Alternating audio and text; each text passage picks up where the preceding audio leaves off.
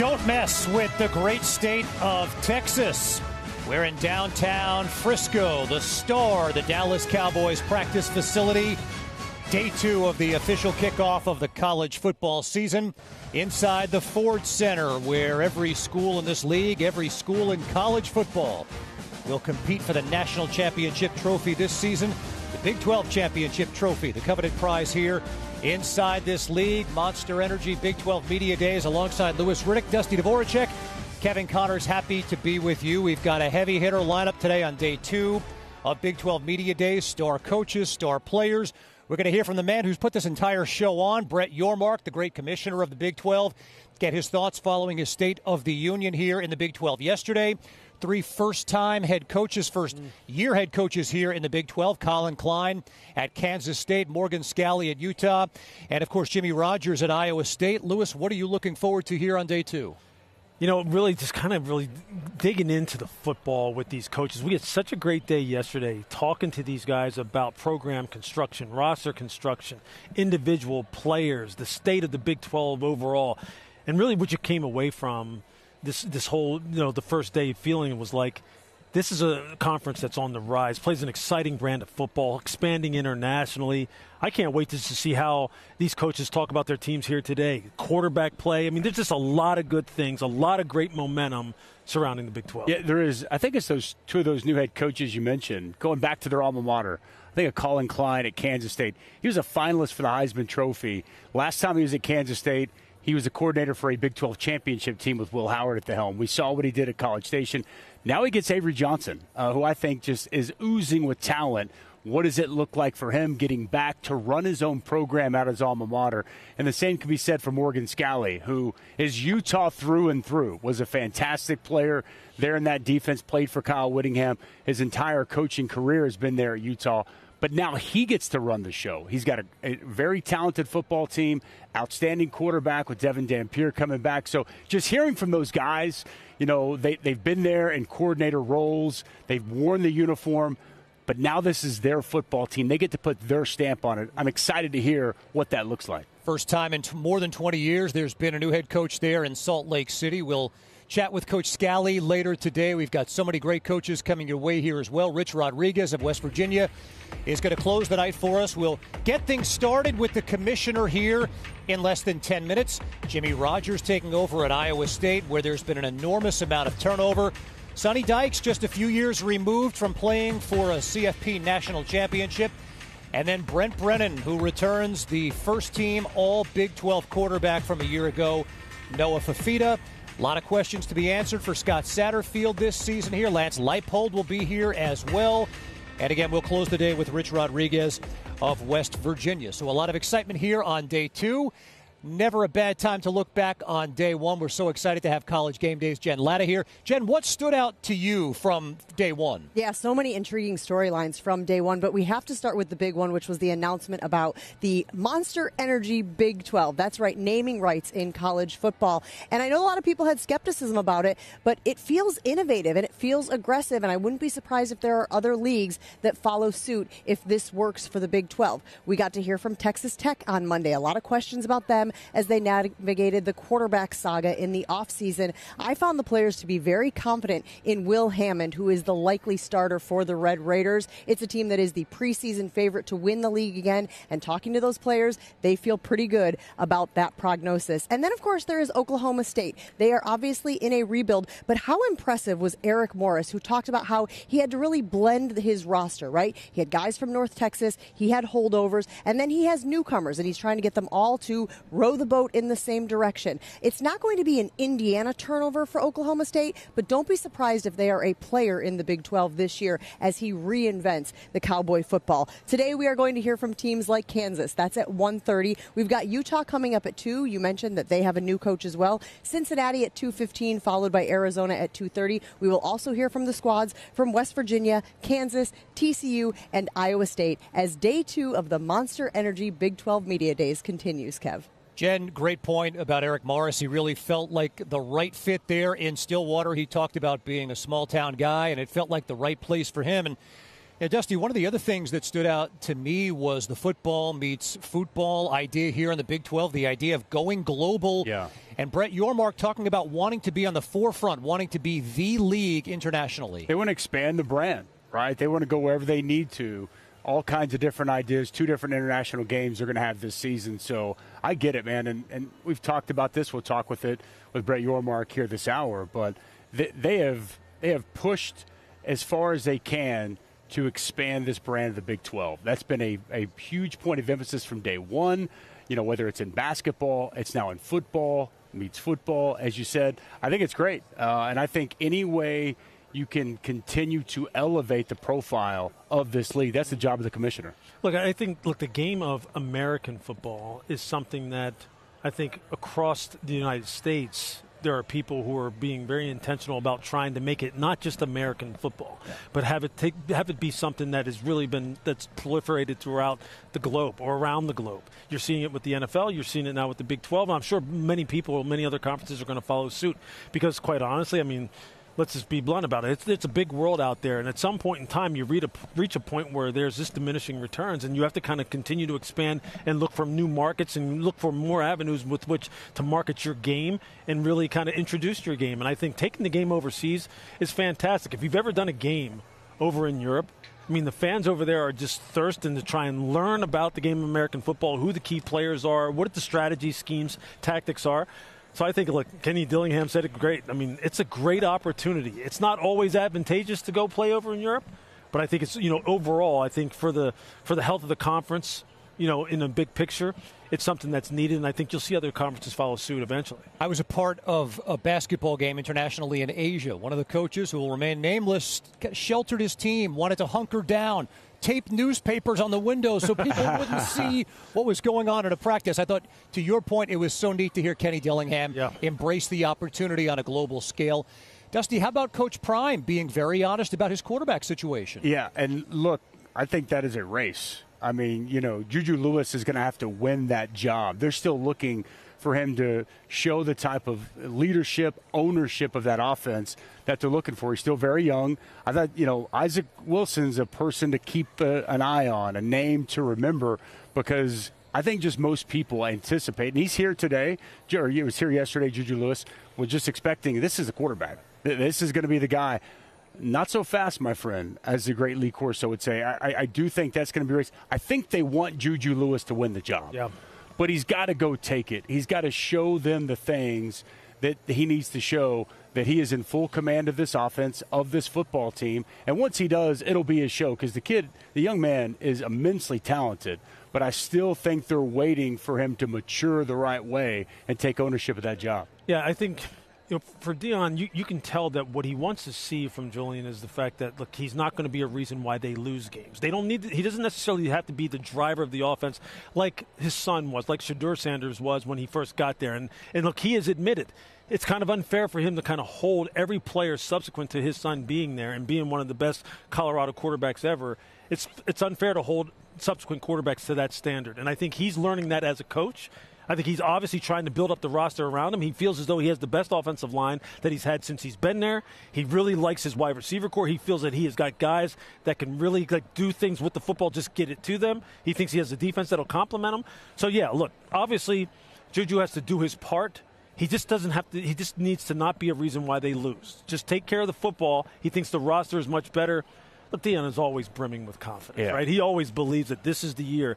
But I truly do believe, having him sit here yesterday and listening to him up on the stand, he believes that he may have gotten it right. He made some tweaks to the coaching staff as well. He thinks it's the best coaching staff that he's ever had since he's been there.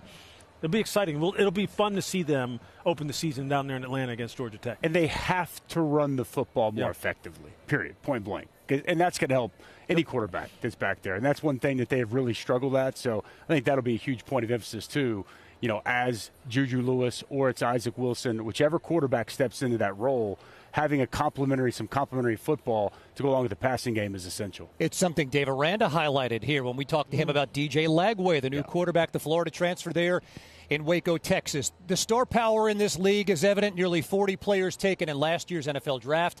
And the star power is back in a major way this season. We hope to hear from at some point today the first team all Big 12 quarterback from a season ago, Noah Fifita at Arizona. The preseason Big 12 teams were announced here earlier this week, and a ton of star power on those teams as well. Led at the running back position, Lewis, by L.J. Martin, a guy who I know you're going to be digging in throughout this college football season and the NFL draft as well. Yeah, look, he has just got an absolute NFL body. He's the kind of guy who can run between the tackles, catches the ball well out of the backfield. I mean, he is just a dude. And you see here, the list of guys on on your screen right here. There is just some guys, absolutely. When you look, Noah Fifita is someone I remember when he was a freshman at Arizona. And taking a look at just how smooth and calm and cool and calm and collected he was in the pocket. And he is now a guy who just sees the football field just really so well. So, yeah, look, there's a lot of good football players in this conference. There's going to be a lot of star power here today. And here as we turn the page to the side of the football that doesn't get enough credit, but I know Dusty and I really like. When you look at the Texas Tech guys, look, we talked to Coach yesterday about Adam Trick and him coming over and really trying to be a force coming off the edge. He said he is just a blue-collar guy, a guy who's just going to play down in and down out. And then there, Bryce Pollock, the defensive back, who's just fantastic. 5 interceptions, I believe, last year in 2025. Just some really, really good players that we're going to see here this year. They've got 5 players on the preseason first team. How about that? All Big 12 team, and they lost a slew of players to the draft last year. It's pretty incredible the way they were able to keep some of their quality players from last year that didn't go to the draft and then add to it. The money obviously helps, but they're identifying good quality players. And then you talk about the depth that Joey McGuire mentioned yesterday. They're going to be very difficult to deal with. Yeah, you get the feeling that Coach McGuire was kind of like, he had this twinkle in his eye, like, what, we might be deeper than we were last year. We might be better. The key, obviously, is going to be the health of Will Hammond. That's what it's going to be.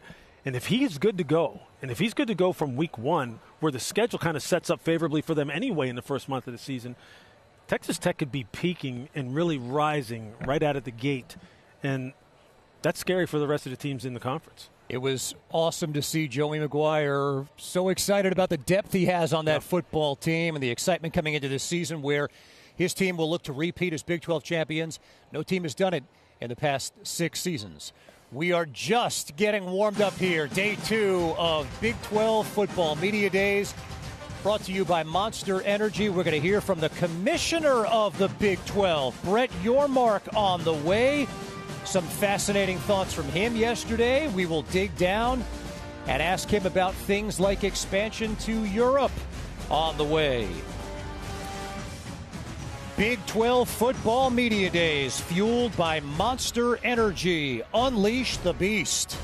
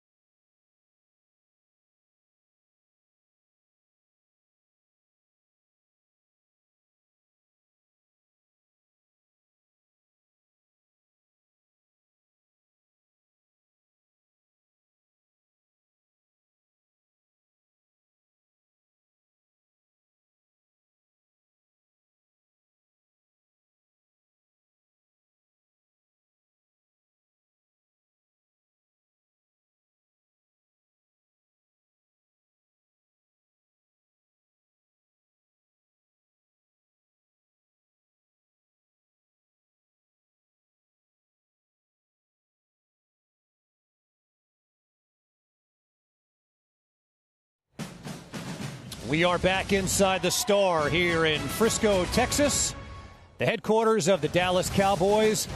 But this week, home to Monster Energy Big 12 Media Days, and we are so excited, as I said yesterday, to be joined by one of the most innovative men in sports, the commissioner of the Big 12, Brett Yormark. Brett, it's great to have you here. We were just talking moments ago about the opportunity to go first and the importance of that to you in the league. It's important. You know, I kind of inherited that from Bob Bowlesby, and I don't know how it played out that we always go first, but I like it. I like going first. I like setting the tone and flavor for what Media Day should be.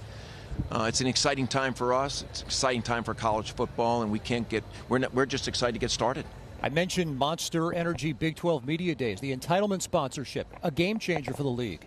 It's a big one for us. I mean, the economics are great, but it's more than the economics, and I probably didn't speak to that enough yesterday. You know, Monster Energy, they're sold in 159 countries. They're going to help to take us globally. But more importantly, they're going to activate this conference and elevate and amplify everything we do. They're going to take us to retail both regionally and nationally. They're going to do TV campaigns, digital campaigns. So we're excited about certainly the economics, but more importantly, where they're going to take us. And that's important for a conference like the Big 12. You know, the expansion globally, I think, is something that's fascinating to me because obviously you see it in the NFL. They see the importance of it. There's a huge untapped market out there. Hearing coaches like Kenny Dillingham really kind of embrace that opportunity.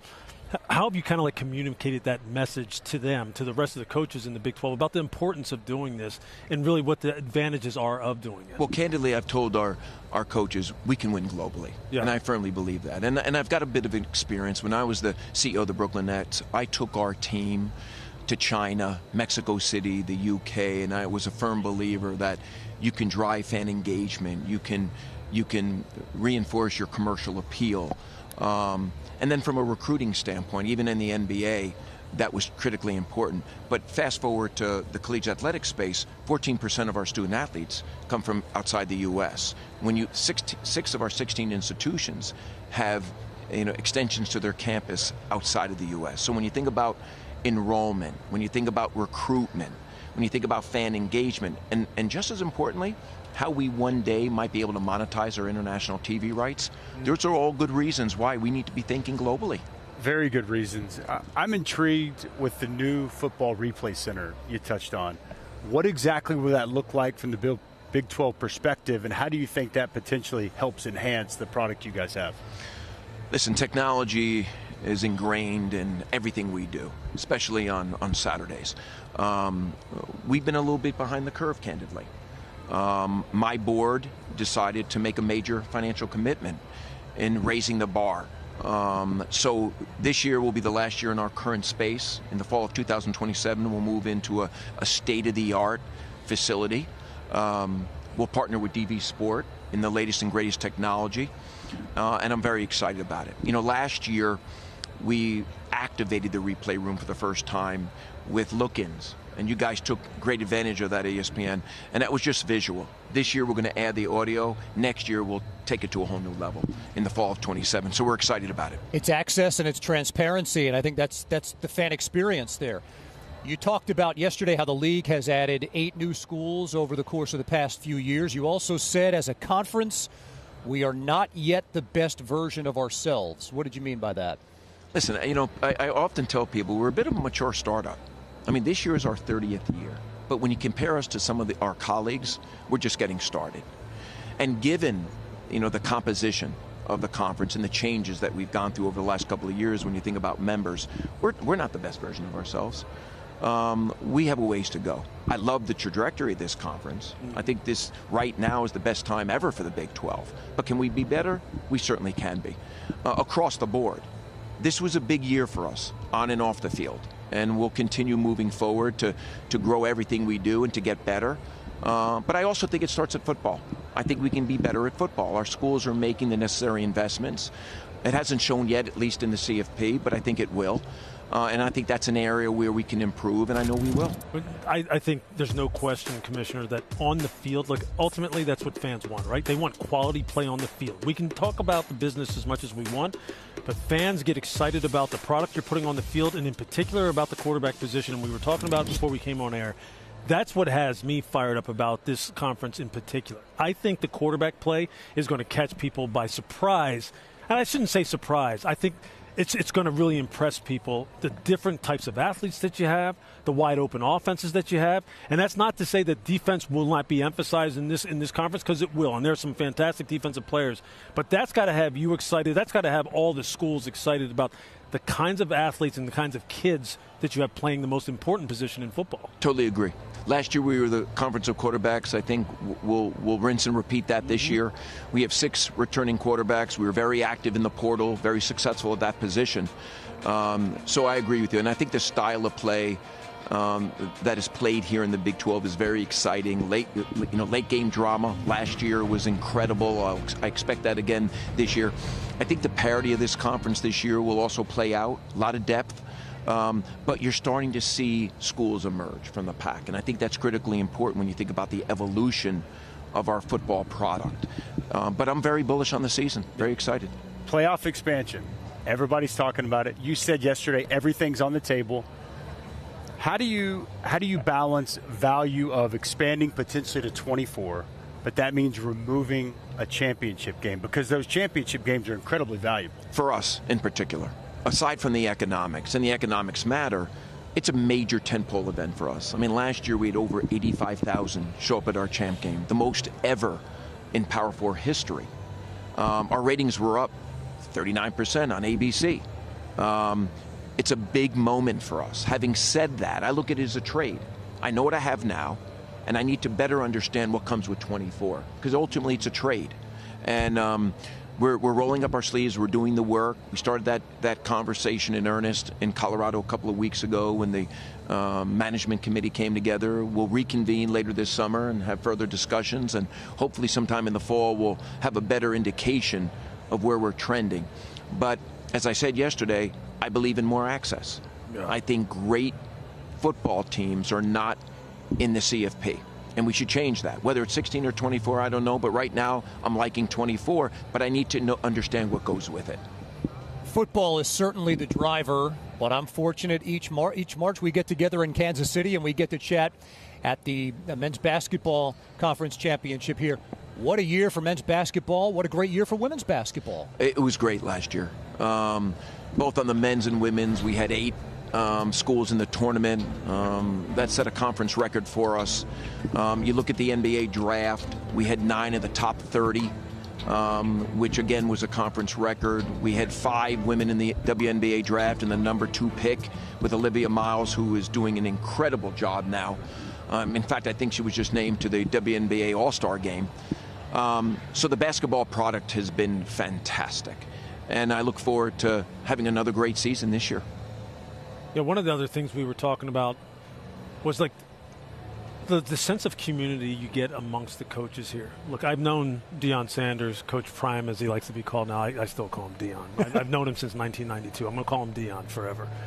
But you just see a ton of respect for the human beings that they are, but also they respect one another's competency, and they don't seem to be like you look, obviously the coaching profession is highly competitive. People want to really safeguard their trade secrets, don't want to give a lot away. It doesn't feel that way here, and that doesn't hinder the level of competition, the kind of rivalries that are being formed here. That's got to be something that pleases you. Really does. You know, we've got great coaches, but they do care about each other, and obviously they're very, very competitive, and that's part of the deal. But starting last year, we did this roundtable with all the coaches. They come together, all 8 yesterday, 8 today, and you can sense the level of respect that exists between the coaches, and it's nice to see. And I was commenting earlier, when any of them have a hardship, they're getting texts from the other coaches just supporting them, which is wonderful, and you don't hear that all the time. So thrilled with that feeling amongst the coaches. And it's not just the football coaches. I see the same across the board as basketball, men's and women, some of our Olympic sports. It's a dynamic that truly most people don't see, but I certainly appreciate. This offseason, the Protect College Sports Act has been a big topic of conversation. Where do you feel that currently stands? Well, I'm going to the Hill next week. And as I said yesterday, I've made more visits to the Hill in this job than I had in my entire career. And I'm learning a lot when I go there. But I love the work that's being done by Senator Cruz and Senator Cantwell. As I said yesterday again, there are some core principles in the bill that I really like, that I think will solve some of the chaos in collegiate athletics. It's progress over perfection. And I think ultimately what we'll all have to determine is, are we better off with the bill or without? One person's opinion is we're better with the bill. Again, it's not perfect. They're working on areas of refinement, and everyone's weighing in. It's been a real collaborative approach, but I like our chances. And again, I'll spend some time on the Hill next week meeting with a bunch of senators, and hopefully we can move this forward sooner than later. I know that there is always complete impartiality, but I'm curious to know if a certain member of the company that I work for has whispered anything in your ear about the success of West Virginia athletics and the importance overall to, as he likes to call it, the brand. Listen, I will say this. There are a couple of our schools that continue to evolve and that truly make a difference. West Virginia makes a difference in this conference. No question about it. When they're competitive, their fan engagement is off the charts. I've seen it. And I'm excited about what Ren Baker, the AD, is building there. They have a great trajectory going up right now. They're making a lot of investments, and you hear about them quite often. But again, in addition to West Virginia, all of our schools are making great investments. And that's why I'm so excited about where this conference is going. And I see the future, and I know it's extremely bright. But you mentioned earlier, it really does come down to performance. Yep. And we're judged on performance, and I'm excited about the progress we're making there. One last thing, holding this event in this building, this area here in Frisco, Texas, what a fantastic venue here to hold an event like this. It's an ideal location for us. Our coaches love it, our administrators love it, the student athletes love it. Everything is here. It's a very walkable area, and you've got the best in the business that are hosting us in the Dallas Cowboys. The Jones family, they do everything for us. Obviously, we start the season here with media days, and then we end up at AT&T Stadium, which is probably one of the finest venues in the world. So we're excited about being here, and I hope we're here for the foreseeable future.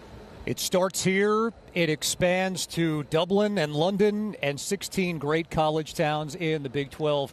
Brett Yormark, thanks so much for the time. Best of luck this season. Thank you for being here. Really appreciate it. Big 12 Commissioner Brett Yormark with us discussing the state of this great conference and what's ahead here in this football season. And what's ahead for us is 4.5 more hours of coverage from Frisco, Texas on ESPNU.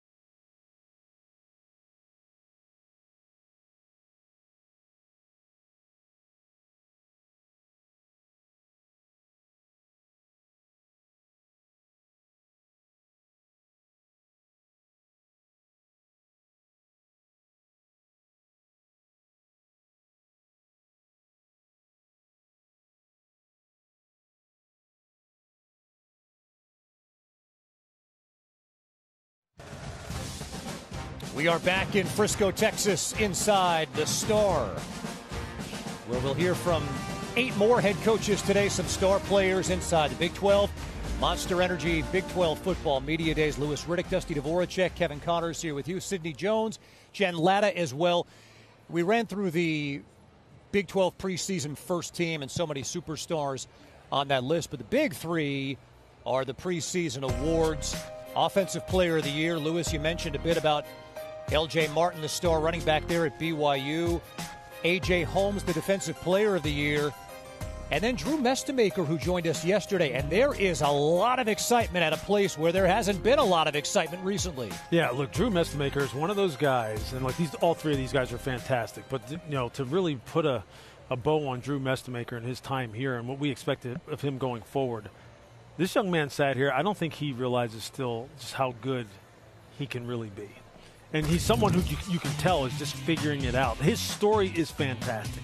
To go from where he was essentially unwanted coming out of high school to where he is now, to where he could lead a revival up there in Stillwater, of the likes in which will be historic, I think is one of the best stories in college football this year, and he will be a huge part of it. The fact that he is running Coach Eric Morris's offense and brought all those guys along with him, in particular the skill players, I think is something that's going to put them so far ahead of the curve that you are going to have to pay attention to Oklahoma State football this year. You cannot discount it. And I know they're coming off of a historically bad season, but look, the way in which college football is set up, it's set up for people to go from worst to first and to turn things around immediately, just like the NFL.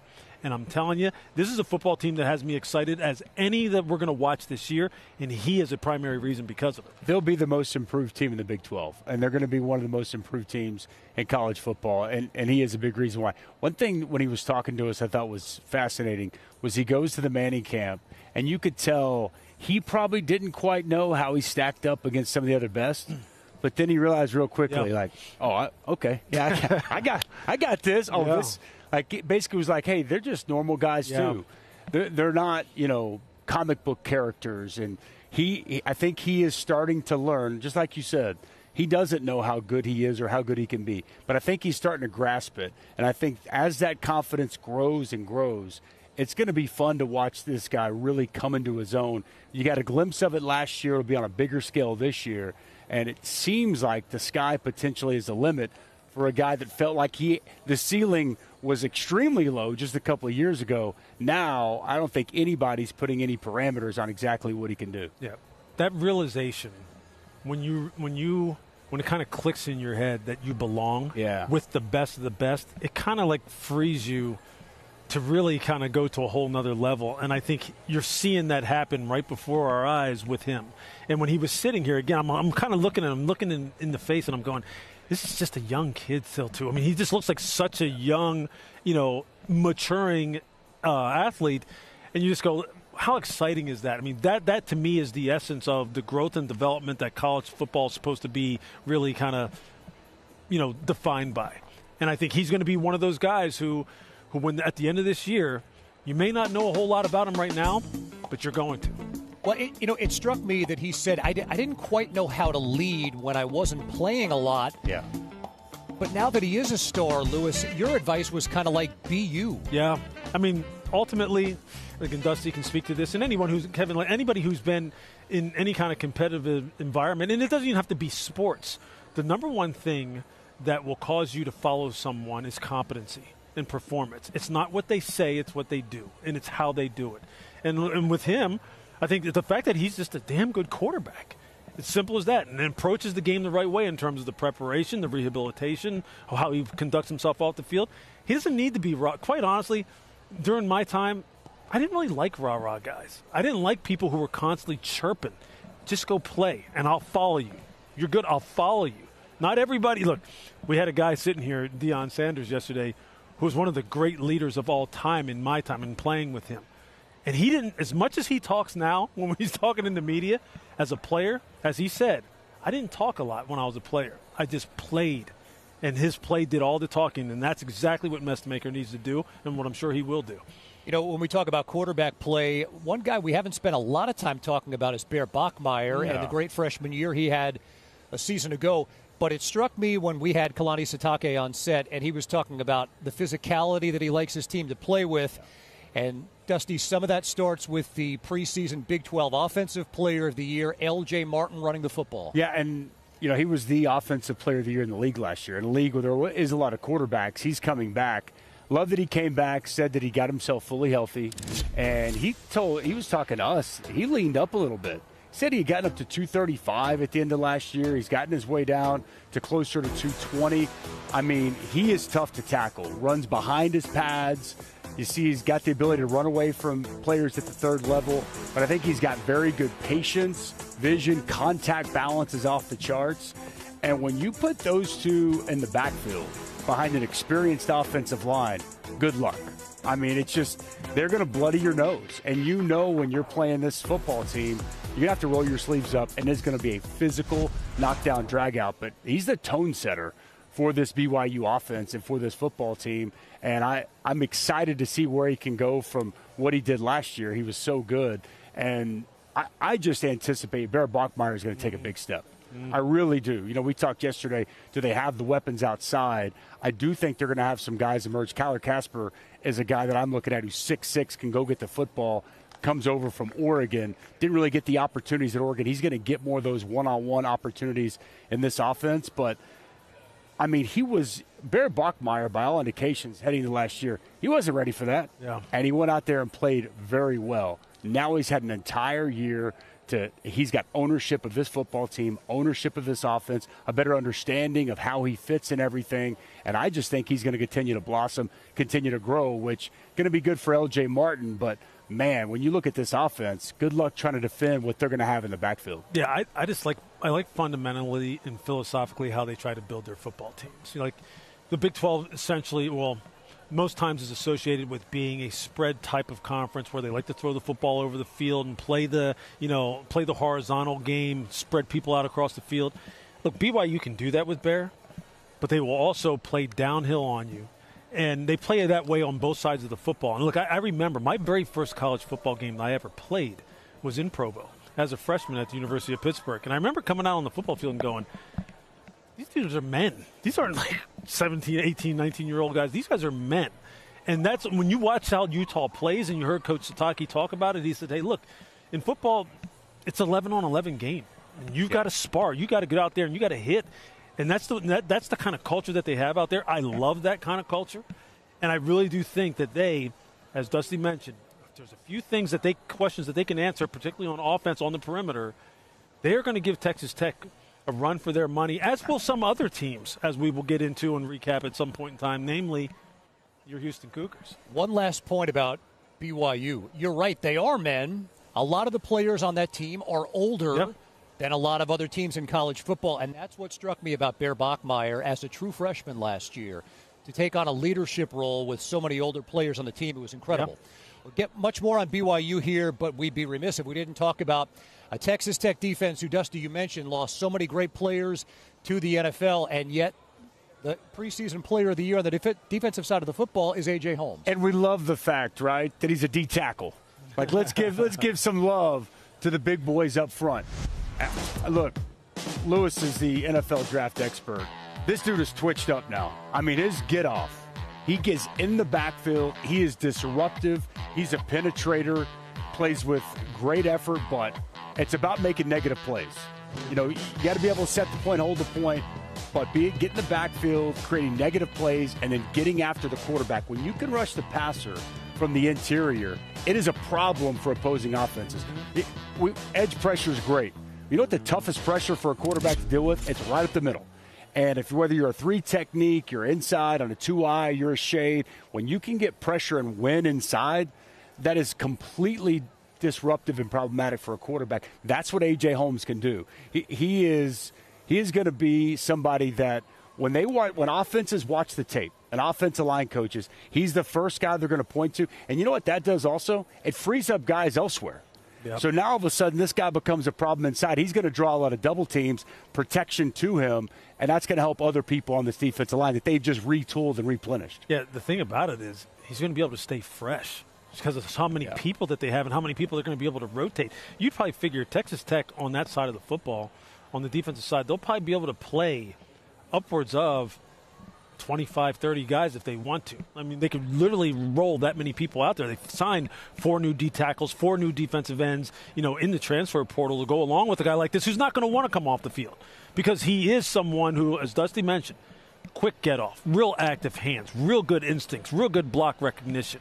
He had 20-something pressures this past year. I mean, they really are low. It's funny to say, and we keep saying it, but this is a football team that's just restocked, man. It's just restocked. And he's going to be a big part of what they do. Austin Romaine's going to be a big part of what they do coming in. Their secondary, Bryce Pollock is fantastic. It's a good football team. It just is. There's no way around that. So much of the conversation here in the preseason has been around the quarterback and who's going to play there, who's not going to play there.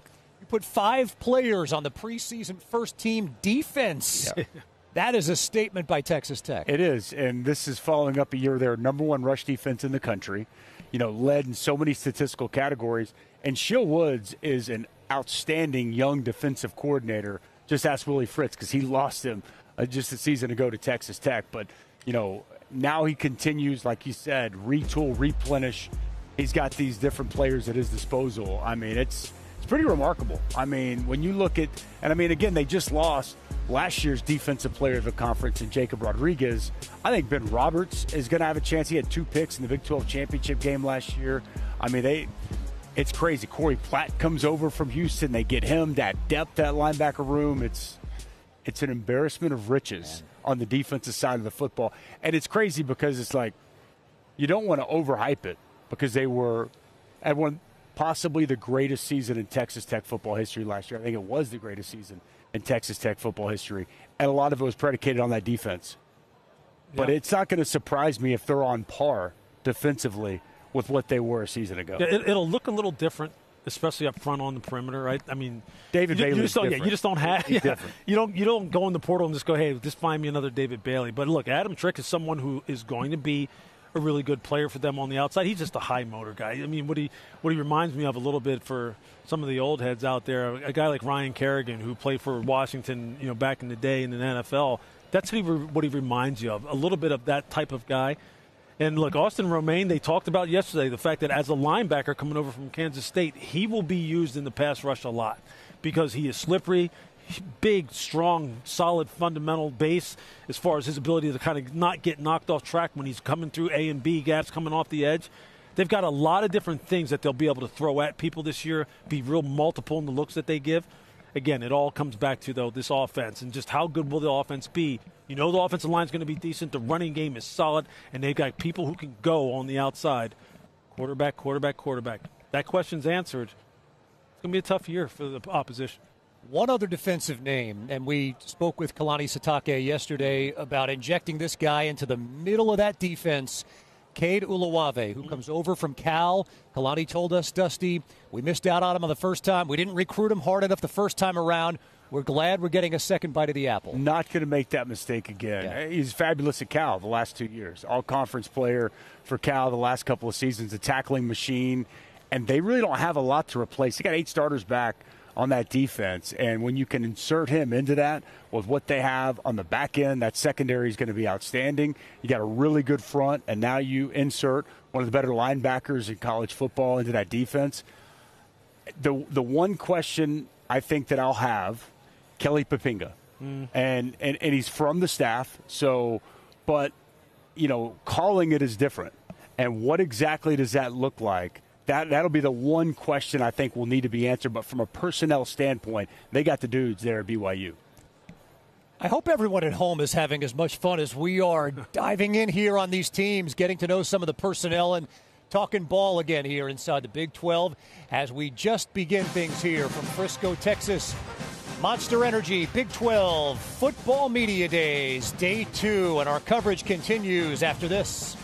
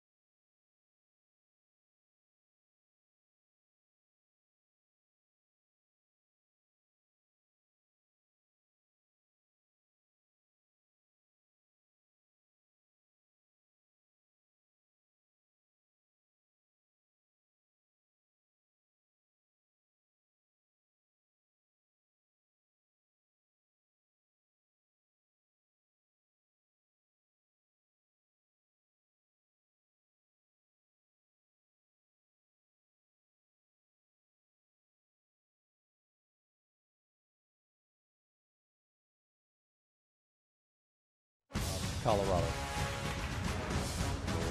Big 12 Conference Media Days here at the Star in Frisco, Texas. We are joined now by Big 12 Chief Football and Competition Officer Scott Draper here on the field. Scott, so good to chat with you. Thank you so much. I know there's a lot of excitement surrounding the Big 12 and everything that's been going on. But one of the big changes is the conference championship game moving to Friday night. Why was that a priority? Well, I think for us, we've always owned that first slot of conference championship weekend, right? So we're playing on Saturday morning at 11 o'clock here in Dallas. And when we got the opportunity to move to Friday to be the first again, we're going to do it every other year. For us, it's a temple event for us, for sure. It's important for us to set the tone for the weekend, and the committee's watching, and everybody's will be watching our championship game here at AT&T Stadium.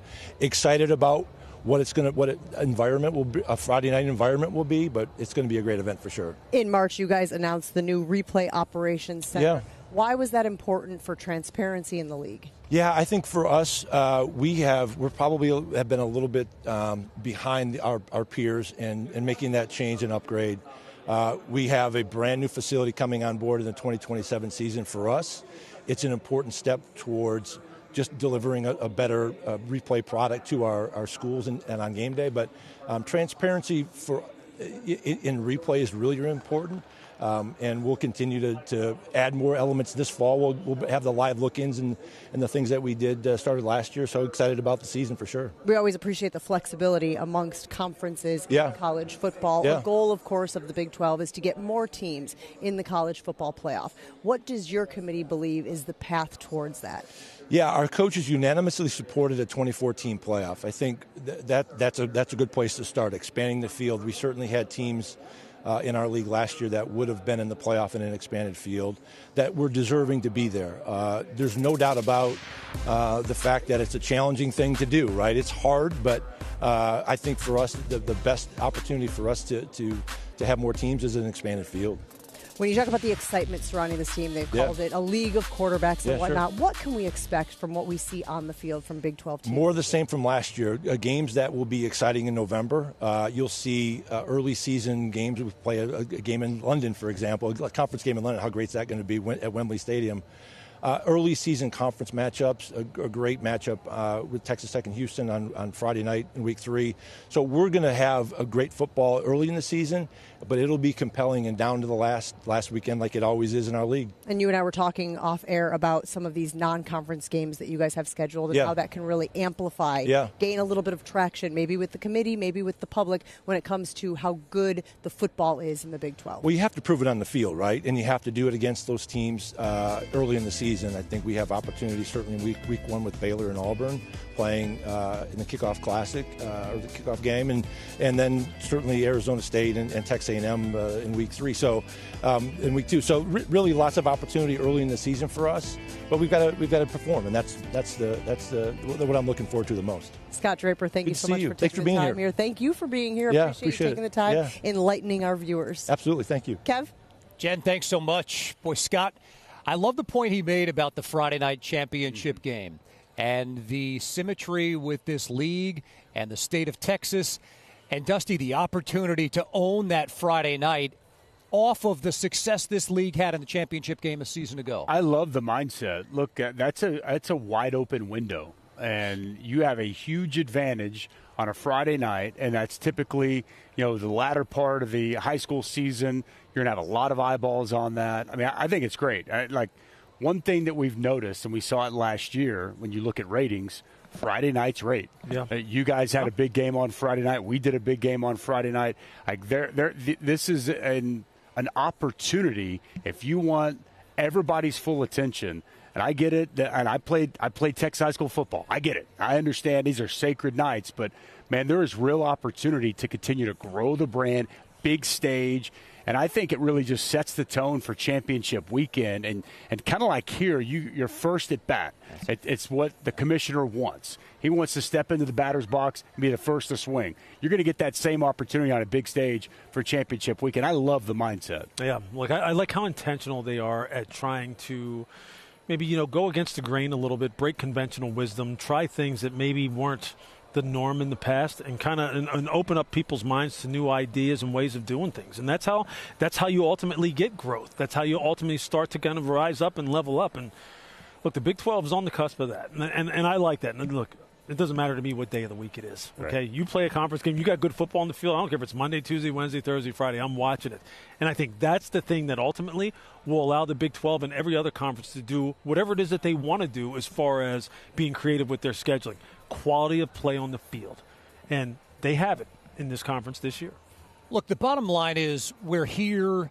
We're not shilling for the league. I can tell you from a basketball standpoint, Brett Yormark's been innovative, and they've tried things. Not all of them have worked, but they've swung for the fences.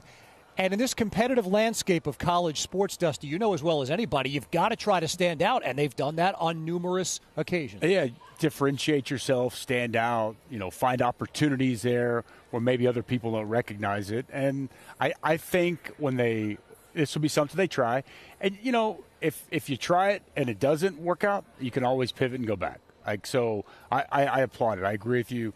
It's smart. And look, I think it'll create and generate a ton of buzz to kick off that championship weekend. I think they're going to look back and they're going to say, that was a really good idea, and then they're going to try to figure out a way how to grow it from there. Mm-hmm. And again, the 86,000 fans showed up inside AT&T Stadium last year for the Big 12 championship game, and it's one of the reasons why I think Brett Yormark was deliberate in saying, we want expansion, but at what cost? Do we lose a conference championship game? Let's see exactly what it's all going to look like. Yeah, exactly. And again, he's going to be flexible. He's going to be adaptable. One of the things that he did tell us, though, I don't remember if he mentioned it here, is I think ultimately what they do want, though, is they want to get representation in the CFP, and they need to win a game, and they want to win a game. They got to have a Big 12 team advance and be a major player, not go in there in the first round and wind up getting blown out of there and then not having any representation. The more swings at the bat that you have at it, the better your chances are. But I think these football teams are all elevating anyway,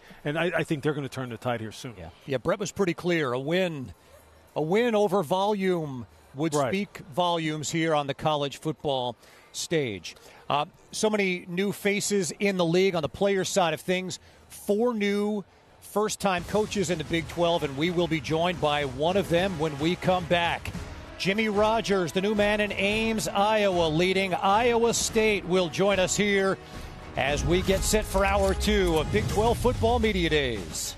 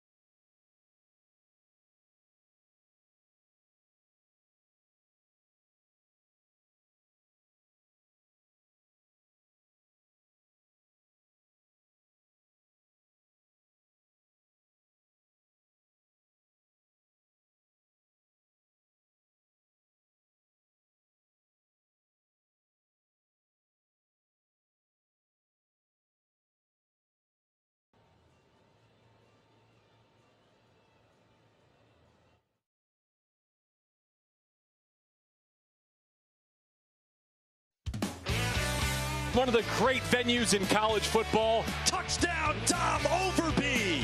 In Florida. What an answer.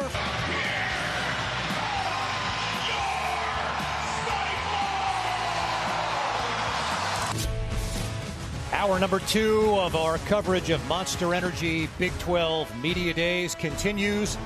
4 new head coaches here in the Big 12. One of them is just 3 years removed from an FCS national championship at South Dakota State. He spent a year at Washington State and now is the head man at Iowa State. Jimmy Rogers, Coach, thanks so much for being here. I know you've answered this question many times, but let's do it one more time. Why did you feel the opportunity in Ames was the right one for you right now? Yeah, there were so many things that aligned for me and my family. For one, the people. I believed in the administration and the leadership and Jamie Pollard. There was a prior relationship there, but moving back to the Midwest, I'd recruited the state of Iowa for 7 years at South Dakota State. Really enjoyed my experience, always having the opportunity to go to Ames, Iowa in the summer and get to know their staff. But it's just a great fit. This is an opportunity to go into the Big 12 Conference, a conference that's kind of wide open. Anybody can win it year in and year out. It's extremely tough, but this is an opportunity to, compete for a national championship. And people think that's crazy, but at the same time, I don't know how many people expected Indiana to win, but he did it. And if your goal is not to be the best, you're in the wrong business. We've talked about that a lot, about that blueprint that Coach Cignetti has kind of put out there now. And look, the fact is you lost, upwards of 64% of your roster last year, right? To the transfer portal and graduation. That's a ton. So where did you start? You have to have, it's one thing to see a team do it, right? But then you have to have a plan, and then you have to enact on it. So when you were kind of formulating, okay, how do I get this thing turned around?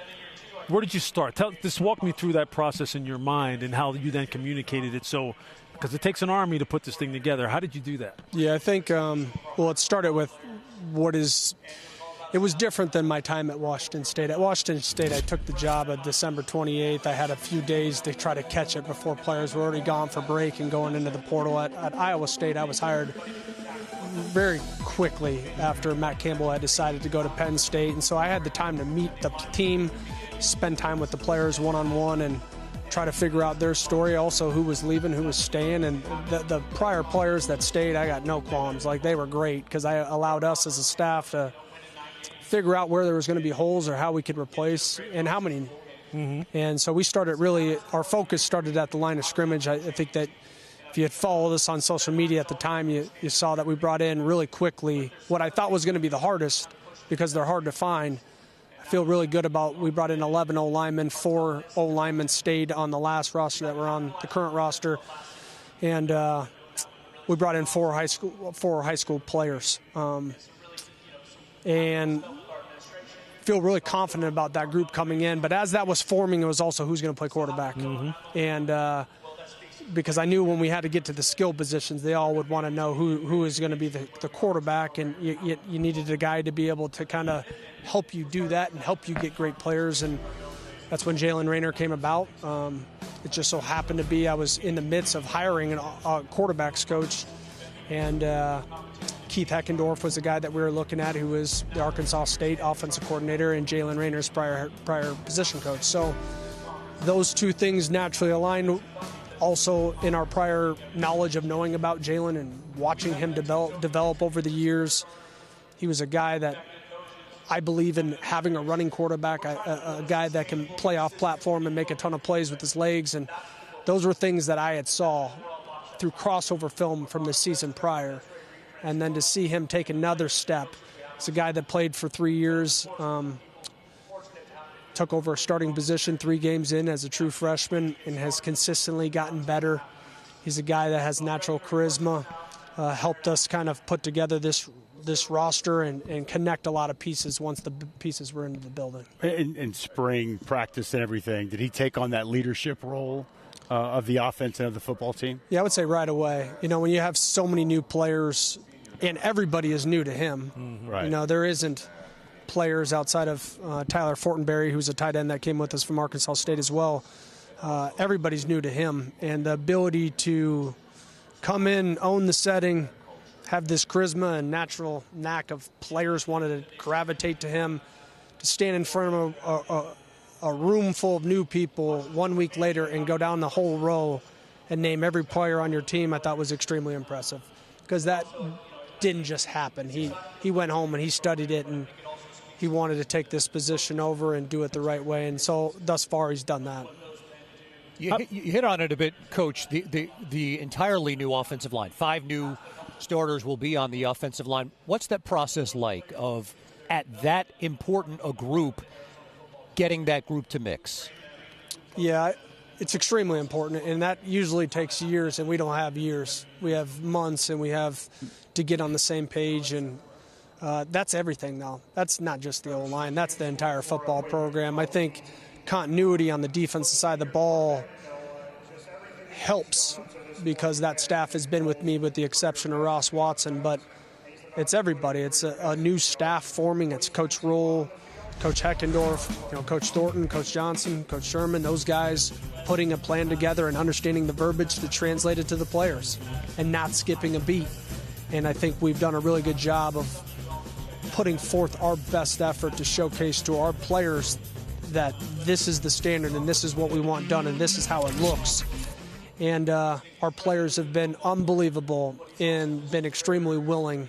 And that's why I have so much confidence in this football team as far as how they've been able to come in and work and commit to one another and commit to the process of developing relationships and not being too cool for it. Yep. And that I'm happy about.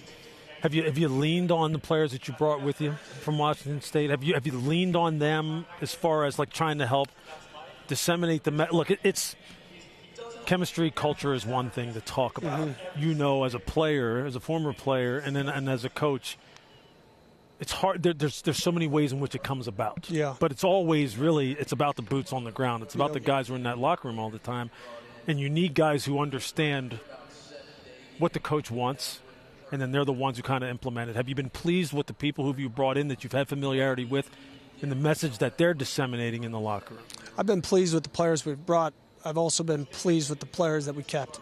Yeah, okay. And there's been, in college football these days, it's different still to all of us, right? Like, this is the modern era of college football. We didn't grow up in a process where you transferred. Mm-hmm. The transfer was kind of an unusual thing.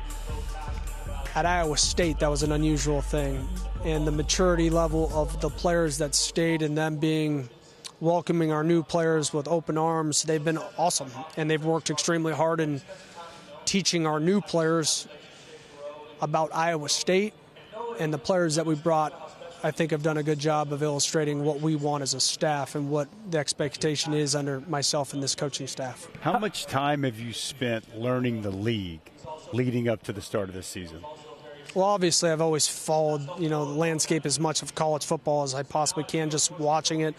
I know this is by point differential, this is one of the toughest conferences week in and week out.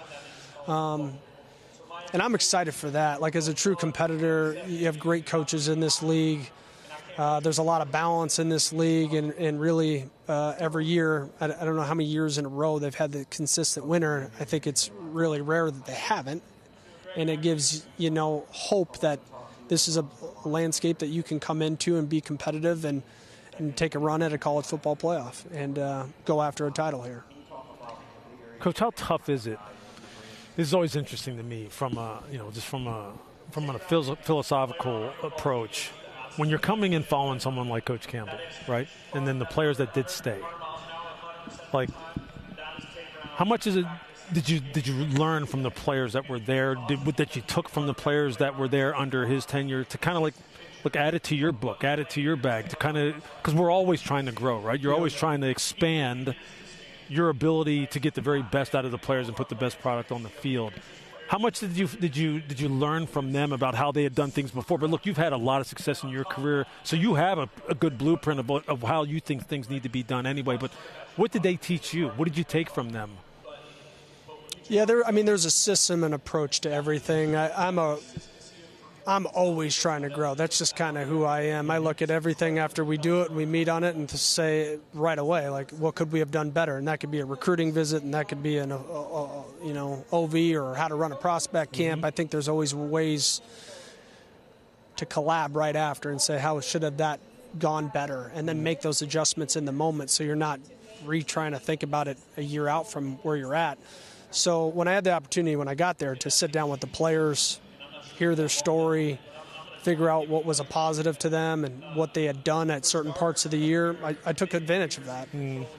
There are certain things that have stayed in place. I do believe we have an unbelievable academic and nutrition and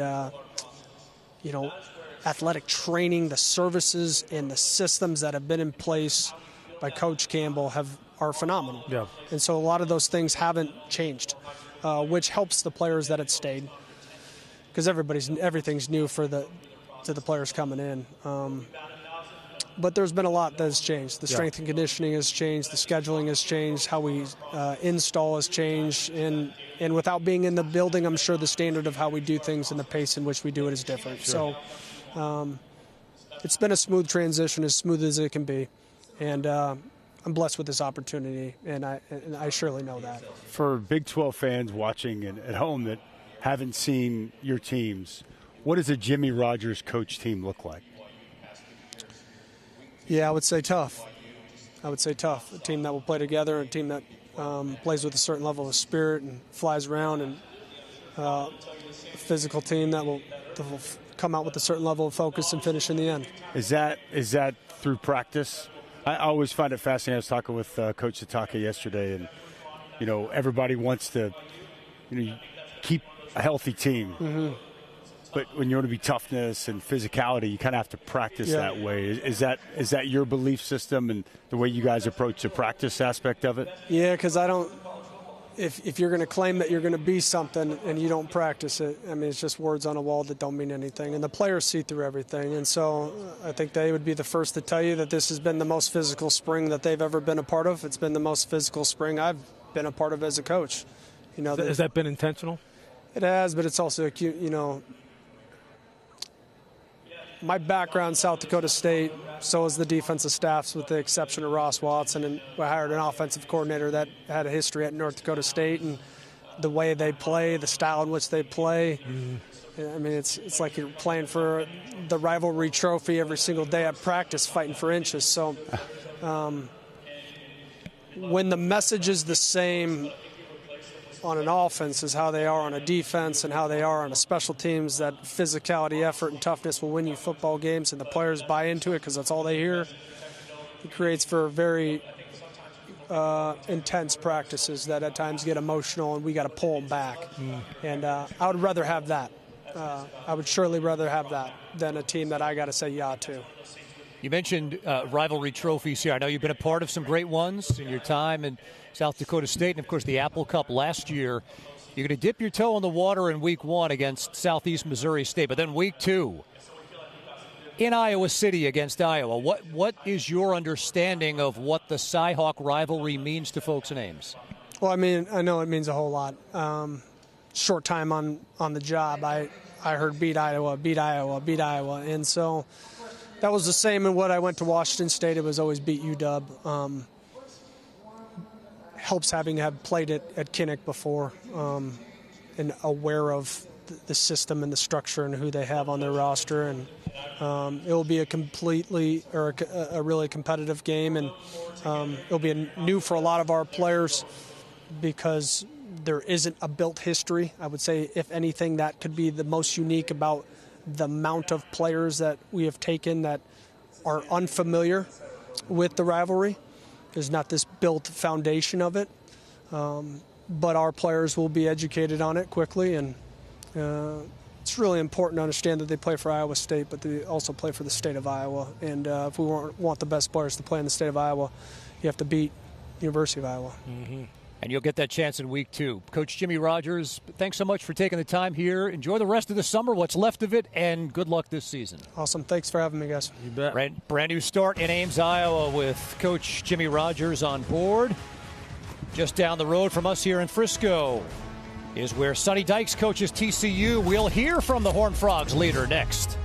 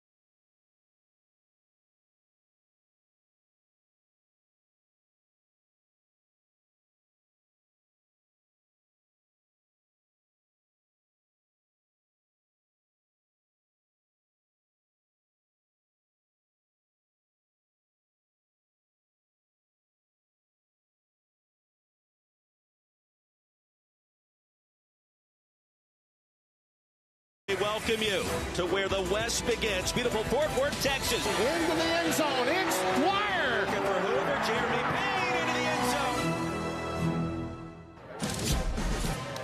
zone. Our monster moment of the day brought to you by Monster Energy. Check out big Ansel Denba of TCU. Football meets football. It's been the theme here at Big 12 Media Days. Coach, were you aware of the agility and the soccer skills? No, I'm sitting here going, man, we got to give that guy the football somehow. He might have just earned a couple of carries. It's great to have Sonny Dykes, the head coach at TCU, with us here. You want consistency in a program. They have it in Fort Worth. They've won 36 games over the last 4 years. 2022 National Coach of the Year. How would you describe, Coach, what you've built in Fort Worth? Yeah, I'm proud of what we've done. You know, year one was pretty wild to go 13-2. You know, the first year kind of set the bar for the program, and you know, we want to get back to that. We've won 18 games last 2 years, which on paper looks pretty good, but I think we've left some opportunities on the table. And so we want to be a program that maximizes our opportunities and finds ways to close out games that we haven't been able to close out in the past. And so we made some changes within our program this year that hopefully will give us the opportunity to close those games out and get back in the college football playoff where we belong, because we really do believe that you know, our program is capable of doing that. Well, one of the biggest changes, or like a few of the biggest changes, happened on the offensive side of the ball with Coach Sam is coming over, you know, to take over the offense, and then Jaden Craig, who I said I'd tell you who he reminds me of. This guy looks like Jordan Love. That's what he looks like. Yeah. I mean, he's just smooth, long, different arm angles. I mean, he looked like a man playing with boys at Harvard. When you watch his tape, and I'm going, yeah, I can see exactly why Coach Dykes wanted this thing. Yeah, really excited about him. I mean, he is very talented, but the thing I'm most excited about is just what he brings to the table off the field. You know, he's an economics major at Harvard, you know, and which is pretty cool. A smart guy, very disciplined, very systematic in his approach, and I love that for quarterbacks, you know. And I think the thing I love about him is the way he's integrated himself and come in and has really done a tremendous job of earning our players' respect. Didn't try to come in and be the man from day one, has earned everything, you know, as far as that goes. And so he's just really, really self-aware and done a tremendous job. I know there's different ways to find players. Out of Harvard. Yeah. I mean, did you guys get a tip on him? Is that your personnel department? How do you come across him? Yeah, personnel department a little bit. And then as we got down the road with Gordy Samish, our new offensive coordinator had been at UConn. You know, he's from New Jersey. And so he knew about Jaden. They actually knew each other, kind of crossed paths. And so his style of play, I thought, fit what we want to do offensively perfect. We got on the phone, we kind of shared our vision, and, you know, he showed, again, tremendous maturity by just being decisive and saying, okay, look, I'm interested in this. I want to come see you guys as quickly as possible, and just felt like it was a great marriage. What's the offense going to look like this year? How has it changed? Or what have you tried to introduce to it? What did you want to improve? What have you gotten out of it? Well, the biggest thing, we wanted to make it easier on our quarterback, you know, and I think that if you go back and you look at us the last couple of years, we've turned the ball over way too many times. And we have lost some football games that we've won in the past because we've turned the ball over and haven't given ourselves an opportunity to win those games. And so, you know, as I started looking at other offenses, UConn kept coming up. You look at the numbers, 5 turnovers in 2 years. You look at Jaden and how he fits into that. He didn't turn the ball over very much at all at Harvard. And so I felt like it was a great match. We've got to be able to run the football. I mean, that's where it starts. Is you want to be a big-time football program, you have to run the ball. You got to run the ball when everybody in the stadium knows you're going to run it. We made some progress toward doing that at the end of last season, but we got to continue to get better at doing it. Rushing the passer. It's been something you guys want to improve upon. Look, I saw Paul over there, Odiwale. Yeah. I remember seeing him in the bowl game last year, and I remember watching the tape going, man, he has everything. He does. Right? He's healthy. Yeah. This is the first time he's really been healthy. I think he's going to have a big year. I like our defensive front. I think it's going to be one of the strengths of our team. You can see here we have 3 defensive linemen that I brought to Media Day. Sure. And so these guys they're the kind of heart and soul of our program. You know, we are a program, I think the strength of our offense is our offensive line. I think the strength of our defense is our defensive front. And so that's typically a good recipe for success. That's a great recipe for success. Yeah. Games are won and lost in the trenches, as you know. Mitch, you run the football. Jeremy Payne, what kind of year do you expect he can have potentially? Yeah, I mean, look at the end of last year. He got hot. I mean, he really finished the season strong for us, obviously, with the tremendous play he made in the Alamo Bowl. Incredible. Really big-time play, and that was a big win for our program and gave us some momentum in the offseason. He's very productive at the end of the year. Love what we're going to do scheme-wise. I think it fits his skill set to a T. He's a one-cut runner. I think it'll be. I think he'll have a lot of success. I think he'll make some big plays. He's a guy, once he gets in the open field, he's tough to tackle. And so, I think our scheme is going to allow him to get some of those matchups, get the ball a lot, and I'm excited about what he's going to be able to do. Coach, how do you put into context the opportunity to open the season in Dublin against Bill Belichick in North Carolina? Yeah, great opportunity. I mean, it's obviously going to be great exposure for our program. I think we all know that this North Carolina team is going to be a lot different than the team was last year. We're facing arguably the greatest coach in college football history. They're going to make a big jump from year one to year two. That's when great coaches make a jump. They're going to be a completely different team. Brought in, Bobby Petrino to be the offensive coordinator. I think Bobby's one of the best play callers in all of football, college football, NFL, whatever it is. So they've got a great staff. Did well in the transfer portal. It'll be a completely different team than we faced last year. How about the guys that you put into the draft this past year? I mean, I remember when we talked to you before the Alamo Bowl and we talked to Bud Clark. Yeah. I was like, this dude's going to be a great player. The NFL is going to love his style of play. In Seattle, he went to the perfect place. How proud does it make you how successful some of those guys look like their next career is going to be? I love those. I mean, those three players that got drafted, I mean, the thing I love the most about them, they love to play football. Mm-hmm. They don't necessarily love the stuff that comes with football. They just love the game. Mm-hmm. And no one loves it more than Bud. Bud loves to practice. Bud loves to play. Bud loves to watch film. He's a guy, when he walks in the room, he changes the temperature of the room. No question. He's just one of those special players. And as you said, I think Seattle is the perfect opportunity for him. I think Seahawk fans are going to love what he brings to that defense. I think he's going to be incredibly productive. Caleb Orr, I think, will do the same thing. I mean, I think Caleb was a linebacker for us. It just got better and better and better every week. I think he's got a really bright NFL future, and excited about him and Nnamdi both as they transition to the league. Yep. The game in Dublin, back to that. How much have you tried to research, talk to other coaches? A lot. About when you go over? Yeah, I mean, if you look at the history of that game, teams that have played that game historically haven't done particularly well. Right. I mean, I think you look at Iowa State and Kansas State last year, probably both had disappointing seasons. You kind of go back and trace the history of it. Yeah, you got to be really intentional about what you do, and I've tried to talk to as many people and will continue to do so. We have a plan we've put together that's always subject to change, and as we continue to talk to people, I've got experience doing it. One time when I was at Cal, we took a team to Sydney, Australia, 16-hour flight, opened the season there, and learned a lot from that experience as well. So, yeah, you've got to try to apply every best practice that you can and make sure that you're as prepared as you can be. The good thing about us is we have an open date. When we come back off of that game, we're open the next week. So we're hoping to get our players rested up, let them get refocused, and then attack the rest of the season. That's the opener. But the month of November, you go to Arizona, host K-State and Utah, and then on a short week on Thanksgiving Day, you got to go to Lubbock to play Texas Tech. How does that gauntlet to end the season shape how you approach the first 8 games? Well, I mean, look, in the Big 12, you better not take anything for granted. I mean, every game is going to be a battle.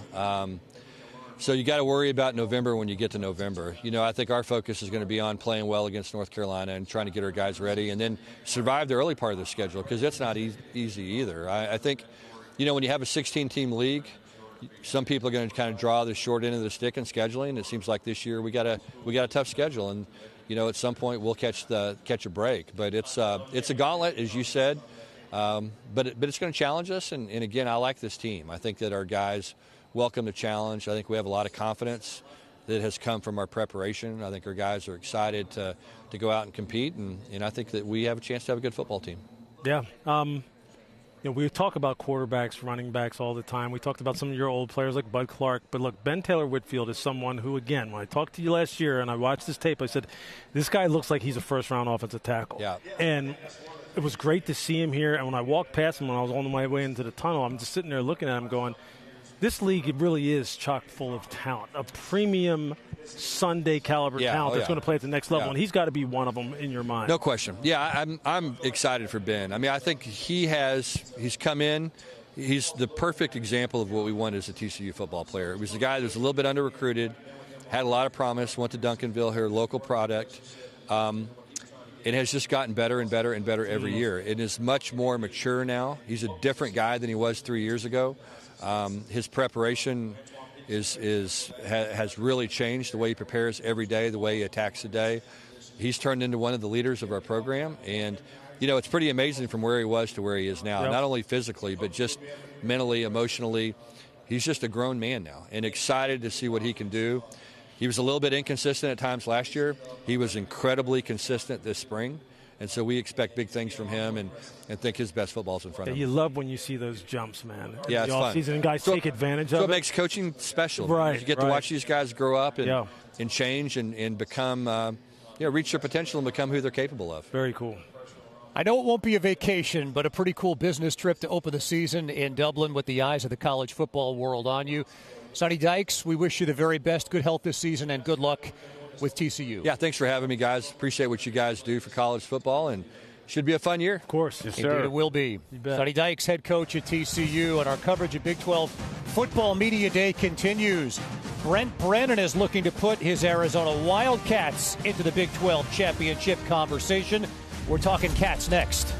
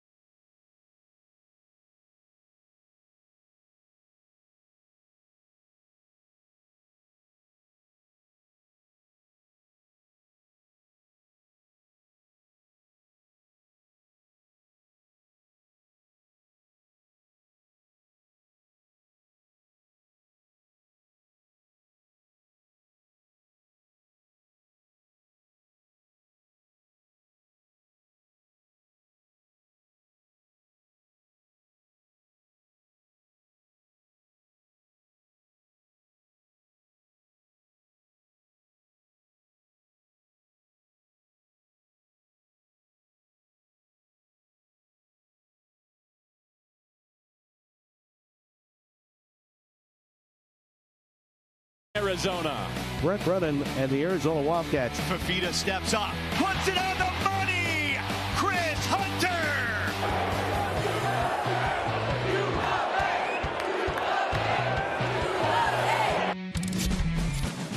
There was a turning point in the 2025 season for Arizona. It came following a mid-October loss to Houston.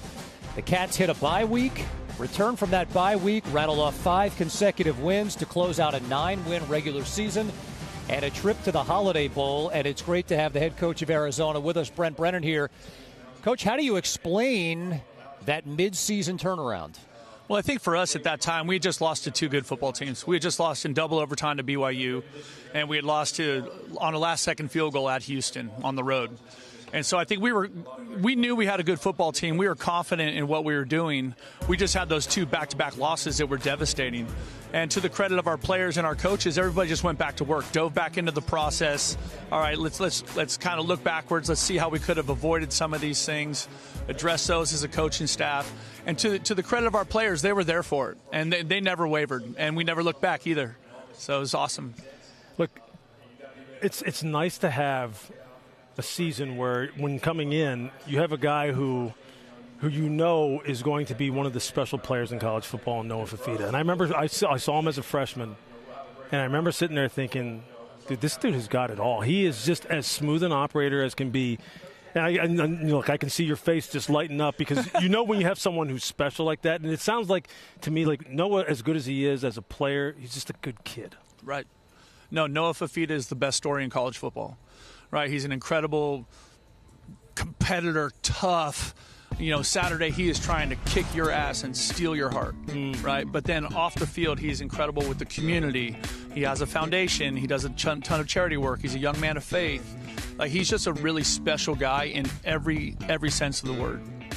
I think everyone expected when you took the job he may leave, whether it was following his previous head coach, going somewhere else, and just after that incredible freshman year he was a highly sought after commodity. Yet here he stays right there with you. How important was that for you, your first year getting there, that he stays, Ted McMillan stays, just to help lay the foundation of what you wanted to build? Yeah, absolutely. And I think the cool thing about Noah Fifita is that when you look at his body of work, it all comes from, like, he's competitive, he's an incredibly hard worker, but it's really about everybody else. Like, he just is always giving to the team, to the community, to his to the coaching staff. He keeps choosing University of Arizona when the outside world tries to talk him out of it. He keeps choosing his teammates at the University of Arizona. He keeps choosing the city of Tucson. He keeps choosing our coaching staff. And I think that's rare in college football right now. And that's one of the reasons that I say he's the best story in college football, because he continues to make the unpopular, unsexy decision of loyalty and commitment and, brotherhood. It's special. It's incredibly special. You went and got Seth Doege to run your offense, and they clearly mesh very well. What was it about Coach Doege that you identified to bring in? It was awesome. When Coach Doege came in and we sat down and kind of were just getting to know each other, right away I felt like he and I saw the world similar. And I thought that, to me, it was going to be about how is it going to be to work with this guy every single day, the amount of hours we put in, the commitment that's required. And right away we hit it off. We had this awesome conversation about, how we see coaching, our philosophy, how, my vision for the program. And he was tremendous. And then when he spent time with Noah in our quarterback position, he immediately was able to communicate and starting to build rapport, and right away, because I think at that time Noah was still considering leaving, right? We just had a bad season. He was still highly sought after, but then after spending time with Coach Doege, he's like, no, this is the right guy for me. And he was so right.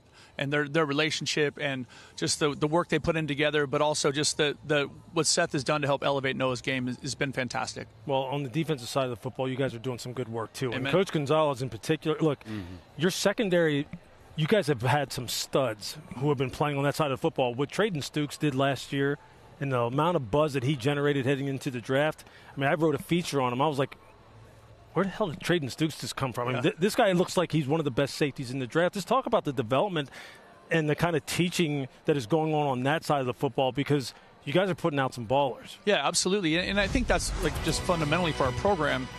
we are going to be a program that is developmental based. So we're going to recruit more high school kids than everybody else, and we're going to do a great job of retaining them and building a great culture and process for them. Coach Gonzalez, outstanding teacher, outstanding communicator, innovative and aggressive.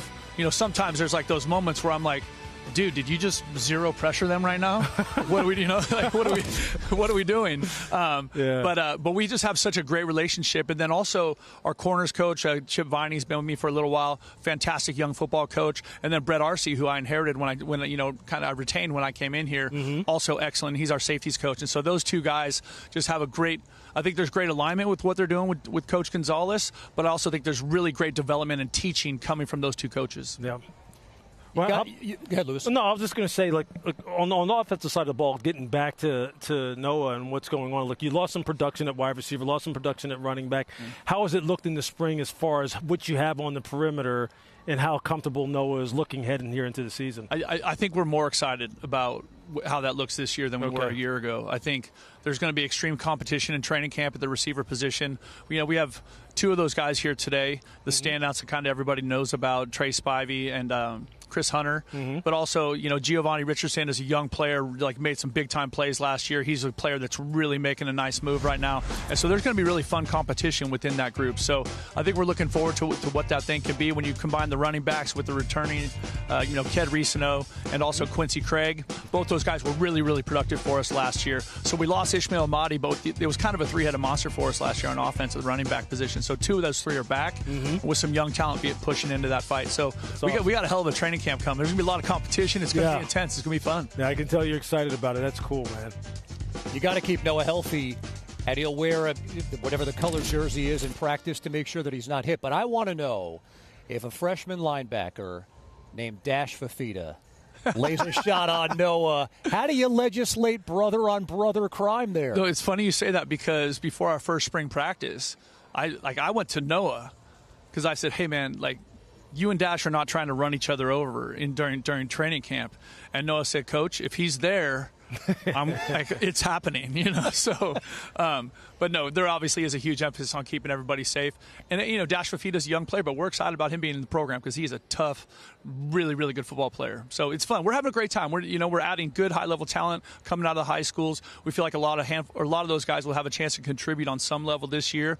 But we also feel strong about our retention and what those guys are becoming that have been now part of the program for 2, 3, 4 years. 2 years in the league now. What is beneficial heading into year 3 for you, knowing this league and what you've learned? I think the biggest thing is trying to get your team to understand that all of these games are decided in the last 8 minutes in this conference and that everybody's good enough to whoop you. And so if you don't show up on a Saturday, you're not going to like how it goes. You know what I mean? And so I think that part of it, you have to teach that. It's not something that's inherent to young people because they're we're going to line up and win every game. They all, that's how they think. They're like, no, every league or every game in this league is an absolute battle. High-level coaching, high-level talent, high-level teams, venues are tough. So all those things add up. And so trying to get your team to understand that all these games are going late in the game. They're not decided in the first half. So get ready, bear down, and get ready to fight because it's coming. Is that something you practice? Do you tailor practice toward that? Yeah. We do. Yeah, so there's a component of our practice that is always late in practice. It is going to be something competitive, something where we actually have a break. Sometimes it's because it's hot. We need some water, some hydration, all that kind of stuff. But that coming out of that, it's now a 2-minute. It's now a run drill. It's now something highly competitive with winners and losers. Something that we're like, no, this is where this game's going to be decided. Of those situations, obviously, red zone, 2-minute, third down, all the things that coaches preach all the time, and as players we had drummed into our heads. What's the one area of situational football that you really wanted to drill down on and say, hey, look, I think we need to make sure they're all important, but you wanted to make a special emphasis on so you can win those close games, especially considering some of the big matchups that you have this year? Absolutely. I would say that for us, that's red zone. Yeah. You know what I mean? I think that I think we swung at too many field goals in the red zone, and we gotta get that thing into the end zone. So really 6 instead of 3. Yep, is a big point of emphasis for us. Is there a way? I don't want you to give away your secrets about how you're trying to attack defenses, but there's so many good dual threat quarterbacks in this conference, right? And we know that when it becomes 11-on-11 down inside the 20, quarterback runs it makes it so much. Yeah. So is that? But I was looking at Noah the other day. I'm going, as good as you are, dude, you're not the biggest guy. Yeah. But so How do you? But he might be the toughest. Oh, I get you. Which that part of it, running him is not a fear of ours. Okay, good. Because you're asking my question. He's there for that. Okay, good. And he will tell you he likes it. So. Yeah. But yeah, we want to protect Noah Fifita at all costs. But you're on the right track. It's hard to practice that stuff because as your team gets closer to the goal line, it becomes way more violent and way more competitive. Sure. And so you're trying to protect your team, but also get that situational work that's so important for your team's development. But then you move that thing closer to the goal line, and then I'm like, dude, we just blew up 10 people today. It's so funny how that happens. Any kind of thud and or semi-live red zone period or goal line period, everyone's like, let's go. That's right. Yeah, it's on. It's on. It's great. That's great. I've heard you mention high school recruiting a couple different times. I mean, we've spent a lot of time here talking about just the transitional nature of college football today. So many of the schools here, Oklahoma State has 60 or so transfers into the program here, and that is a way to build, and I know that you've seen it on both ends. But how do you balance the construction of your roster with the portal and an emphasis on high school recruiting? So for us, it really starts with the retention of our roster, right? Because that's going to dictate what you need to do in the portal in high school, right? So we're going to put a lot of emphasis and resources for, rev share into that retention of the guys that are proven commodities for the University of Arizona and have demonstrated that they want to be there, right? And then we're going to be heavy high school because we really value the developmental process for young people, whether that's on the field or off the field. That's something that I feel like makes us a little bit different, and that's going to be part of their process at the U of A. I think part of the retention is them having a good experience. Do they like walking in the building every day? Do they like their coaches? That doesn't mean they don't get their ass busted, right? It doesn't mean it's not hard, but do they like being a part of the program? And is there value in that for them? And I think because of that, we have a high retention rate, which allows us to take more high school kids and less portal kids. Good deal. 9 wins a year ago, and I know you're excited about getting out there here in 2026. Coach Brent Brennan, we really appreciate the time, and good luck to you this season. Thanks a lot. It's great seeing you guys. Thanks. Bear down. Coach. All right. Coach Brent Brennan with us here at Big 12 Media Days. We're continuing the conversation when we come back. We've talked about the potential 2014 playoff. We'll consider more about that here from Frisco, Texas.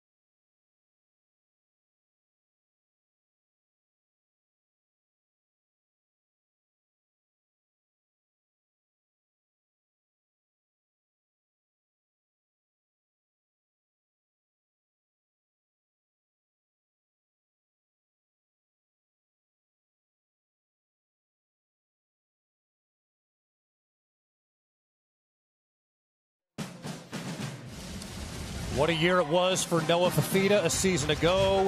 3,200 passing yards, 29 touchdowns. What a career it's been for Noah Fifita.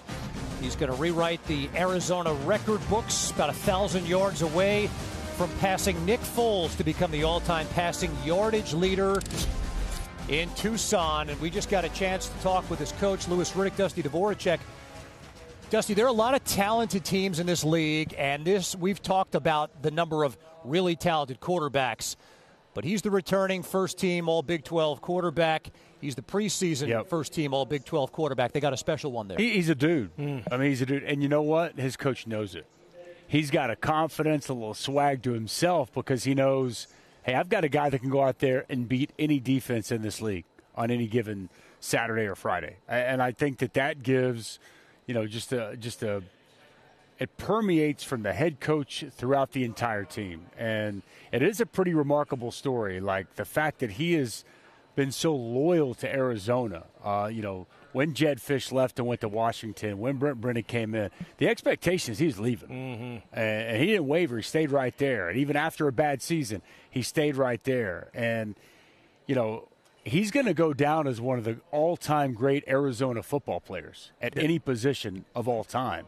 And especially, if he puts together a special season, we've got a Noah Fifita for Heisman, flyer here that Coach Brennan just handed out. If he can and he is the type of player that could put something like that together. And, as much as we're talking a lot about Texas Tech, we're talking a lot about BYU, this is the Big 12. Why not Arizona? Yep. Who knows? And if they can replicate the defense that they played last year, they got a lot to replace in the secondary. But taking the ball away, the way they were able to get stops last year, and then he has a special type of season. You never know exactly what they're capable of. One thing that, that I think about with him, with Noah Fifita, his ability to take care of the football. And when you look at his freshman season last season, a lot of usage, a lot of production, but doesn't make the negative plays. Even though he makes a lot of plays off schedule, he can carve you up from the pocket. He can move around, eyes always moving downfield. But the ability to not give the ball away is such a premium. And I feel like for a guy whose usage rate is as high as he is, he really does a good job taking care of the football. No question. I first saw Noah in 2023 when Jedd, watching them play against Arizona State last game of the year that season, and they – down in Tempe, they absolutely just skewered Arizona State. And he was on fire. And that's when, that was the year Ted McMillan, I said, look, a year from now, this guy's going to be a first-round pick. This dude has Biletnikoff, award winner written all over him. And they were just lighting it up. And you're right, he is the exception. Meaning, when Jedd left and went to Washington, you almost thought, well, you can just book it. Noah's out of here. He's going to be going up there, to Seattle. And the fact that he stayed, look, you can tell that Coach Brennan, that is huge as far as the kind of thing that he is going to tell scouts when they come in there to really talk about this young man's football character. And again, and on this Heisman Trophy, kind of like resume right here, community service, football character, personal character, these are the kind of things that, look, I don't know how much fans are really interested in that. Obviously, fans are very much so interested in what can my quarterback do for me on the football field. But this guy is exactly what you want as far as the makeup is concerned. And then you throw on the tape, and it's just poetry in the pocket. The way he can escape, keep his eyes downfield, move around, throw the football from the pocket, and he's not that tall. I walked past him just a couple hours ago, and I'm sitting there going, I knew he wasn't the biggest guy, but Noah's very slightly built, slenderly built, but he's a lion as a competitor. And just throw the football all over the yard, different arm angles, layer the ball on the second level, throw the deep ball. He's got it all. And there's look, Coach was well within his right to bring this this flyer up here. I would have done the same thing. This kid's the total package, and again, it kind of gives us more evidence for me and kind of solidifies in my mind again. This isn't just hyperbole. Quarterback play in this conference is going to be among the best in the country this year. When Big 12 games are on, you better be tuning in. And with all these teams, everybody has got a dude that has got some really quality characteristics to him. I think it's just a good time to be a fan of this conference, I believe. He's accurate too, right? And multiple. Although I think that Coach Brennan almost wanted to pull back a little bit when he said, Noah likes the contact. Yeah. Noah likes inside the 10 being the one that's initiating contact there. That's the franchise right there, and you need to keep him healthy. Yeah, and it is a balance, right? Mm-hmm. He's got that competitive spirit, that fearlessness that you want, but at the same time, you need this guy on the field. Mm-hmm. So I think it's always situational. I think, and I'm sure that's something over the years, but it's an experienced player, knowing when to take that risk, when not to take that risk.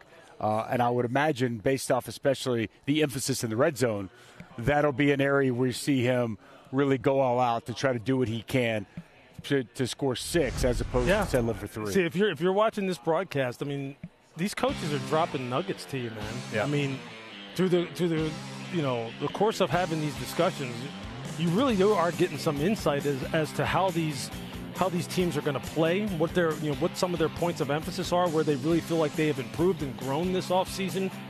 You should be as informed about the Big 12 and how these teams are going to look as you've ever been. And this team in particular, hey, red zone, are they going to run Noah Fifita? That'd be the first thing I'd be watching now anytime I turn on Arizona tape. They open against Northern Arizona, go to BYU in week 2. And then Halloween, they go to Lubbock to take on Texas Tech. But, Dusty, they play 4 road games this year. Yes. 4 road games. They finish with 4 home games: TCU, Utah, Kansas State, and Arizona State. Not to say they won't be tested on those games. They will. But if you're drawing it up, I mean, we talked to Sonny Dykes and about the travel, the finish to the season that they have and the road game to start the year in Dublin. I mean, I think if you're Brent Brennan, you're looking at the schedule, and it's 1 week at a time. But that's a comfortable end to the season there. It is. And, getting in at home at Tucson and, excited, rejuvenated fan base there, it's going to be great. Those are, 2 tough road games, though. I mean, clearly. But if you could steal one, I mean, you go to BYU, and then obviously that big game at Texas Tech on Halloween, which, that place is going to be a buzzsaw. You're going to be right there in the mix for competing for a Big 12 championship. And to have it set up the way that it does, think about the way they finished last season. It sets up again for them to have a very strong finish to the tape at the end. Were you struck at all, as I was, with the way that Coach Brennan talked about the emphasis on high school recruiting? I mean, again, in this day and age when you can replenish talent immediately through the portal, he seemed to be going the other way. Yeah, he's very much so, like I was about to say, draft and develop. He is recruit and develop. He likes that philosophy. And as he said, it's a little bit different than what a lot of teams want to do, but he values the development part of college athletics, not just on the field but off the field. And hey, if philosophically that's what he believes in and he can still get the results in terms of win-loss, then who's to question him? I mean, I remember talking to Dabo about this many different times too down at Clemson. Like, he's a guy who wanted to recruit and develop, and they could attract those kind of players and then retain the guys and reward the guys who remain loyal to the organization, who wound up being productive. Again, it's kind of like an NFL model. Instead of making guys prove it and then paying them, instead of paying them and then hoping they prove it. And look, it works differently for everyone. Obviously, both programs have had success doing it both ways. I kind of really respect this philosophy. Yeah. I like the recruit and develop kind of model. Reminds me of the old days, way back in the ancient times when I played. And it's cool to see. It is. Different strokes for different folks. I mean, I don't think there's one way you have to do it, but I think the key is you're paying the right guys. Mm-hmm. Because that at the end of the day, that's going to really matter. But if you can recruit the right players, not have to allocate too much, or if you're recruiting them and they're performing on the field, then it makes sense. But I think it's just fascinating, the different styles and how these different programs, how they're built. Recruit the right guys, and they're recruiting attention with the Noah Fifita for Heisman campaign. It's an Arizona team that's going to get Cincinnati in early October. We're going to chat with Scott Satterfield, the Bearcats head coach, next.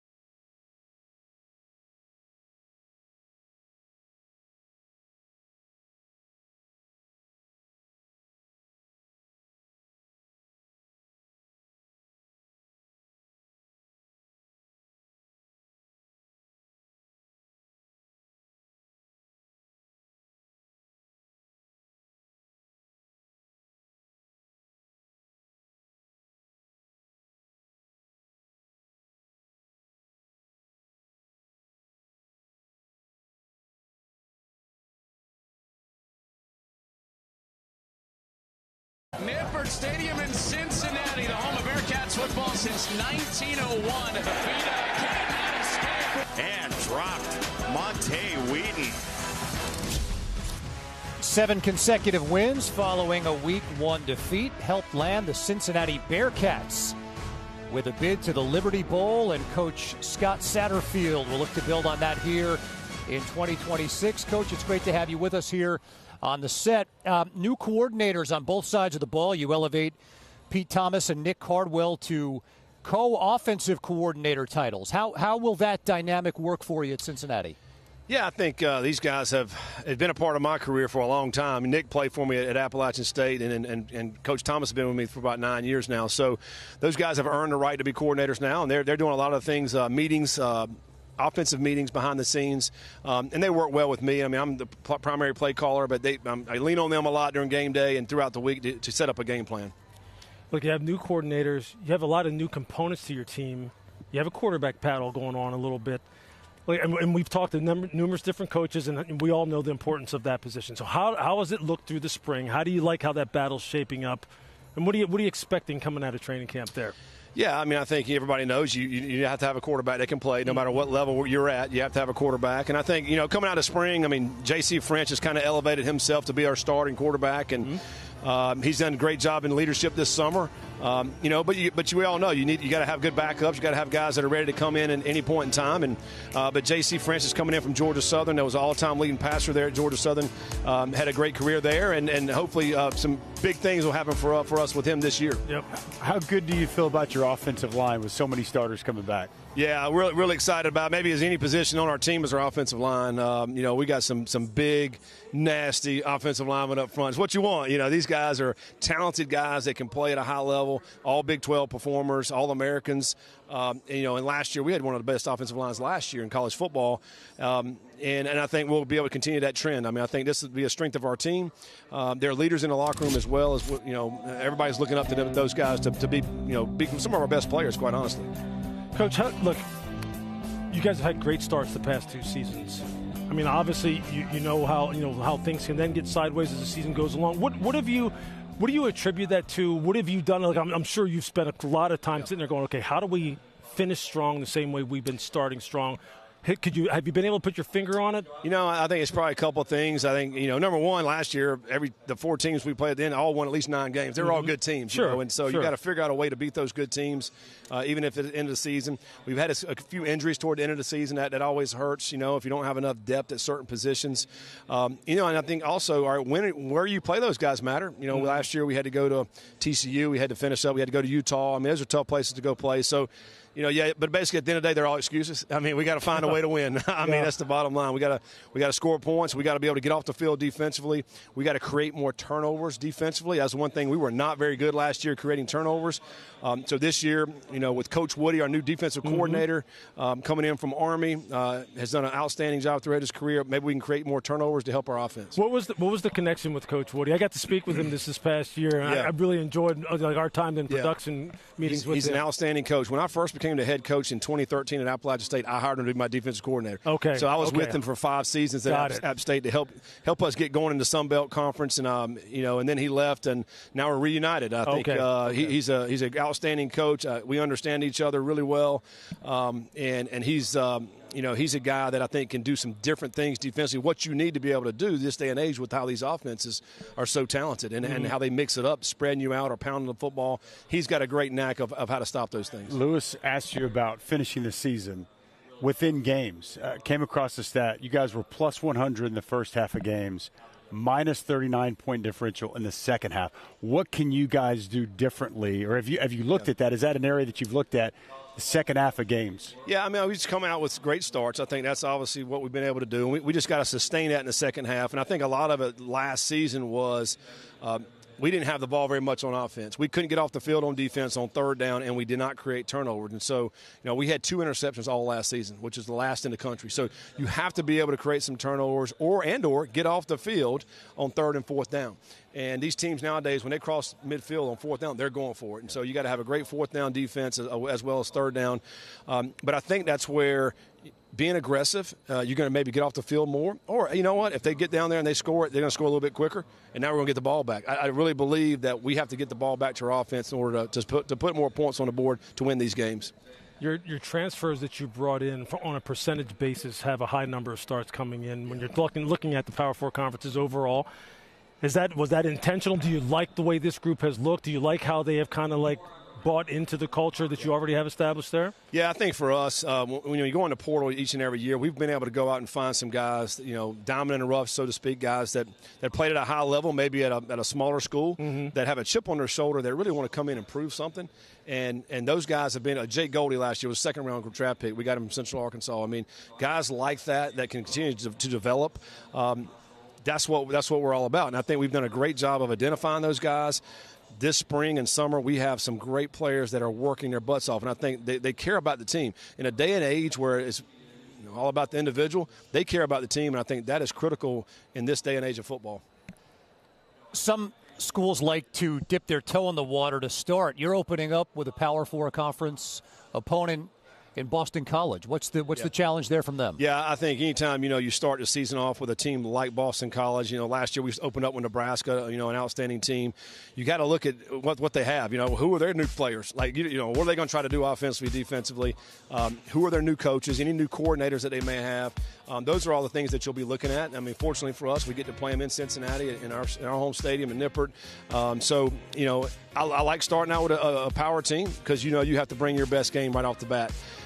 We have such a difficult conference schedule that we got to go out with a great start. So this will be a critical start for us, playing a team like Boston College, who I know is coming in hungry, and trying to prove, that last year was a fluke for them. You hit on the conference schedule, and I've asked several coaches about whether it's a difficult beginning of the year, difficult end of the year. You finish at Houston, at Iowa State, home to Colorado, at BYU.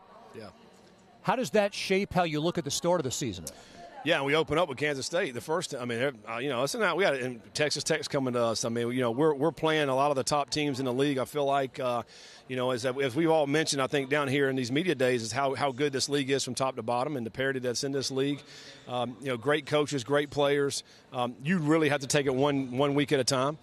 Who's your opponent this week and figure out a way to get one more point than them. And I think, you have to stay healthy. I mean, so all these things factor into these games, and our schedule's tough. A lot of respect for these opponents that we're playing, but we'll take it one game at a time. Coach, you talk about the parity in the league, and that's something that we've noticed and we've been talking about, especially, in particular, like I'm excited about the quarterback play in this league in particular. Do you feel as though when you're looking at your program overall that you have the resources, that you have what is necessary to go ahead and not lose those close games, but have the – I shouldn't say that. Do you have what is necessary in order to build a program to where you are competing every single week and you have a chance to win this conference and be major players, not just 1 year, but consistently? Do you have what you need? We can always get more. That's say that. True. There's some in this league that have a lot more than others. I mean, and we know who some of those are. You'd love to be a part of that program that has those resources, and that's just the fact of the matter where we are in college football today. I think each and every year that we're getting more and more, and we're getting better with that. We just opened up a brand new facility last season, a $134 million facility that houses our football team. That is an incredible facility for our guys to continue to enhance their play. But it's all about player acquisition. It's all about getting talented players that'll buy into your culture and what you're trying to do.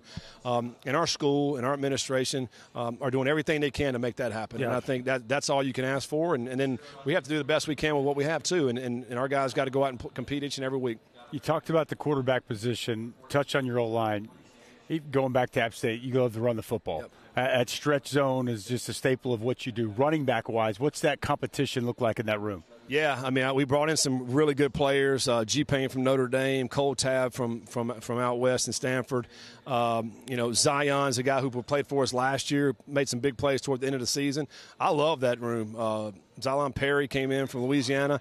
I mean, we got some great players at that room. We're going to need them all. Like, you mentioned, we're going to run the football, and those guys are going to take some beatings and pounding, but that's how you win football games.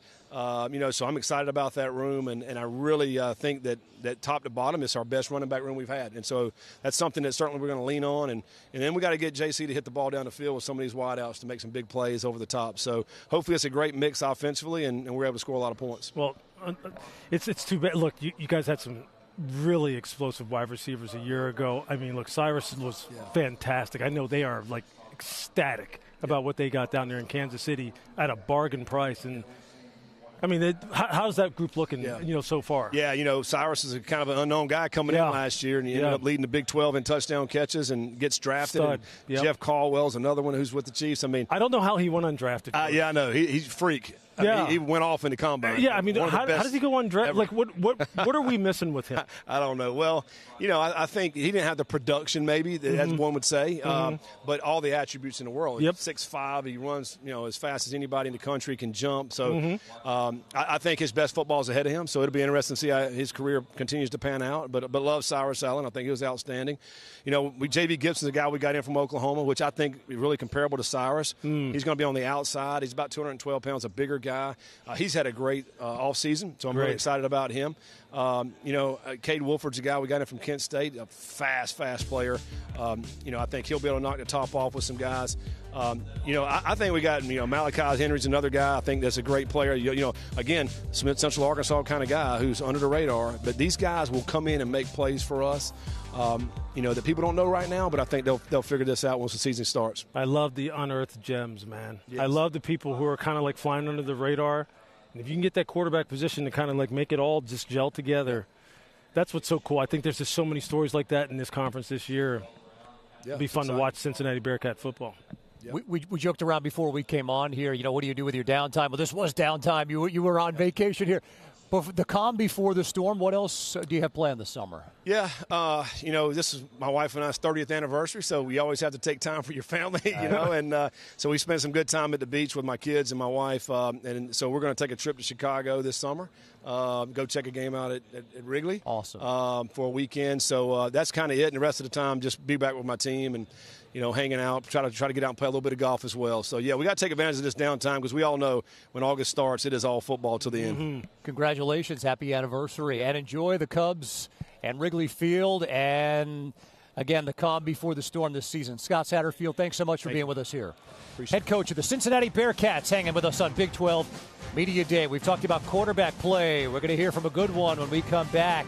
Kansas State's Avery Johnson will be here next.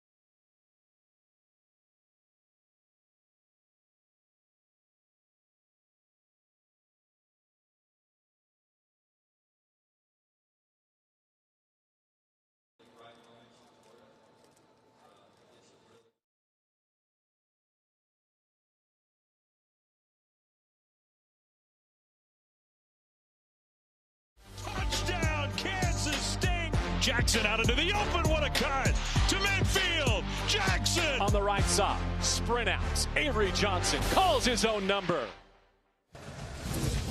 After all these years, Avery Johnson back again in the Little Apple in Manhattan, Kansas, with Louis Riddick and Dusty Dvoracek. Kevin Connors here with you from Big 12 Football Media Days, powered by Monster Energy. Since being named the starting quarterback in 2024, Avery Johnson, one of 6 players in all of college football with 5,000 passing yards, 1,000 rushing yards, and 40 touchdown passes. The Kansas State quarterback spoke with our Sidney Jones. Joined now by Kansas State quarterback Avery Johnson. Avery, great to have you on today. How are the days going so far? It's been pretty fun. Kind of used to it by now, so it's my 3rd one, so I'm kind of a little bit more familiar, kind of teaching the other guys kind of how to get along, but it's been a lot of fun. The off-season's dwindling down. Are you excited to start the season, or are you hoping for some more time off? No, I saw 60 days till kickoff yesterday. Yeah. Super excited. I'm ready to get back out on the field. Yeah. This is going to be your 3rd year as starting quarterback for K-State. Do you feel a little bit more comfortable heading into the season, having that experience under your belt? Yeah, I think the experience helps, and then just having a great cast and a great head coach to play for this year, I think definitely helps me, and it makes me more excited to play. Yeah, Colin Klein recruited you to K-State, coached you early in your career. Now he's back as your head coach. How much has that relationship just meant to your development as a quarterback? Yeah, I think him coming back, it didn't feel like we skipped a beat. I think him going to Texas A&M and being able to expand the playbook and our offense just allowed me to be a better quarterback this year and kind of learning from him. And I love playing for guys that play the position as well because they just understand it a little bit better. So great coach, great leader, and somebody I'm ready to lay it out all on the line for this year. Absolutely. What has he added to the scheme this year that you're excited about? I think just our offense from where it was 2 years ago before he left, I think it's just expanded and gone deeper and in ways it's kind of hard for me to explain, but I think the fans will be able to see and everybody will be able to see when the fall rolls around. Looking back at your film from last year, where do you feel like you've taken the biggest step forward heading into this season? I think just my body development and being able to put on weight, but really just wanting to grow in accuracy and giving receivers chance on all passes and then just becoming a better runner. And I think Coach Klein has kind of brought that run first kind of instinct, not run first, but that instinct kind of back to my game to where I can just take off and make defenses pay. You guys are coming off a 6-6 record last year. What's the goal to kind of take that next step this season? I think just understanding that the little things matter and having discipline and being able to take it each week as a 1-week season.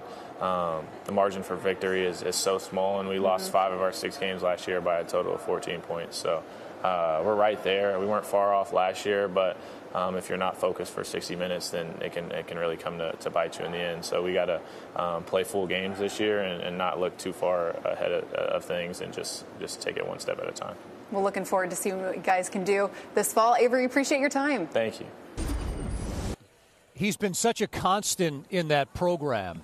He came in with such acclaim, and he's been there for such a long time, and there have been so many great moments.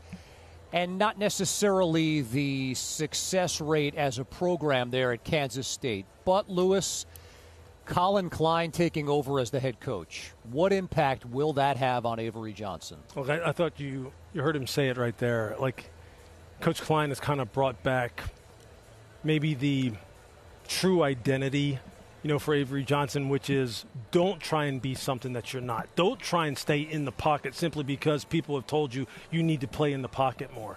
If you feel inclined to take off and use your athletic ability, do not, shackle yourself in your mind into thinking, no, I got to stay in here. I got to read this out. I got to prove that I can deal the football from the pocket and just be free and play free. And I think that is something that for this kid, when you see him playing that way, when he burst onto the scene as a freshman, it was because of stuff like this. This is the kind of thing that people were going, whoa, wait a minute now. What do we have here? And then you saw him, we got to cover a bunch of their games over the past 2 years. You saw him, sometimes almost grinding his gears to kind of stay in the pocket and try to become a more seasoned pocket passer, which obviously, look, at some point in time, every quarterback has to play in the pocket. You can't live outside the pocket all the time, or otherwise your shelf life is just going to be reduced dramatically. But I think you're going to see a much more freer player this year Hopefully the offensive line, which is being rebuilt, a lot of incoming players, can be something that can really give him some time to develop as a passer, while at the same time giving him the freedom to go ahead and get outside the pocket and go. Does he have enough wide receivers on the outside? Jace Brown goes down to LSU, who was an absolute stud, a big playmaker who just ripped apart defenses, for that team over the past couple of years. Are they able to replace that kind of production? But for Avery, it's just, to me, you see how understated he is. He's just so calm and even keel. I think you're going to see the best version again of him as you saw when he was a freshman and a guy who was just playing free. He's a dynamic athlete, and I think Colin Klein's going to bring that out in him. And I think we're going to continue to see more and more of the best. That's one of the more fascinating. We talked off the top. What are you excited to hear from these coaches, and just really the impact Colin Klein has on Avery Johnson? Because I totally agree with Lewis. He's going to allow him to play free, be who he is, play to his strengths. We've seen this. Colin Klein's done a great job. There's the numbers from College Station. His last year at Kansas State, they won a Big 12 championship. He really helped Will Howard grow and mature when he took that big step to the to his next role as a quarterback. And I think that's what we're going to get from Colin Klein with Avery Johnson. So I think it's going to be an outstanding marriage. I'm with you. The offensive line is going to have to do their part. What outside weapons are going to emerge? But I think we're going to see the best of Avery Johnson. That's kind of what everybody's been waiting to see. We've seen glimpses. We've seen bursts of it. If we can get that consistency this year from them, again, another quarterback that is a weapon that's going to be a problem for defenses in this league to deal with. I mentioned since he took over as the starter in 2024, 6 quarterbacks, 5,000 passing yards, 1,000 rushing yards, 40 passing touchdowns. One of the other ones was Marcel Reed, who Colin Klein worked with at Texas A&M. And, of course, Avery loses Dylan Edwards in the backfield, but Joe Jackson is back, and they've got a star running back there. Lewis, we're going to lose you to the detriment of travel here. Your flight taken off, and we're going to lose you here for the rest of the day. But 1.5 days here, what has stood out to you the most about this league? When you come in, I don't really know what my expectations were as far as what the coaches would give us and how excited they would be. I knew from watching the tape of some of the stalwart players that this league had a lot of firepower at quarterback. And I'm even more so now, considering how it sounds like the rest of these rosters are shaping out. I'm more excited now than I was when I came in here. I really do think that this is going to be must-see TV this year. I think parity is going to be the word of the day. I think you're going to see some teams that go from being worse, like Oklahoma State, to maybe being contenders in this division. I know people will say that's a huge leap, especially considering how strong BYU and Texas Tech are. But they're going to be players. They're going to be in there. Kansas State, they're going to be in there. Iowa State, are they able to get that turned around with so many people following Coach Campbell to Penn State? Coach Satterfield, who was just here, Houston. Arizona with Noah Fafita. It's a good time. I keep saying this. It's a good time to be a fan of this conference. I am just, super pleased with how these guys are building their programs. The amount of turnover in college football is just amazing. I don't know how these coaches do it. I don't know how you can bring in 40, 50, 60 guys every year and get them all on the same page and get them playing. There's obviously some great teachers in college football, because that's what coaching is. These guys are great teachers, and give the kids credit too. For as much as people bang on people for going into the portal and changing teams multiple times, and how we kind of criticize youngsters for not really wanting to stay the course at one place, with some of the quality of football that you're seeing on the field with these teams who have a lot of turnover, give the kids credit. They still do in the end, even though this, in today's day and age in sports, it seems like it's very much so a me-driven type of thing. There's a lot of football teams playing good football, so that's a testament to the players, too, that still want to be a part of something bigger than themselves. And hopefully we'll see that on a broad scale here with the Big 12 this year. You straddle both college football, pro football at the NFL level, and it's been great to be with you the past couple of days. Of course, man. Thanks a lot. Lewis This Riddick. has been great. Yes, from Big 12 Media Days, where we will continue in just a bit. We've got an opportunity to chat with one of the impact dudes on the Kansas defensive line. Trey Lathan will be here when we come back.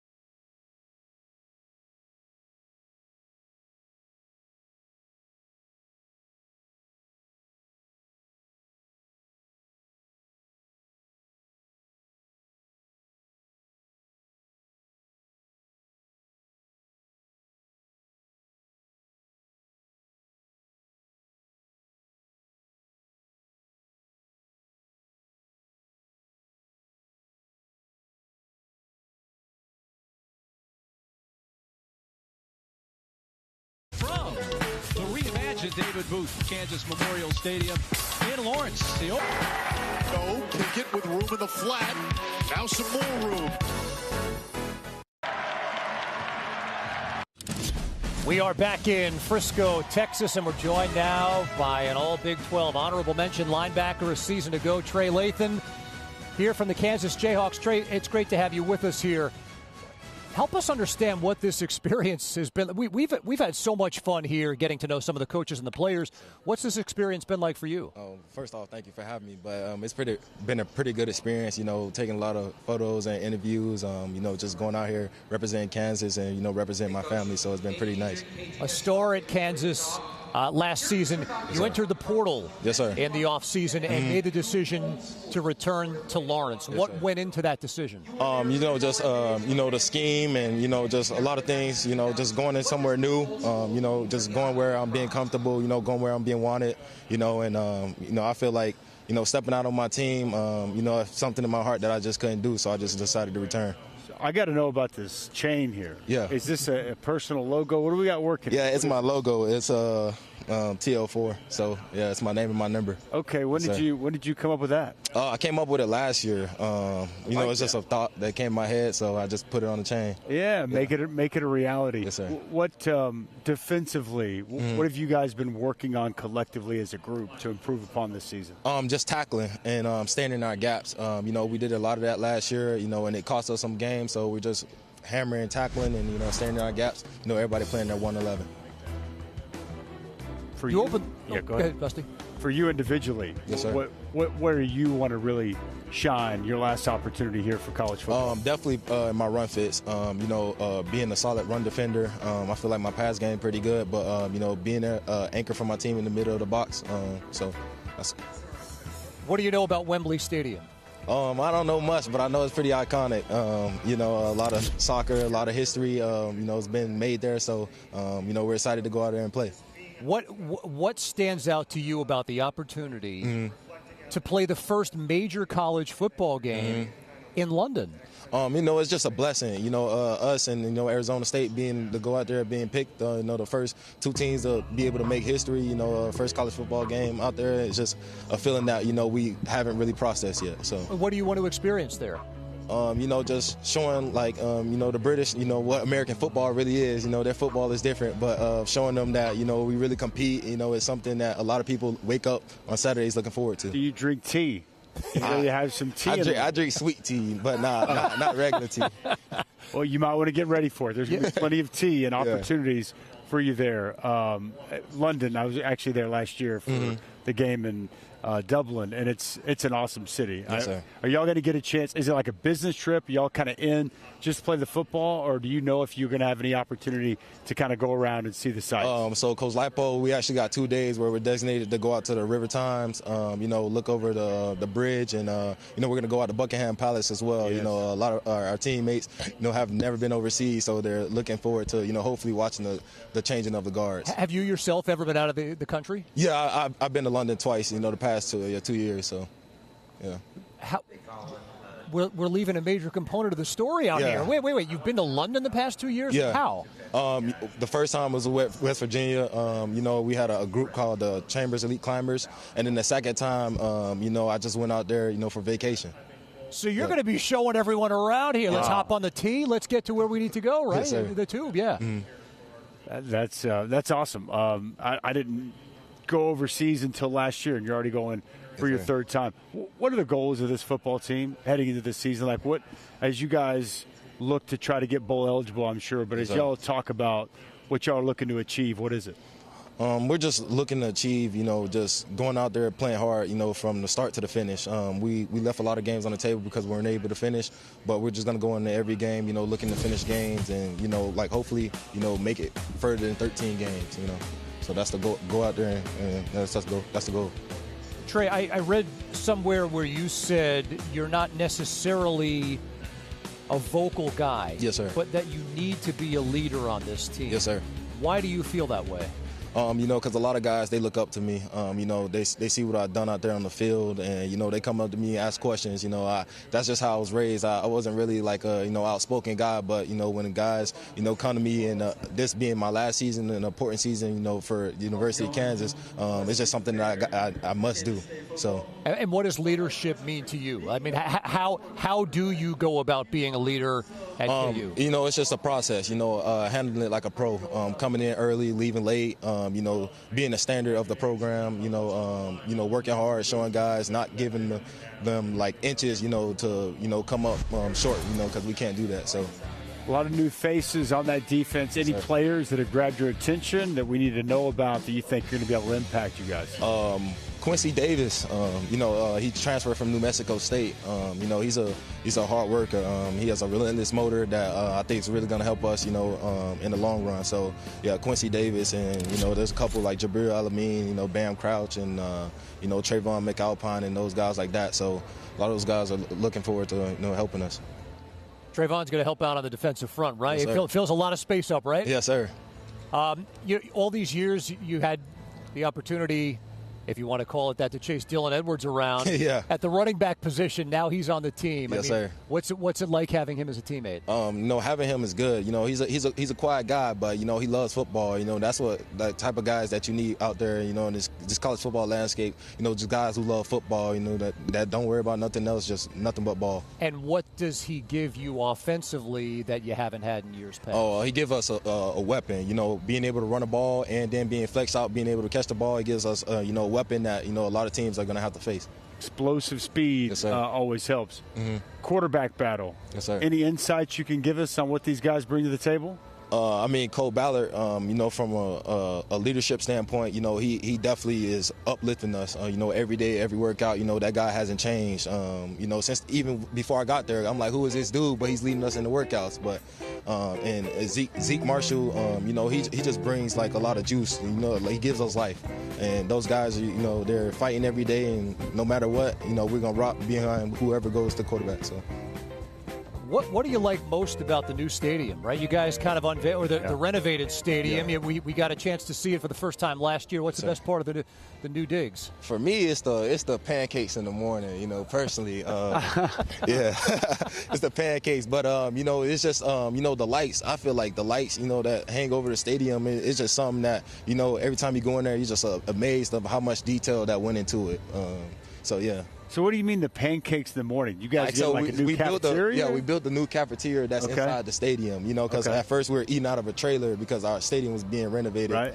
But, yeah, my favorite thing is pancakes. What, I mean, are they blueberry pancakes, banana pancakes? They change it up, chocolate chip, you know, blueberry. But I'm a plain guy myself, so, yeah, I just eat them plain. Okay. Yeah. All right. To be able to plow through a plate of chocolate chip pancakes here. Yeah. Do you ever step over into Fog Allen? Do you ever show off the hoop skills at all? I really ain't got no hoop skills, but I've been to a couple games. Yeah, I really ain't a hooper, but I've been to a couple games. What is that environment like, being in Fog Allen? Man, it's electric. You know, my first time, I didn't really know they rip up newspapers and throwing them on the first basket. You know, it's electric. You know, kids, you know, they camp out for those games on Monday. The game could be on Friday. So, you know, it's pretty fun. It's a unique experience. How about here in Rock Chalk? What's that like? It's just something different. You know, it's just something you really can't really put into words. You know, it's like action. You know. Well, listen, there's a lot of excitement around the program right now. This league is brimming with star players, and you're one of them. Yes, and a lot of big expectations coming up this season. Trey Lathan, thanks so much for being with us here today. Appreciate it. Thank you. Star linebacker for the Kansas Jayhawks, who figures to be a factor all season long, and they'll start things off in London. His home away from home. He'll be going for the third time this year. Pretty cool opportunity. We continue talking Kansas football. And football meets football from Big 12 Media Days.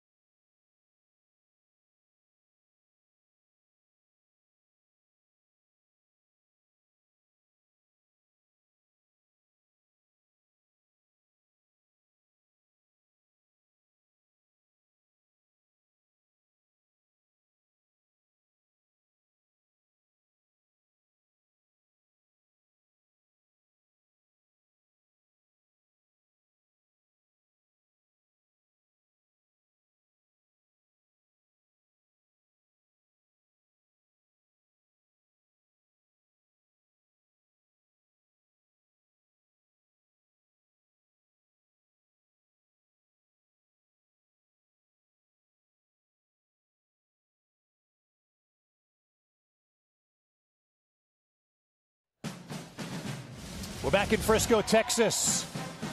And there is a look at the Aer Lingus Trophy that'll be contended with TCU and North Carolina having at it in that great game to open the season in Dublin. We talked about the Union Jack Classic, Arizona State and Kansas. Back in Frisco here with Dusty Dvoracek. And we've hit on it a couple of times here. But, man, just the life experience opportunity to leave as a college student and the opportunity to play in front of an entirely new fan base in Dublin and London. What a neat opportunity for these programs. Yeah, it's awesome. Unique experience and opportunity. How about Trey Lathan has been to London twice already? That threw me for a loop. That'll be his third time to go. So I did the Farmageddon there in Dublin last year. So I had a chance to go experience it firsthand. It was incredible.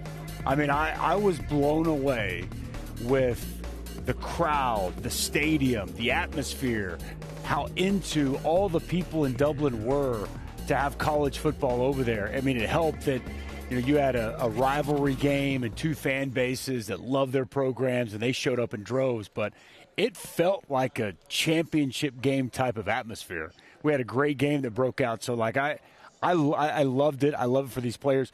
Now, the one thing that I will say, to just be completely honest, and we had Kenny Dillingham kind of touch on this yesterday, is teams that have gone over there, and especially teams that have lost, it has affected them.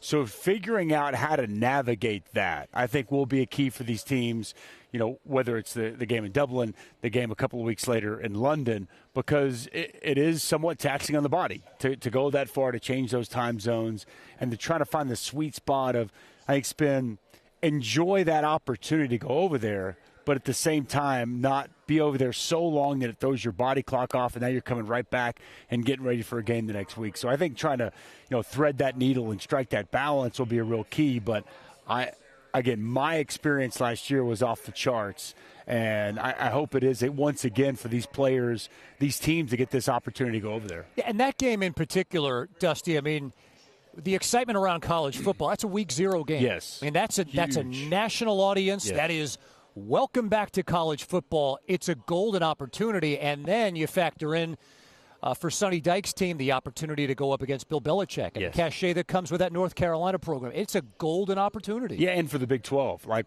you're up against an ACC opponent, and we'll see where North Carolina is. The expectation is they'll be better in year 2 under Bill Belichick, but look, you've got all eyes on you if you're TCU in that opener. Everybody is just frothing at the mouth to have some football back on their TV screen, and here you are kicking it off.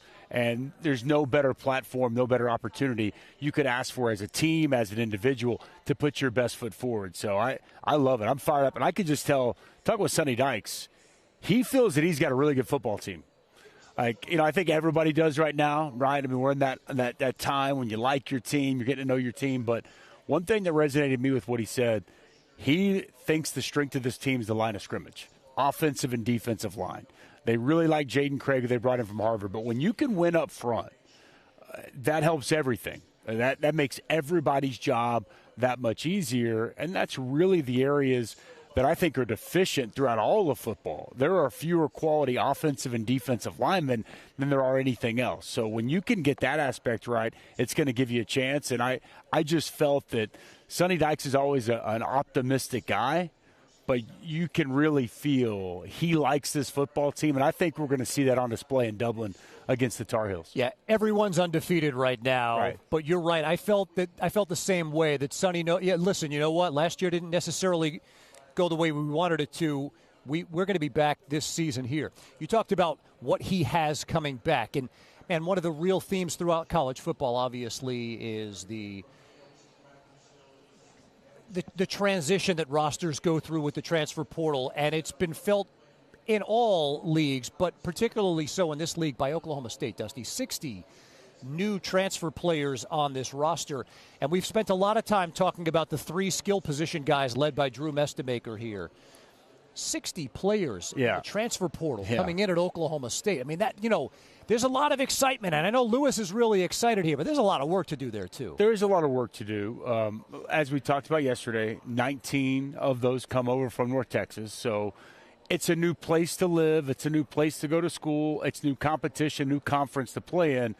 but from an understanding of what you're going to get from your coaching staff, exactly how you fit in the offense or the defense, it's all familiar. So that gives you an added advantage and a jump start to be able to, maybe be ahead of the process if you had just a completely new roster that didn't have that familiarity with the staff and with the scheme. So that helps, and again, that's going to permeate throughout the locker room. An understanding of what coach expects, how he wants things done. These players that have been with Coach Morris, been with this staff, they're going to be able to communicate that to their teammates. That's going to help expedite this process. But I think the other part, too, with Oklahoma State is just, the bar is set so low. They haven't won a conference game in 2 years, which is still hard for me to say out loud. Mike Gundy is a Hall of Fame coach to me, and what he's able to do there for 2 decades, for it to fallen off the way that it did, it's still kind of hard to, really put that into perspective. And I think that's a proud program that showed over 2 decades the ability to have success. They've put their resources forward. Eric Morris has shown the ability to have success, and whether it's Incarnate Word, it's North Texas, to be able to flip something and get it right. I think that's why there's all this optimism. I think it's the pieces that they're bringing, but it's also the place. And at least for me, we've seen success happen there in Stillwater. We know what type of home crowd that can be at T. Boone Pickens, and I just think there's going to be a lot of excitement. And look, I think this is a team that can go from where they were a season ago to winning 7-8 games, which are they going to compete for a Big 12 championship? I don't know if I'm ready to go there yet, but be relevant, be competitive, get back on the winning side of the ledger. I do expect that, even with all this newness on that roster. I think they just want to see going in the right direction in Stillwater, where, as you pointed out, last year is not the standard that they're used to there. Another team we saw on that graphic in transition is Iowa State, obviously moving on from Matt Campbell. Rocco Becht follows Matt Campbell to Penn State. How about what lies ahead for Jimmy Rogers here this season in Ames? Well, look, we talked with him to kind of kick off this show earlier today, and, there's a lot of newness. It's going to be new for him in this league, and he has some Washington State players that have come over, but it wasn't, in droves the way that we talk about Eric Morris in North Texas. He praised the players that stayed, that wanted to be a part of what this, this new era of Cyclone football is going to look like with him at the helm, and that's great. And they've also had to replenish a lot because a lot of guys left. A lot of guys went to Happy Valley. A lot of guys left and went elsewhere. What I liked about Jimmy Rogers, he's a defensive guy. You could tell he's an intense dude. That's my first time to be around him. I don't have any interactions with him when he was at South Dakota State or when he was at Washington State, but being a former defensive guy, I love it. You can tell practices are going to be tough. Those guys are going to feel like Saturdays are a walk in the park, so to speak, because just the physicality and I think the way that they practice. So, they're going to be a tough team. They're going to play with a lot of effort. I think they're going to play with a lot of emotion. I think that's going to be very emblematic of who their head coach is.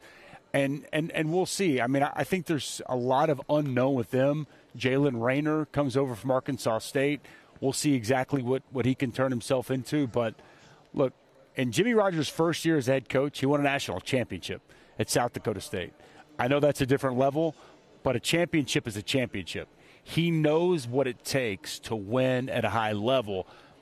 Now he's got to implement all that at Iowa State. And, again, there's a lot. I look at those as 2 different situations, but clearly he's going to have his hands full with as much turnover as they have on that roster. I think you said it. If spring practice is any indication, like he led us to believe, there are times he had to have guys pull back with the physicality that they've seen. And then we're going to close out the show here today with West Virginia coach Rich Rodriguez. And again, another program in transition here. They bring in 50 new players as well, and one of them is a guy who's coming back to the Big 12. He's played in this league before. Last year he led the nation in rushing yards at Jacksonville State, and that's Cam Cook. Hey, Cam Cook's, he's a star. Almost 1,700 yards rushing a season ago. And I'll tell you what, one guy that knows how to run the football is Rich Rodriguez. Throughout the course of his career, he does such a good job implementing a rushing attack, typically a mobile quarterback, and then obviously with his running backs. We've just seen that at really every stop that he's had.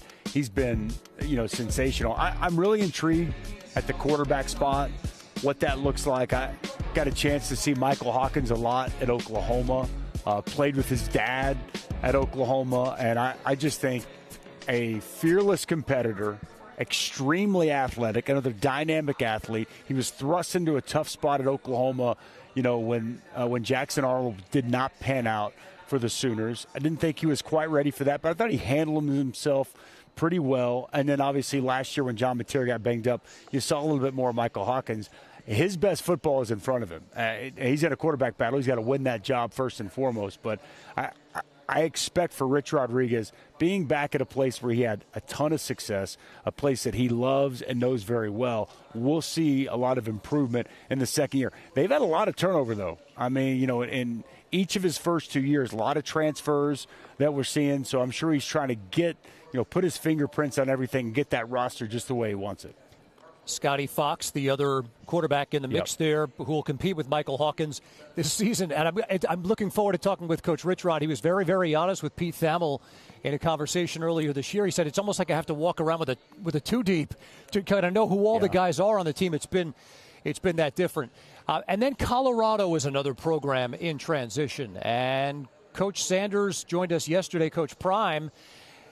And we mentioned this earlier in the telecast here today in our coverage here from Frisco. I think he had a little bit of a twinkle in his eye saying, you know what, down a season ago and it's nowhere. I don't know that there was ever a time that Deion Sanders had the kind of a season that he went through last year. But I think given DeAndre Moore, the Texas transfer, Danny Scudero led the nation in receiving yards, I think he's pretty excited. He's very excited. He's healthy, which is great, so he's feeling much better. They've kind of lived in this state of constant change, though. He's been very open about that, right? Like, he brought his new luggage when he first came to Colorado. And kind of every year they've really turned over that roster, so that's something that he's grown accustomed to. I'm going to be intrigued this offense. Coach Marion comes over the go-go offense. Exactly what does that entail? How are they able to run it? And Coach Marv comes over to run the defense. I actually thought Coach Livingston did a nice job there. So now we see Chris Marv come in, and we'll see exactly what his impact is. But you're likely going to have 11 new starters defensively. They've completely retooled that defensive side of the football. So I think that brings a lot of intrigue. They got guys at receiver. There's no question about that. Can they truly run the football? Because they haven't since they've been there. That'll be a real key for this offense to be able to line up and run the ball. And then what happens with Juju Lewis? Because this is no slight to Isaac Wilson. I think Juju Lewis needs to step up and be the guy they thought when they brought him in. There's a lot of people that wanted Julian Lewis to be their quarterback, and he goes to Colorado. And there was a lot of fanfare that came with that, a lot of excitement that came with that, and he stayed there. You don't want to rush somebody into a spot, but you hope that through this summer into fall camp, he can really start to grow as a player, as a leader, and an understanding of this offense, because I think that gives you the best chance for this thing to come together. That's going to give you a good chance to be able to run the football. If you've got a quarterback that you've got to really respect, well, that's going to, defense is going to have to adjust to that. He's got the weaponry outside, and we'll see if it all comes together. But you're 100% right. Whether it was his health or it's his football team, Deion was incredibly optimistic, and he gave off a sense that he feels they're going to get back to more of what they looked like 2 years ago. Starts with those Ferraris on the outside, and you're right, Juju Lewis, the former five-star, can he fulfill those expectations? That's kind of the Colorado side of things. When we come back, we put Utah in the crosshairs. Devin Dampier and Jonathan Hall will hear from those two stars when we continue from Frisco, Texas.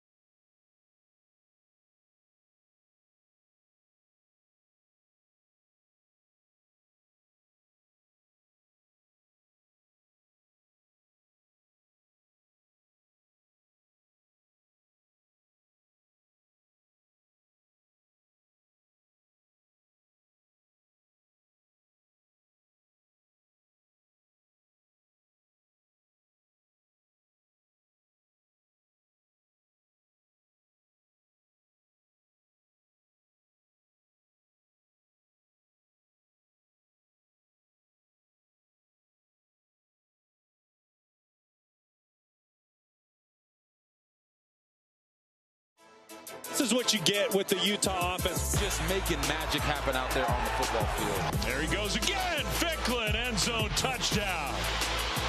This one right on target in the turn up field. We begin hour number 4 here in Frisco, Texas at Big 12 College Football Media Days, brought to you by Monster Energy, with a look at the University of Utah, where there is change at the top. And it's for the first time in more than 2 decades. Kyle Whittingham has moved on to take over at Michigan, but a familiar face returns in Morgan Scalley as the head coach and at quarterback as well. Devin Dampier is back, coming off a dynamic 2025 season following his transfer in from New Mexico. Sydney Jones joins us now with much more on the Utes quarterback. Sydney. Thanks, Kevin. Great to join you on set now today. When I spoke with Devin Dampier ahead of Big 12 Media Days, a lot of our conversation revolved around one word: leadership. In the offseason, he, of course, continued to work on improving his game, but he also took ownership of the offense. He told me he organized player-led workouts, continued to build chemistry with his receivers, and it set a standard in the locker room that he hopes will define this Utah football team this season. Take a listen to our conversation. You guys here have had a lot of roster turnover, but you've added some key pieces on offense this offseason. So how important has it been to you to get chemistry going early on with your receivers? Yeah, no, it means a lot, especially at the receiver position. We got to be on the same page against so many different coverages, so many different looks you can do in football. So just for us to have that chemistry, especially outside the field, you get a feeling of someone. Certain people, you don't yell at the same. Certain people you encourage more. Like just the small things like that, you pay attention to and realize what fuels your teammates and, what elevates their game. And that's the things that I take into consideration. I love when I can bring the best out of my teammates. And you took the initiative to bring out some of your receivers to Arizona to do workouts. Why was that so important for you? Yeah, again, connection is so huge to me. And man, they also wanted that work too. They were asking me during the summer, like, "Hey, Dev, is there a time we can get together?" And I'm like, "Yeah, I already kind of had it in plan, but let's make it happen for real." And it was just convenient that they're all able to make it to Arizona. It was just a blessing to be together for that long. I mean, you covered the flights, got the Airbnb, brought out coaches. I mean, that's a significant investment. Was there a point where you were like, if I want this offense to get the most potential out of them, does that leadership start with you? What were kind of those thoughts leading up to that? Yeah, I guess just, again, the biggest part was them being new. Mm-hmm. I wanted them to feel like, they're in this offense. Like, this offense is going to be us, and we need to build that trust, as soon as possible, on and off the field. I was like, man, this isn't the year where, we can lose that chemistry. We got to keep gaining the most we can, and I just thought that trip was going to allow us to do that. Quarterbacks are often judged by wins and losses, but when this season is over, what do you hope people say about you, Devin Dampier? I think there's 2 things. I want everyone in this building to know me as like, man, that was the guy who treated me like I meant something, like I was the world to him. He treated me like he wanted these conversations and things like that. And outside of it, I want to be like a game changer. I want people to be like, man, Saturday's coming, Devin Dampier plays. Like, I just think that's how I grew up looking at quarterbacks my past years growing up. And, I think there's something to that gravitates people and just all that. And I'm here with the star quarterback of Utah, Devin Dampier. We're going to break down some film. You ready? Let's do it. All right, let's do it. Okay, here we go. We've got Utah, Kansas State. This is a wild game, right? Yeah, this is up there. Everyone says it was one of the most electric games in Rice Eccles. So it was crazy, but you guys find a way to win. All right, so here's what we're going to have. I'm going to just show this route combination. Okay. That we're going to get here. We're going to get an outside fade on the outside by Buchanan. Okay, so I want pre-snap. This is the route combination. Pre-snap, what are you looking at? What do you see? Yep, so going into this week, we had confidence that the man that's pressing our stack, we knew he was going to take the second guy. So we knew he was going to pass him off, and we liked our matchup with, that one-on-one. I kind of knew it pre-snap where I was going. So you see this right, this press right here. Yep. On this route, he's going to be taking him man-to-man. Yep. And so you're looking at this, and you got size out here, right? 81 Buchanan, he's got size on this inside guy. No doubt. Yeah, and then, man, rest is let it play out. Let's let it run. Let's see what it looks like. Devin Dampier told you what he saw. You get the man coverage like you thought. Get the protection. Get the ball up there. Look, them boys make plays. And a dot. Let your playmakers make plays. Can we see it from the backside if we can? I mean, this is just, perfect. You get the exact matchup you want. You see it. Exactly. The protection, the pocket, you're comfortable. I love the way you step in the throw and watch the football up high. There we go. Let your guy go make it. Let the playmakers be playmakers. That's how I love to play football. Okay, I love it. Now, we'll take one more second look, man. Those big guys up front. I know. Look at them. The heck of a line. We got a heck of a line coming though. Them boys about to shock the world. That pocket, you're able to step up, deliver a clean football. Now, this is later in the game, right? Yep, this is when we're down 10 and we're marching our way up. We're trying to close that gap. Man, this situation is we had Larry down here at the bottom. Larry's a player. He came back this year, but we had him on a one-on-one double move, and we needed to score. I knew we needed to get in the end zone, and that's where our one-on-one matchup was, just the way the defense aligned, and we knew that was the man that was going to be helped by the safety. So now you said double move. He's going to give you a stutter and then a go, right? Stutter and go route on the outside, and you knew you got this tight coverage. It's man-to-man, my man versus that man. What I love about this throw is we let him play here. He gets exactly what he wants, the double move. The ball safety helps on JJ. JJ just caught a deep one. Safety helps right there. You get Larry. How about that ball placement, though, bro? That was incredible. Back shoulder, outside, away from the defender. You can't freeze it right here for me if you can, guys. Just freeze it. So I want you to take me into what you're saying. So this safety right here, he can't get over the top, right? I know he's reading through two. I know he's not worried about this first. He's reading through two. When we go vertical at two, his eyes are on our number two, and that leaves Larry on the double move. And I'm taking my odds with Larry. So you're going to hold this safety with this vertical route by the number 2 wide receiver, which leaves this right here exactly the matchup that you want outside. Yes, sir. Love that. A little inside the mind of the quarterback, what he's reading pre-snap, the things he's seeing. I love the hesitation, little stutter, the go, and, back shoulder. Shoulder action. You can't throw it any better than this. One more look from the backside. Better protection, but I always give my boys they props. They'll not be blocking for me, man. And little Wayshawn back there getting the job done. That's an undefendable ball. Last time we'll take a look at it. We'll give the Big Uglies all the credit in the world. That's great football. That's good stuff. You're going to be an analyst when you're done with this? Hey, let's talk about it. What y'all think? I think you did a great job. Let's throw it up to Kevin Connors, who's with Jonathan Hall, outstanding defensive player for Utah. Great insight there, Dusty. And Devin, well done there. And we do have Jonathan Hall here, Utah star linebacker, joining us here on the set. We got to hear Devin breaking down tape. What kind of a leader is Devin? Man, Devin, he is a vocal leader. He definitely, he'll get all the guys together and be like, hey, let's come on, guys. He don't never tear us down or you feel me, ruin our spirits. He always trying to uplift us and uplift the team. So, man, that guy right there, he's an amazing leader for sure. Katy, Texas native. What's it like being back here in your home state? Feels amazing, man. Humidity, I definitely feeling it right now, but it's amazing to be home, man. I'm so glad right now. All the great football programs here in the state of Texas, and you end up in Salt Lake City. Tell me about how that happened.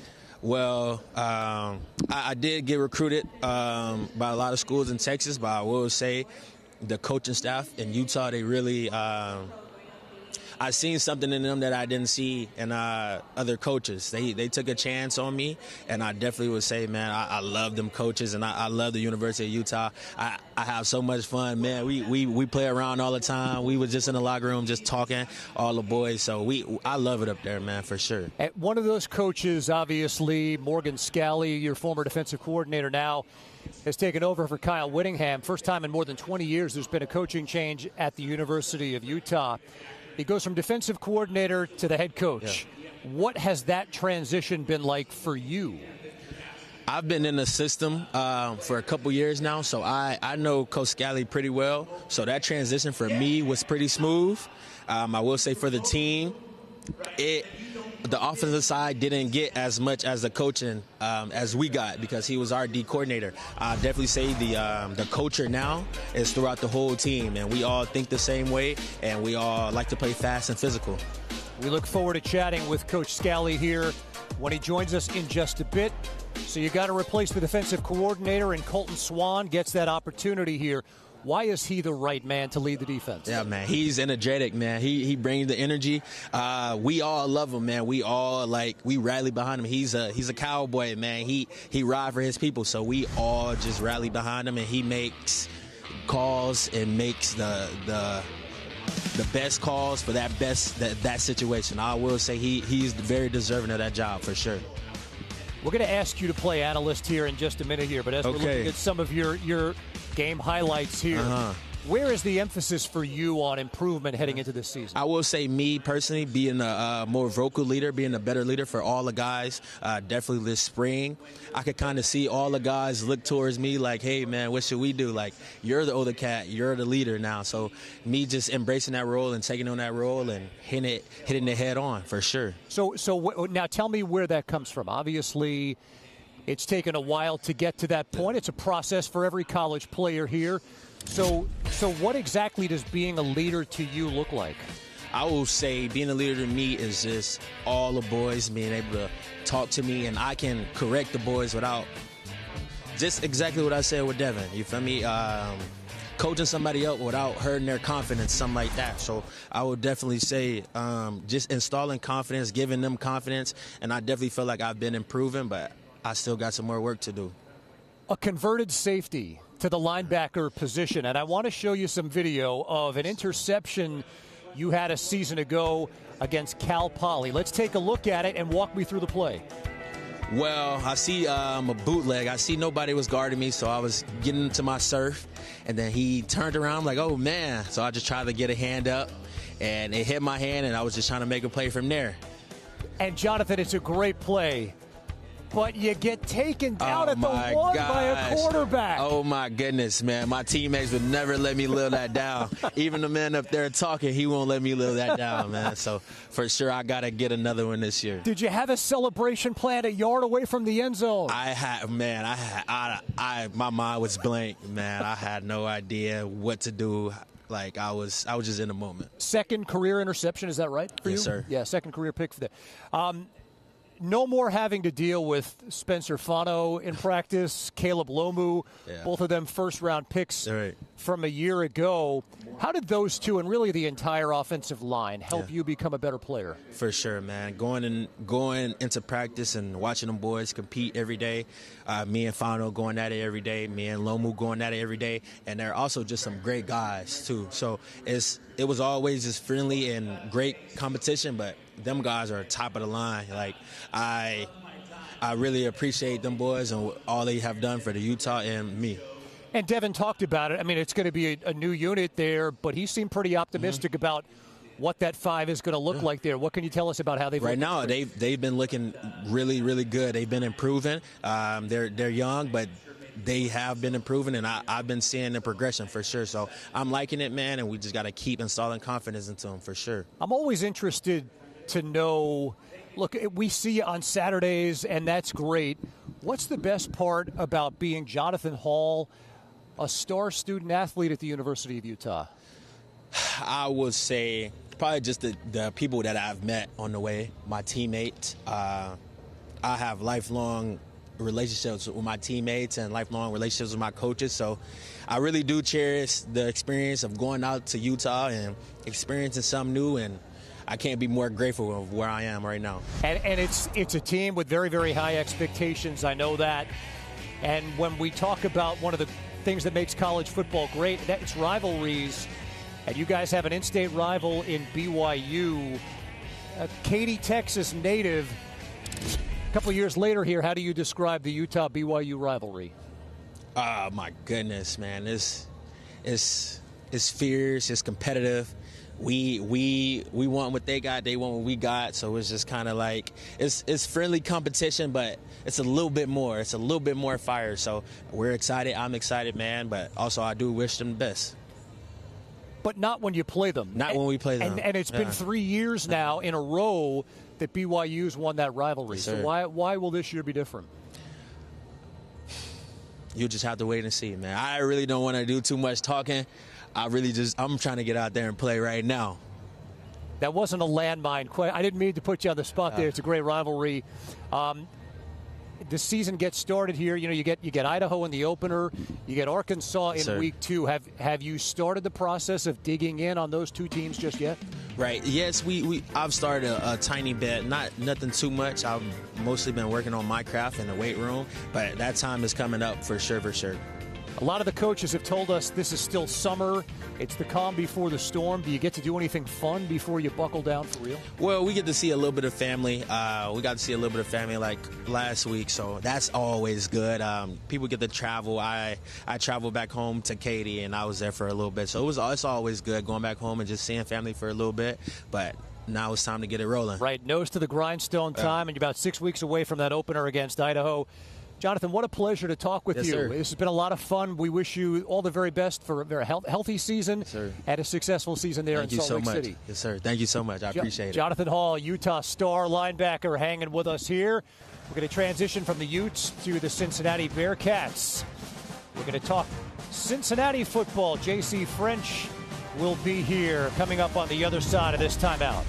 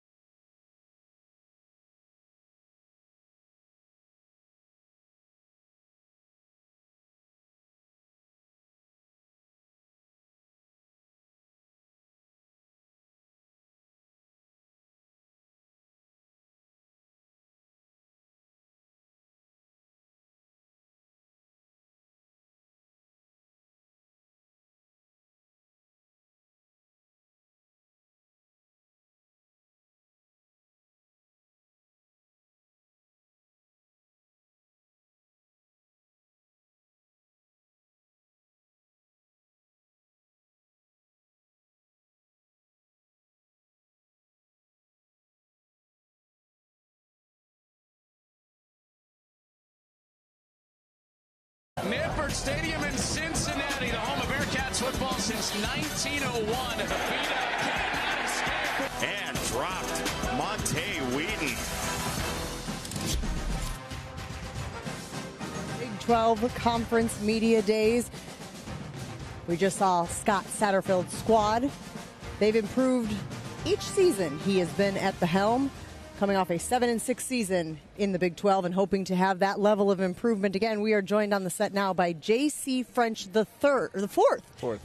Yes, I want to make sure that we get that correct. Quarterback of the Bearcats. So much that we want to talk to you about. But first and foremost, why Cincinnati? What was it about that spot that you knew would be a good fit for you? Yeah, I really think a lot of things that went into it. One of them being, the offensive line. They had a lot of success last year, and I really believe in Coach Satterfield and his offense. They've had success the past couple of years, and that's what ultimately drew me in. How does the system fit your skill set and what you bring to the table? Yeah, I think, being an older guy, it's really, knowledge-based, know when to get into checks and all that, and also the RPO game, and, taking shots when you need to, and just kind of being, aware, knowledgeably, just in terms of, the offense as a whole. You've compared your game to Baker Mayfield, Drew Brees. I think you've even mentioned similar in stature. What do you like about their game that you're hoping you can show off this season? Yeah, I really like Baker Mayfield, watching him when he was at Oklahoma. The passion he brought to the game, and him being athletic to scramble around and get a first down on a third down or something. And Drew Brees, how mentally dialed he was every game. It's like he knew where to go with the football before the snap even happened. I really look up to those guys, and hopefully I can replicate their success. Through spring practice and now in the summer, you guys get more of a chance to work together outside of just workouts. How has the chemistry come together with you and your wide receivers? Yeah, I think it's really important that a lot of our stuff is player-led. That is something that we've focused on this summer is, having player-led meetings, whether it's like the quarterbacks leading the meeting with the receivers or, the receivers leading their own meeting and us meeting with tight ends and all that. I think that all plays a big part in building chemistry in a team because, it can't be the coaches all the time. Because we're the ones out there, playing each game. Obviously, the coaches have a big role, but it's just us 11 on the field at the same time. So I think that's a big key. That's going to help us with this player-led team that we're trying to aim for. Talking to J.C. French, the fourth quarterback of the Cincinnati Bearcats. 40-plus new players for this Bearcats roster. In what way did you prioritize accelerating that connection with these players? Yeah, I think one big thing for me was when I first got there was to not be some rah-rah guy, some guy I'm not. Really just kind of earn the respect of my teammates, coming in, working really hard, and just trying to set an example of, what hard work looks like. And, I think in a overall culture standpoint, I think, Coach Sat and Coach Nico do a really good job of setting that culture in our facility that obviously leads us to have success. New conference, new league. What do you know about the Big 12, and what are you most excited about to play in the Big 12? I know the Big 12 is very competitive, and the past couple of years, there's been different conference champions. I'm really excited to, go against these new teams and have new experiences in different stadiums and really just enjoy my last year and obviously make the most of it. So I'm super excited to, compete against all these great teams that have been here. Coach opened his press conference earlier today talking about the offensive line. I know you referenced it as well, but I want to talk about your pass catchers. I want to talk about this offense. Okay. What should we expect from a Cincinnati offense this year that you're under center for? Yeah, I think we're just a really connected group, that have been working really hard this offseason to build that chemistry. I think the receivers are one of the most competitive position groups we have on the offense and the team. I think that's really important so they all push each other. There's obviously going to be position battles all year, and them competing in a good way and not a bad way, them wanting to be the best players they can for each other. I think that's going to be huge for this offense this year, and having the playmaking ability on the outside as well as the slot. The slots are a different group, but they're still in that big wide receiver group that also push each other, and the tight ends as well. You guys kick off the season with Boston College at home, 7 home games this year. What do you know about Nippert Stadium? I've heard it is absolutely electric, and I've been watching some film from last year, and you can see the student section in the background going absolutely electric. So I'm super excited for that first game and the opportunity to play in Nippert for my last year. Nippert at night, right? That's a big phenomenon. That is. Big deal. It is. BC, Do you already start the film study? Like, have you already started checking out Boston College? Yeah, you can do a little bit of stuff, but they have a new defense coordinator this year, so it's kind of be one of those things. You know, you don't know exactly what they're going to run, but obviously you can find bits and pieces that you can already look at, and you know, I know we're going to be prepared and excited for that game one. Sounds like the film study has already begun there.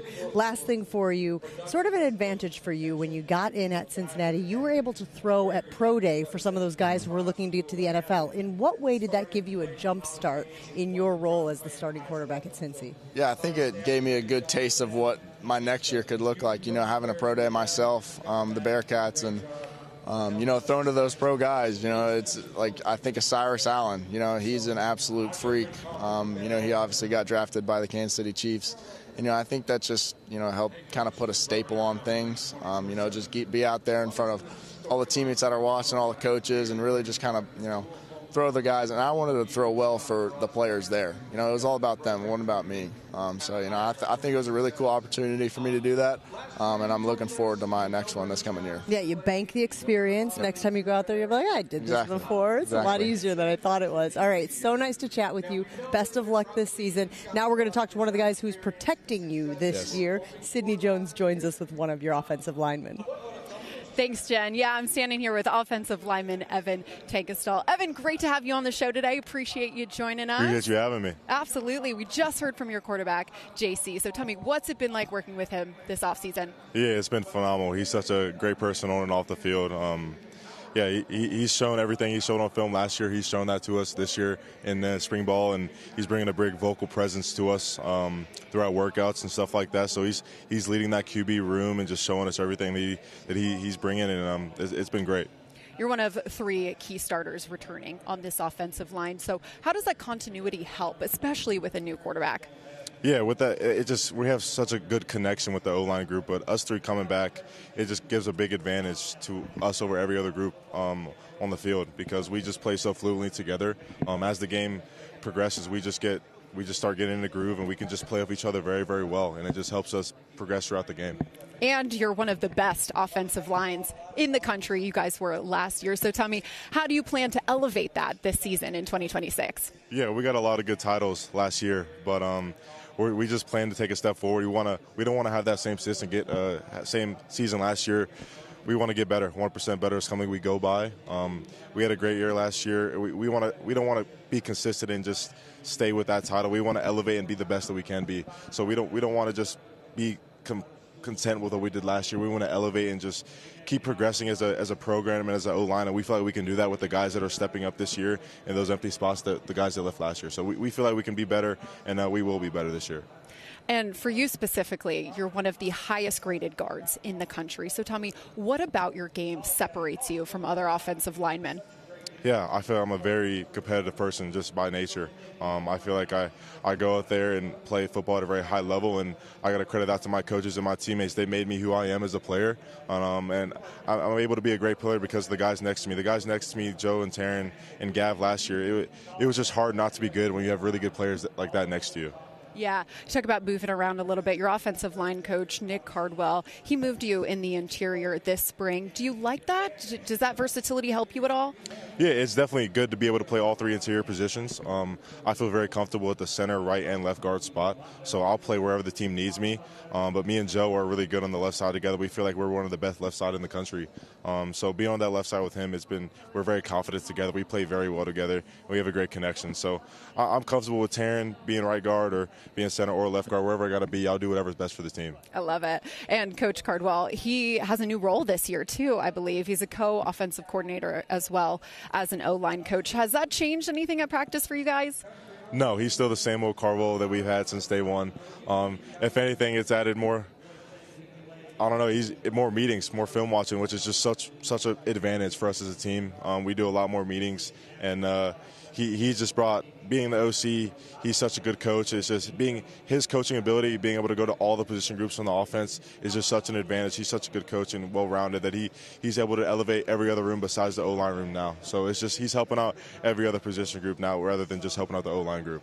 Before we go to break here, I want to address an elephant in the room. What is this you have here? Yeah, I got you a Saturdays with Us. pancake box. Oh my gosh. It's something new we're doing with the O-line. But wait, I love it. Pancakes from one of the best offensive lines in the country, guys. Have to. But it has a little note in here what a pancake is. And then we got you a little Bearcat pancake menu with all of us on there. And it's coming with your very own us three syrup right here. And then I got some pancake mix. Got some pancakes with that as well. But, sticker, keychain, just a cool little box we're doing. Absolutely love it. It's great. Well, thank you. We can't wait to eat some of these. Of course. That's going to take us to break here. Evan, really appreciate your time. And coming up, we'll hear from Arizona's Noah Fifita. Don't go anywhere.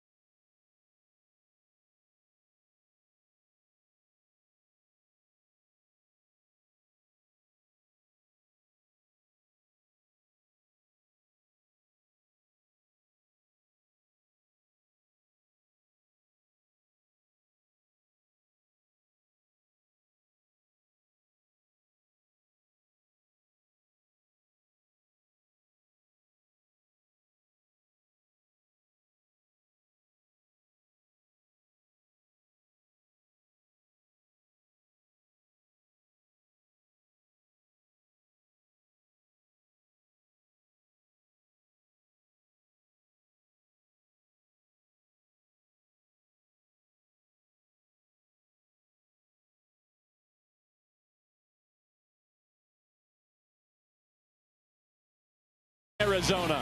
Brett Brennan and the Arizona Wildcats. Fifita steps up, puts it on the money. Chris Hunter.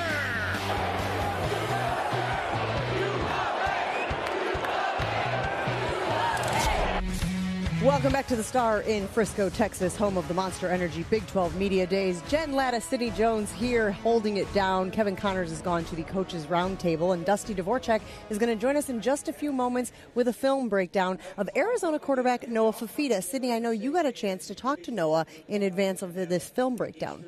Yes, Jen. A couple weeks ago, we went out to Tucson, and it was great to sit down with Noah Fifita. You know, he is such an anomaly in this college football landscape because he's been at the same school for his entire collegiate career, entering his 5th year at Arizona. And as you know, that is so hard to find today. So it was great to sit down with him. We talked a lot about why he chose to stay at Arizona all 5 years and why he believes this team can bring a championship to Tucson. Take a listen.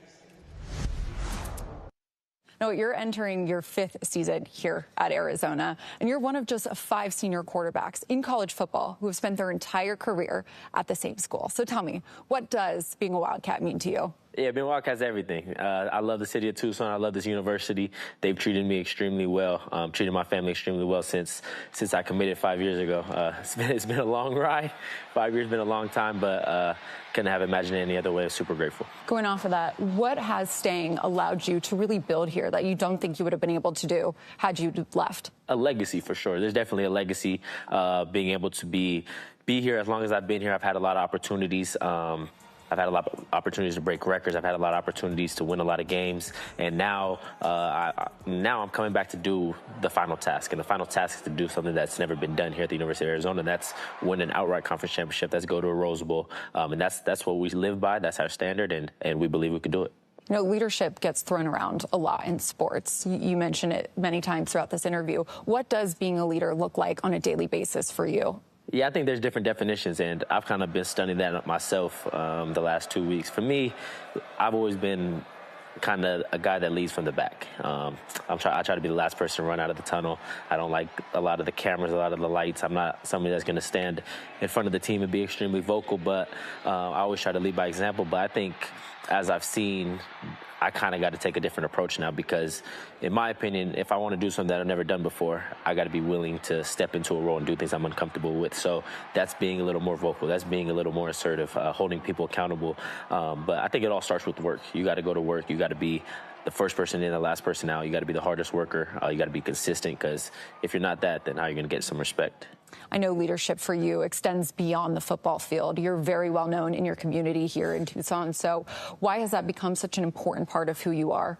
I think that's what my purpose is on this earth. My purpose is I'm a child of God at the end of the day. People are going to say I'm a quarterback. People are going to say I'm a football player. But at the end of the day, football is going to end for everybody. Whatever your job is, one day is going to be gone. Your house, the cars you have, at the end of the day, that's all going to be gone. So for me, I know my purpose on this earth, and that's to serve my Lord and Savior, and that's to spread the gospel. So I think serving my community in that way, serving the children, kind of trying to teach them who Christ is. That's what I try to do in my nonprofit. So I know my real purpose on this earth is to serve others and point them to Jesus Christ. You mentioned your legacy earlier. So full circle here. What do you want to leave behind in your final season at Arizona? Rose Bowl. That's all it is, a Rose Bowl. Big 12 championship and a Rose Bowl. That's all that matters. The records, they'll come and go. It's a great honor to be in that conversation, but being able to put a Rose Bowl and a Big 12 championship in the stadium, that'll last forever. Well, great piece by Sydney on the Star, Noah Fifita, and he is here with me. You want to break down some film? Let's do it. We're going to look at 2 plays here. We're going to break it down from exactly what Noah Fifita is seeing on the field in real time. All right, we're going to start with this first one against Kansas. We're going to get a corner here, in cut here, little hitch, and then late in cut here. Okay, so as you know the route concept, you got trips to the field. What are you looking at? What are you anticipating? Yeah, so this is just kind of a typical red zone concept that we had going into this week. We knew they played a lot of man down in the red zone, so we're trying to get a matchup with our slot receiver number 3 for the corner route. So really you're just playing corner. You can find an in late or to your backside dig. But I kind of pre-snap, you see outside leverage on the corner, so you kind of know if he doesn't win early, you're going to have to get off of it, which just allows you to get through your progression a little faster. And what's going to wind up happening is his check down is going to sneak out, and that's ultimately where Noah's going to go. Go ahead and roll that for us, guys. So he's looking front side, doesn't like what he sees. Utilize your athleticism, yes, sir. Climb the pocket, and then the linebacker late on the running back out of the backfield. Yes, sir, and that's a great matchup. I mean, that's probably one of our better receiving backs. Freeze it right here. So what I love, too, so you're going to climb, and this division here on this linebacker is on you. So he's going to be late out into the flats to get to the running back. Yes, sir. And you're just feeling that. It's a great pocket by my offensive line. Obviously, a great concept by Coach Deggy, having an outlet to your right when you escape, and Quince did the job. One of your 70-plus touchdowns that you've accounted for as an Arizona Wildcat. That is a record, the record setter yourself, most in the history of Arizona football. Only more to come. All right, I like this one even more. This is against Colorado. Yes, Going sir. into this week, what were you anticipating from a coverage standpoint? We knew this defense was going to be good, but we knew they trust their secondary, so we're getting a lot of cover one, and then you get some 5-man pressure cover one behind it as well. So this is obviously a great design by Coach Deggy, but this is a man beater Cover if you ever see one. So one safety, Cover one man-to-man coverage here across the board. Now, you guys use an indicator. Yes, sir. This is a big thing for people at home. When you see motion, right, you guys want to see and if they're going to give you a tell, yes, sir, if they're going to motion. And what they're going to wind up getting here is that inside defensive back following that inside receiver, so you know exactly what you have. Exactly. We know it's man. It looks like man, but once you get the motion, you know it's man, and now you're just playing fast. You know you're two man beaters here. And then we're going to have an inside dig from this number 2 wide receiver at the top. Go ahead and let that play, guys. Motion comes, follows, so you know you got man-to-man. And you start, your eyes are right, and you come back to number 2. So talk us through that progression. Looked like the number 1 progression was that return route, that motion man returning back to the inside, and then you go back to your number 2. Freeze it for me real quick. So this guy's going to motion. Okay, he's going to start out, and he's going to return back to the inside. Watch Noah's eyes start here, and then it's not there, and so he's going to come to number 2, this receiver on the in cut. Yes, sir. That was really the play design. All week, we knew that if we use this motion with Chris Hudson, we would get good leverage. And all week, we were hitting this return route. The DB actually played it really good, being able to bite on it. And then you had our freshman sensation, Gio Richardson, who's going to have a breakout year this year. But at the end of the day, versus man, the best routes are your matchups. And Gio won here, being able to get it to him, and he did the rest. I love the arm angle. Talk to me about this arm angle. You throw from the side. Being undersized, you got to be able to find different windows. You got to find different arm angles to get the ball out, especially across the middle. But like I said, my offensive line gave me great protection, and Gio did the hard part. It's a great read and working through your progression. I love watching your eyes start right, work back left, and then the ball placement too. A catchable football out in front where he's able to run with the football after the catch. Yes, sir. That's big time football. You mentioned Seth Doege. Yep. He comes in last season. What was it about him that you guys gelled, you guys meshed, and allowed you to have so much success in your first year with your new coordinator? Yeah, it's everything. I mean, I think that's the best offensive coordinator I've ever been around. That's like a big brother to me, so I got so much love, so much respect for him. But I think we're just similar in a lot of ways. Both of our fathers are our heroes. They're both football coaches, so we grew up around the game, and then we just see the game the same way. I think this scheme fits me perfectly, and I trust Coach Deggs to the ends of this earth. Arizona. A lot of people thought that after Coach Fish left, you would leave too. You've stayed right there. Even the first year with Coach Brennan didn't go great. You didn't waver. You stayed right there. You guys bounced back last year, have an outstanding season, primed for another great season. What was it about Arizona that you have stayed right there, you stayed loyal, and you never wavered in leaving? Yeah, it's the people. It starts with the coaches, Coach Brennan and Coach Doege. You have a belief in them that they could take us everywhere they want to go. But then also, I feel we have the personnel in the locker room, and the relationships you build there is contagious. There's a love there, there's a trust there, and then there's a chance to leave a legacy. And I believe we have everything we need from a schematic standpoint to a coach's standpoint, and then the personnel that we need to go do what we believe we could do. You're leaving a legacy. You're already the all-time touchdowns leader in Arizona history. You're not far away from being the yards leader. What do you want to accomplish in your last opportunity at Arizona? It's simple. It's a Big 12 championship, and it's a college football playoff appearance. That's the goal. It's not about records. It's not about me. It's never been about me. It's about Arizona football. It's about this team. We believe in Coach Brennan, and we know that he's going to lead us to where we want to go. Well, Coach Brennan set up on stage with us earlier. You know what he brought to us? What's that? A Heisman flyer with you. Does that add any pressure? I mean, because, look, man, and I mean, you're a dude. You've already proven it.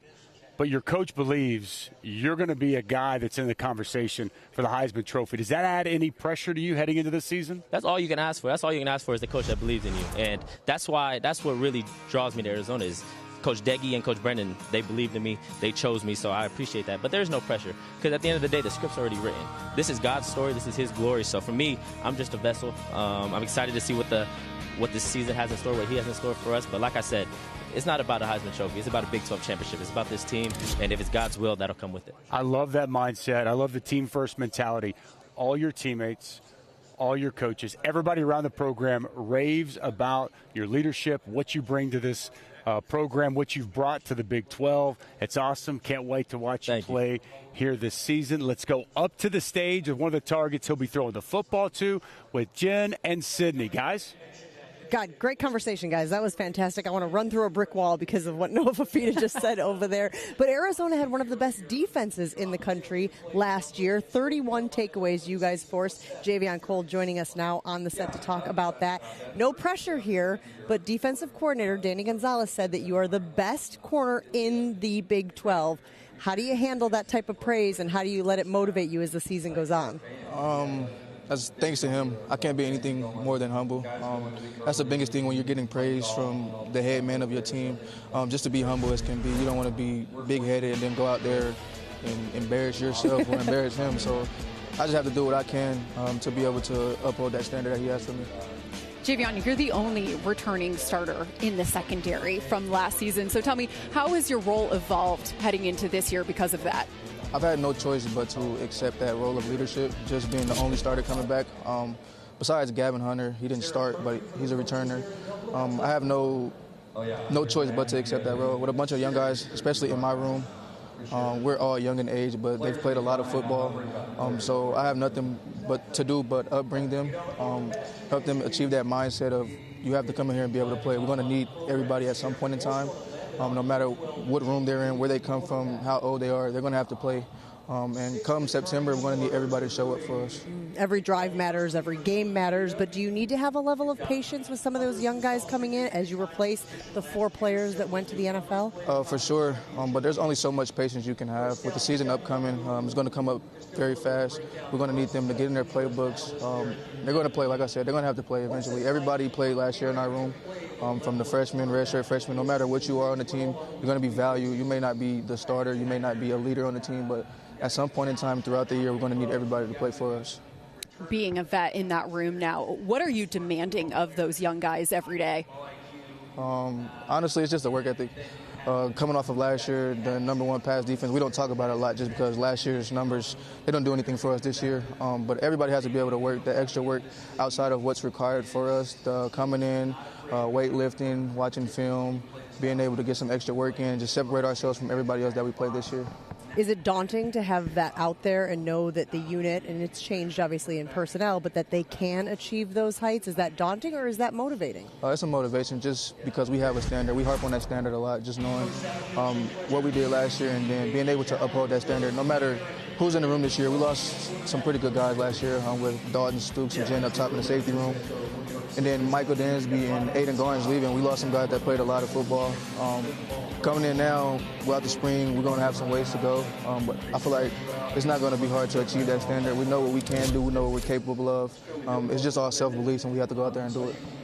Losing a lot of those guys to the NFL, as you mentioned, how did you learn from them, and how did they help improve your game year after year? Starting with Stooks. He's a leader of the room. He was a leader of the defense, honestly. He played a lot of football. He's been at Arizona for all of his time, honestly. He just instilled that leadership role in me. He gave me a lot of knowledge, especially when me coming here, transferring. I was able to talk to him a lot with him being hurt and not playing in the spring.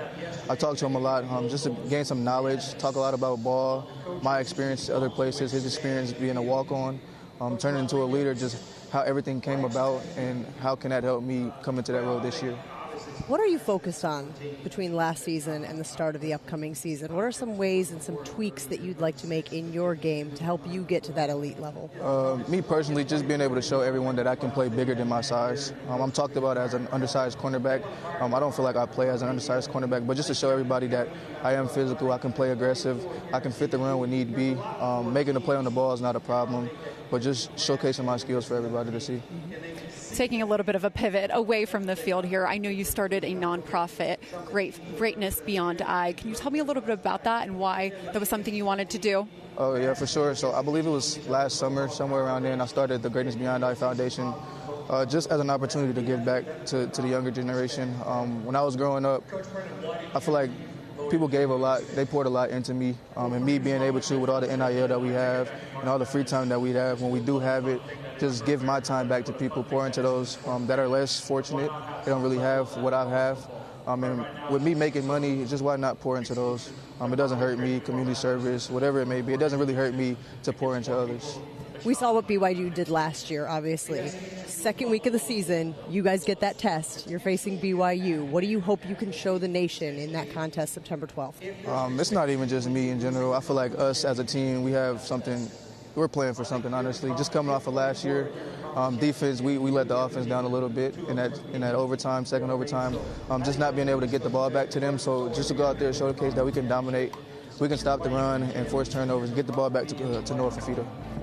Fafita saying that the goals this year are a Big 12 championship and a college football playoff appearance. I'm sure you agree. Thank you so much for joining us here. Excited for what you guys can do this season. Thank you. Yep. We'll take a break here at Monster Energy Big 12 Media Days. You can hear the coaches roundtable continuing. We'll talk to Dusty Dvorak when we return.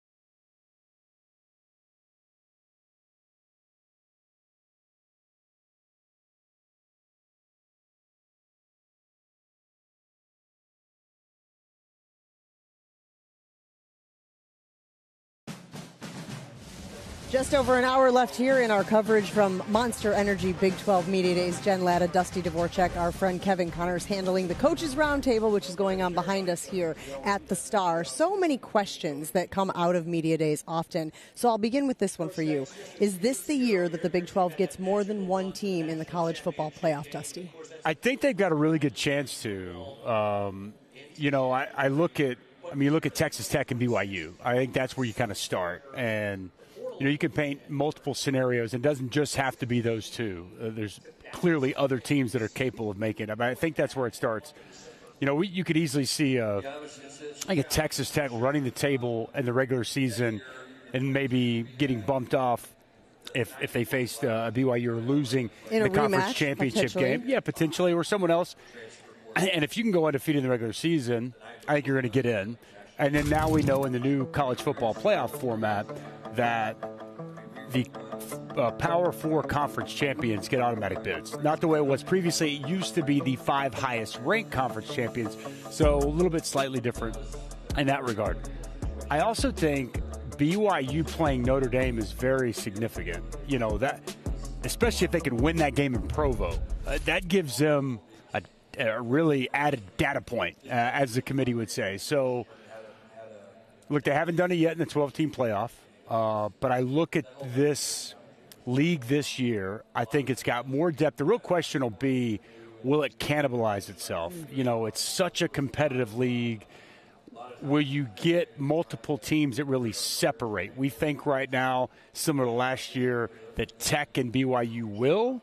You never know how that's going to play out, and this league has been as unpredictable as any league. But I would say that this year they have a better chance to get multiple teams in than they have in the previous 2 years. We've talked to almost every team at this point in day 2 of media days. Which team do you think will surprise people? I guess Oklahoma State. And at this point, is it going to be a surprise? Because I feel like we keep saying it. This is going to be like what everyone's, this is the team that everyone's picking to really be a breakout, which typically when that happens, you might want to go the other way. But I'm going to stand firm and stay strong. And surprise me, I don't know if Arlington Big 12 championship game is realistic in the first year of Eric Morris. But from 0-18 in Big 12 play in the last 2 years to where I think they can get to this season, I think they will be the most improved team in this league. So I think surprise in that aspect. I think that they're a team that can win 8 games. And if you look at where they were a season ago to get to 8 wins, I think that's significant improvement, and I think that would surprise maybe the novice person who's seen Oklahoma State the last couple of years. Brand new coach, over 80 new players on the roster. So I think that is a team that I would look out for to surprise. The Big 12 does call itself at times the league of the quarterback. We see a lot of returners. Yeah. We talked about Johnson, and you talked to Fafita, but there are some new faces as well. Yeah. Is there a quarterback in this league that you think could make some Heisman noise?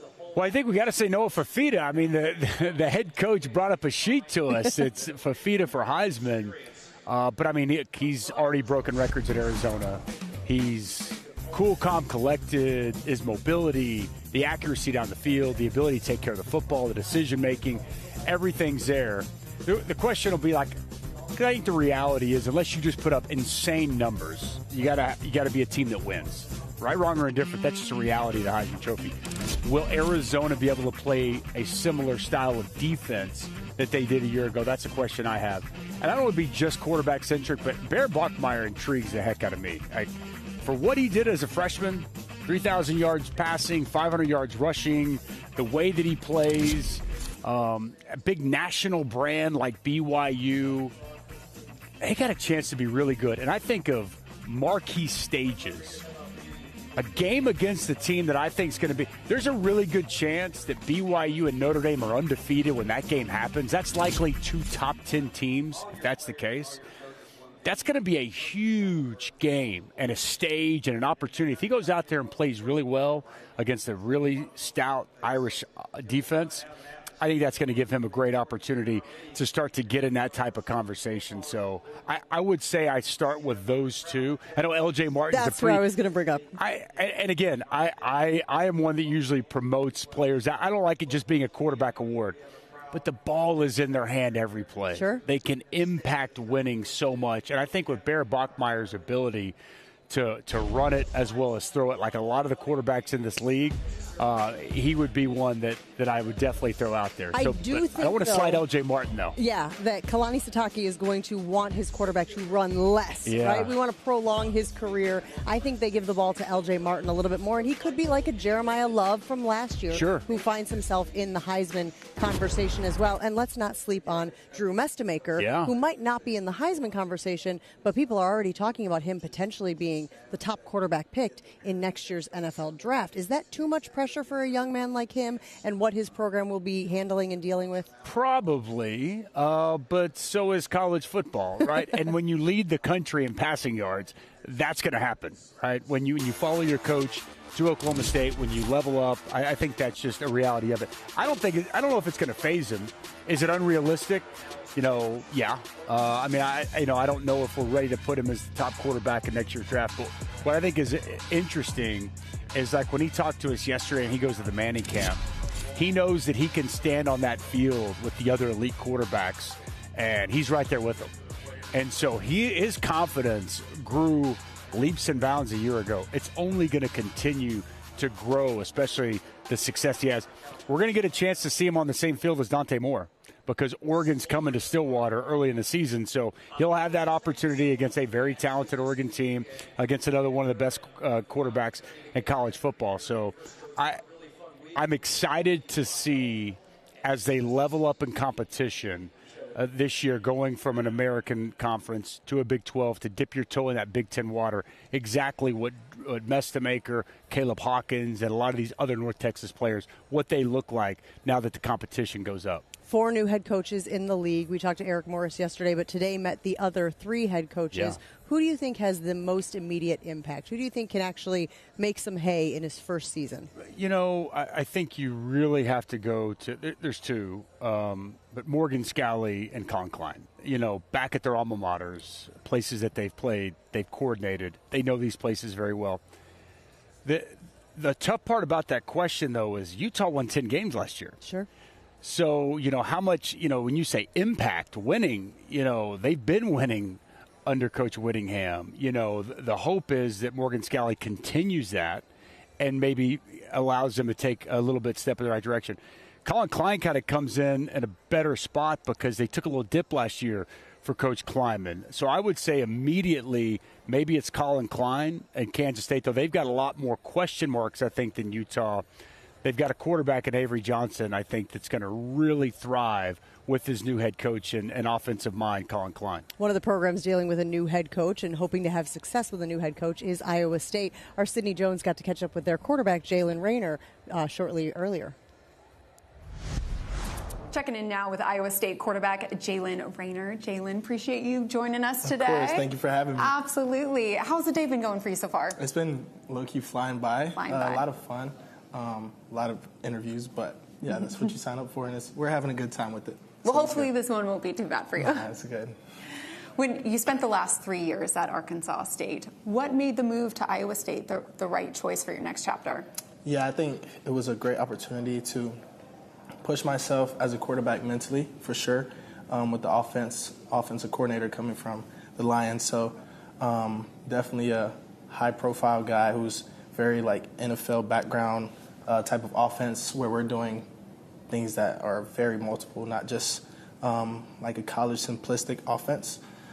So we're doing a lot of play action, under center, shotgun, drop back, move the pocket, a lot of things. So we're mixing it up, and it challenges myself, it challenges my teammates, and just playing on the next bigger level, preparing myself for the next level. So I think it was the right move. The coaching staff, my teammates are great, so it's been nothing short of amazing so far.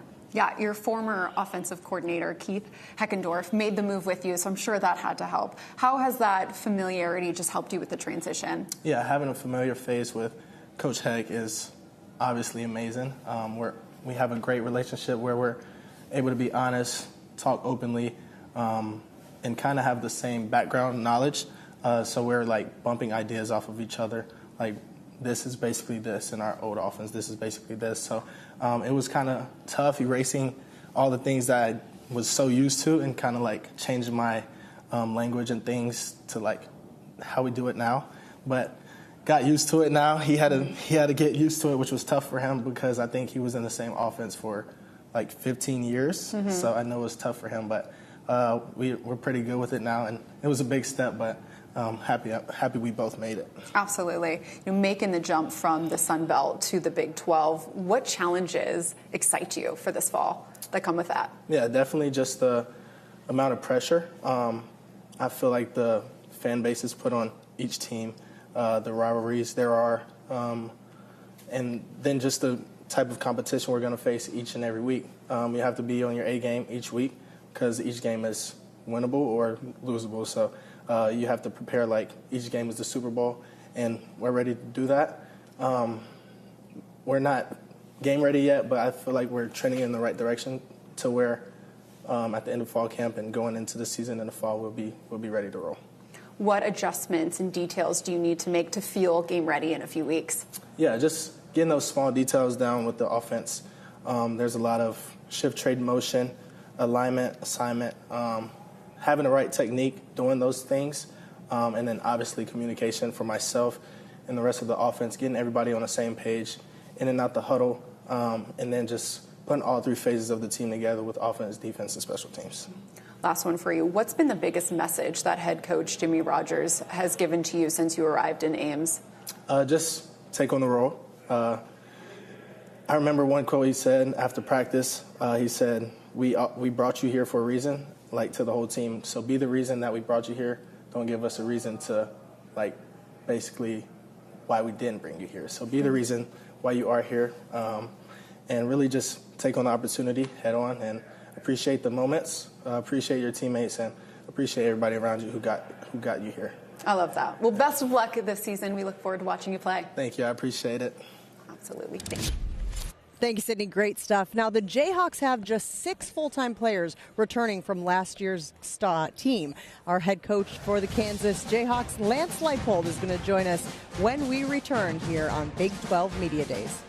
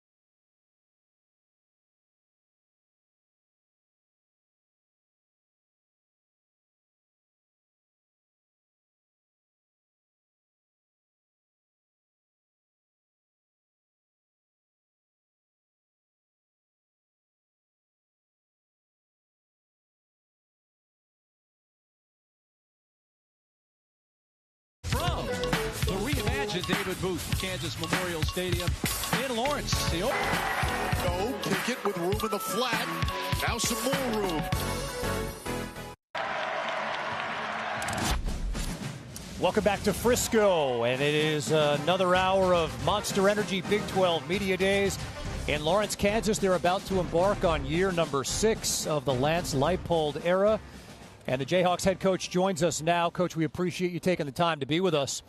44 starts for Jalon Daniels under center. He's been such a constant in the program. And now the post-Jalon Daniels era begins. How have things been different without him? Well, obviously it's been different when you have somebody with that many starts and the experience that goes through it. But, I think we have two fine candidates to take over. And the uniqueness of it, and Jalen's career, as we know, was, he went through some injuries and went through some times. And sometimes he really missed spring ball, last couple of years. And Isaiah Marshall, Cole Ballard were able to gain those reps and the experience. So there's been some times without him under center, so to speak, that I think that will help us in this transition. What will be the differentiating factors of who ultimately wins this starting job? Well, obviously, as you know, Dusty, who's going to give us the best chance to win on Saturday? And with that, though, but who's going to be most consistent during camp? Each have a little different flavor. Isaiah's probably a little faster. Both are capable runners. And again, who's going to give us the best chance to be effective in the pass game as well?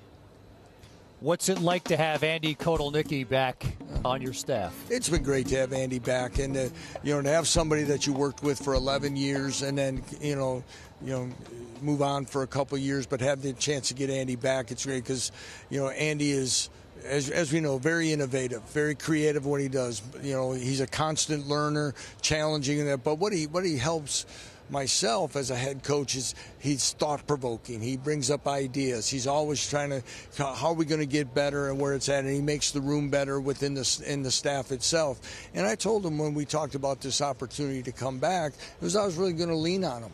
I know Andy will be a head coach someday, and I was going to say, and I think it's my responsibility to include him on things that go program-wide that is going to help, whether it be hiring people in the personnel department or other support staff roles. I want his input, and he, like I said, creatively challenges things to make us a better program. I love you guys being back together. The offense when you guys were together was fantastic. Fourth quarters, you guys had some struggles in the fourth quarter. I think you were outscored by 42. How do you flip that? Well, Dusty, I think one of the things that we've tried to do through the portal and putting this roster together was create more depth, create more competition. Everybody wants that at their positions. But for us, I looked at some of the things maybe on the defensive side of the ball the last couple of years. The amount of snaps, especially our back seven, had played throughout the season, and of course in the fourth quarter. And we're not ready. I think we have depth now that between the first guys on the field and the guys that will rotate are probably the closest it's been in our time there. And with that, we'd be able to freely substitute more confidently through the game. That allows us to be fresher in the fourth quarter, be fresher games 10, 11, and 12 as well, and hopefully have better results because of that. I was shocked to read that the border war hasn't been in Lawrence in more than 20 years. It's returning this season.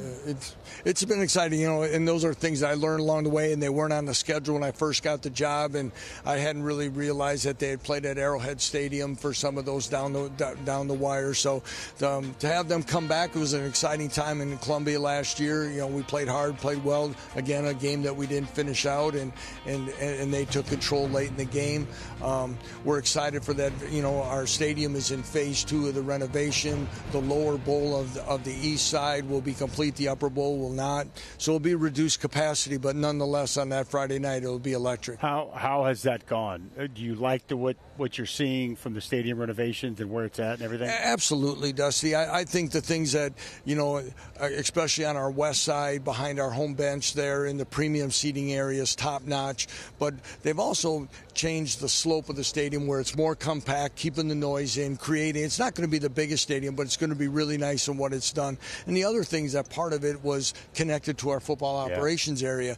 The thing is that we hear when we've recruited players from the portal that have maybe come from other Power 4, Power 2 schools, whatever, is their day-to-day needs and what they have available to them is as good as anywhere that they were before. So Trey Lathan was up here earlier, and he said his favorite part's the pancakes in the morning. You get to experience? No, I don't get it. Obviously, I don't need any pancakes either, as you can see. But every now and then, we have an excellent chef. And we went through a lot of years of catering food, and we have an outstanding chef and very few repeated menus and things that are there. And our guys are excited. Sometimes, whether it be any type of cafeteria type, it gets repetitive. And our guys are excited to go in there each and every day. And he's been a game changer, and the facility in which we're doing it, the DeBruce Jayhawk Club, has been really outstanding.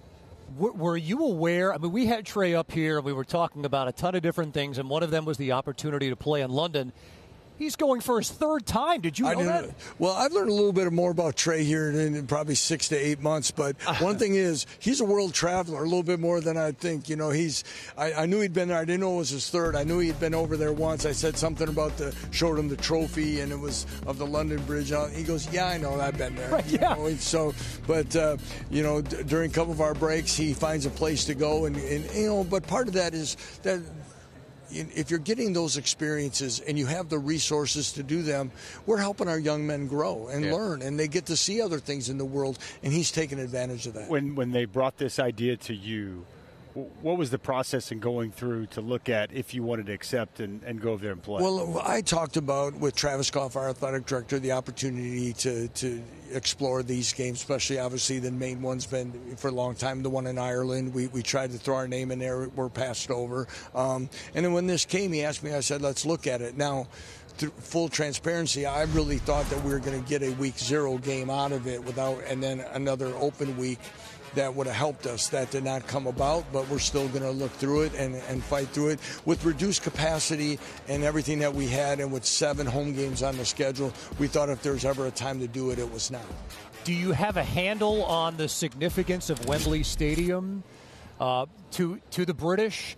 Or maybe another way of asking it is, you know, the opportunity to have that moment for Kansas football abroad. Right. We've talked a little bit about it. Probably need, as we get closer, diving into the historic meaning of that stadium, what's been there, what it is. They'll see that and really what it'll do for the University of Kansas and Jayhawk football.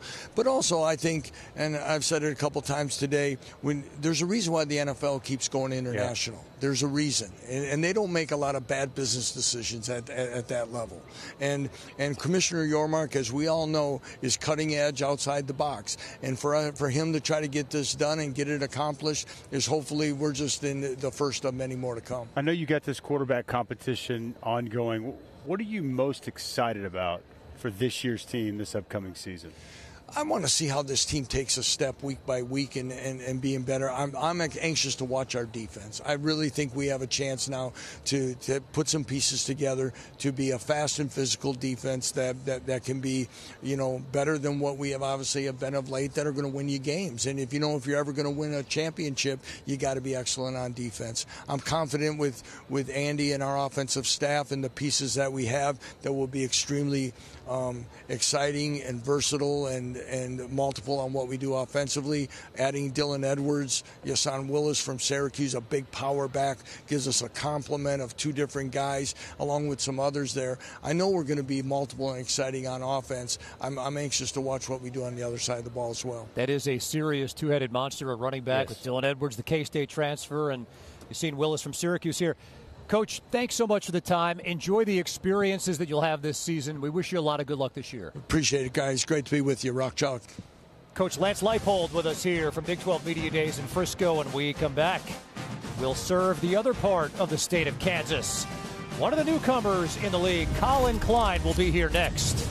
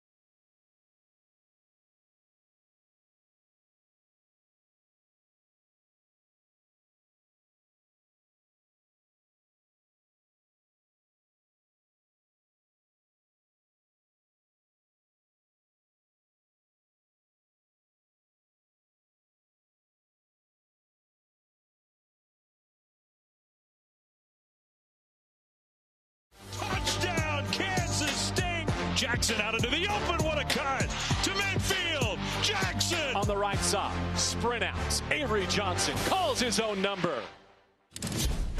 We've hit the home stretch of our coverage of Monster Energy Big 12 Media Days here in Frisco, Texas. And here in the final hour of coverage, we're joined by another first-year head coach in this league, although he's hardly a stranger to the Big 12, hardly a stranger to Kansas State. Collin Klein, Coach, welcome. And we appreciate you taking time to be with us here. Back at Kansas State, what have the past few months been like? Absolute whirlwind, but in the best way. I think so happy and proud of how the staff's come together, all the work that everyone's put in top to bottom in the organization. Our players have been fantastic, how they've bought in and how hard they've worked and everything that we've asked them to do and are just attacking it. We're having fun. Is this your first time back to Media Days since you were a player? Yes. What's the difference from when you were a quarterback to now running the team? Well, the venue and the location, this is a heck of a deal, here, but very similar. It's a long day, but it's great getting to see a lot of familiar faces and catch up with everybody. We played a clip from Avery Johnson earlier and just talking about working with you, and he made a comment that he feels like he could be more of himself. In the conversations you've had with Avery, what do you want him to do to bring the best out, or what do you need to do to bring the best out in him? Yeah, we need to build our offense around him so that he can be very, very comfortable in what we're asking him to do. He can be very, very decisive and feel like he can be in attack mode. Whenever at the quarterback position, if you are worried that this play is going to, if I make a mistake, it's going to cost us the game, or no, you got to cut it loose. You got to trust your instincts. You got to trust your rules and principles of how we've built it. Is it going to work out every time? Most likely, definitely not, right? But the percentages will be in our favor, and he's got the ability and the makeup.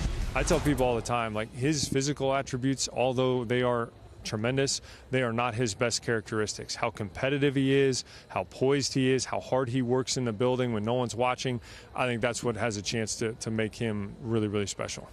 How about good and bad? From the game tape that you've seen of him over the past few seasons, what's jumped out to you? Yeah, I think it's just that. I mean, I want him to be decisive. I want him to be in that attack mode. And I haven't even gone back and watched too much of the last 2 years because there's so many layers to the quarterback position, what they're being asked, what they're being coached, what they're trying to do in that game plan that week that sometimes are not fair, right? Like, yeah, there's footwork things we can clean up. There's eye speed and pattern that we can improve on. But at the end of the day, it's he and I getting on the same page of thinking the same way, speaking the same language, and building the car around him so that he's on the same page with everybody else so that he can cut it loose and be him. When you got the job, putting a staff together had to be you had a roster, retain players, figure out where you're at, put a staff together. How did you prioritize all those different things that you had to do being a first-time head coach? Yeah, I mean, I think that was definitely a challenge and something that I don't think even as much as you kind of walk yourself through it mentally, you really even understand until your boots are on the ground and you're in it. And with that, and then going through the playoff game with, obviously with Texas A&M. And so it was an absolute whirlwind. I think there were, with even just a couple weeks leading up to that, had a couple of the key pieces in place to be able to get the wheels turning quickly. My general manager and Trey Scott, my special teams coordinator and Stanton Weber. There was a couple that I was able to get in place quickly to get boots on the ground. Credit to Coach Kleiman and our recruiting staff that was there of signing 19 high school players in a transition year. That doesn't happen everywhere and speaks to the culture and family nature of our place. But yeah, it was an absolute whirlwind. You've talked about a phone call that you had with Coach Kleiman when he announced that when he informed you that he was going to be retiring, and then you were named the head coach soon thereafter. Whatever the level of comfort is that you have sharing, what stood out about the conversation? Well, Coach Kleiman and I's relationship is special and different than probably most that have been through this professional journey together, right? I mean, he's a mentor of mine. He's a dear, dear friend of mine. He used to be my boss, right? And both of us have been and had the foundation to be very, very honest with each other at all points through that and through our entire relationship. It's been very genuine, and it's been centered from a position of, I want what's best for you, not what's best for me, which in this crazy world is rare. And so, when he called me, it was completely out of the blue, did not see it coming. My first question to him was, are you sure? Wow. Because this is a big decision, and you need to do what's best for you. And I told you 2 years ago that you need to coach for as long as you need to coach. And I could hear it in his voice. The time was right for him and his family. But just to be able to have that moment together that was real and genuine like that I don't take that for granted. No, you want to run the football. Joe Jackson back at running back. What type of prospects do you see for him inside your offense? He's got a chance to be an every down, all-around back, and very impressed with his ball skills, how hard he's worked in the weight room, and some of the weight numbers that he's pushing are elite, and so he's ready to go. I think the guys that we'll have around him in that room with Jay Harris and Rodney Fields provide different skill sets, complementary skill sets that are going to be very, very good. I want every one of those guys to carry that ball like it's the last carry they're going to get in their life. And when one of them gets tired, we'll put another one in and have that type of camaraderie and mentality, running the football. But the way Joe has led that room and brought those relationships together is tremendous. You had a decorated career yourself as a player in Manhattan. As we're talking here, when did you know you wanted to be the head coach at Kansas State? I think when I got into coaching after my playing days wound to a close, it would have been a dream come true, for sure. I think, the older I have gotten and even through the process, you realize timing, fit, what's best for everyone, right? And what's best for Kansas State. And for all of those timing and alignment there to have actually come to pass, doesn't happen everywhere. It's a God thing, top to bottom, and I'm so honored to carry forward a legacy of how we do things at Kansas State that is so much bigger than just football, of what Coach Snyder started in 1989, the year I was born, to Coach Kleiman the last 7 years, and impacting young men, serving our university, serving our state, and with a standard of excellence and competitive edge that is different. It's a well-thought-out, great answer. Question marks on this team for you. So there's a lot of things you know. There's things that you don't know. Mm-hmm. What are some things that you still don't quite know about this team heading in the camp? There are a couple areas, and we have to rebuild our offensive line. We have one returning starter that's played in the purple and the silver. And so the thing that makes me feel really good about that, Coach Schmidt's doing an absolute tremendous job of developing the entire room. We've got good competition and probably 5 or 6 guys that fill those last 4 spots. So I think the competition, how that sorts out, I couldn't tell you right now, but I feel good about where that's going to end, regardless of where it does. I think in the secondary defensively, returning 2 corners with playing experience is huge. Their ability to run, their ability to cover. We've got probably 4 or 5 guys in the safety nickel type interior 3 positions, right, that how that competition goes out and develops, we'll see, but there's competition, which is always going to be good for our football team. The last one would be probably D-tackle. Again, we've got 3 or 4 guys that are competing there, but competition makes me feel good about it. Those are some of the unknowns. One of the knowns, you avoid Texas Tech, BYU, and Utah. That's pretty clean living there in year 1, and I know that there's a ton of excitement in Manhattan, and we're excited to see it all play out. Colin Klein, Coach, thanks for being here. Thank you guys for having me. This is great. Thanks, Coach. Good luck this season. Head coach Colin Klein of the Kansas State Wildcats. When we come back, we're going to be joined by another new head coach, Morgan Scalley of Utah, making his way to the set next.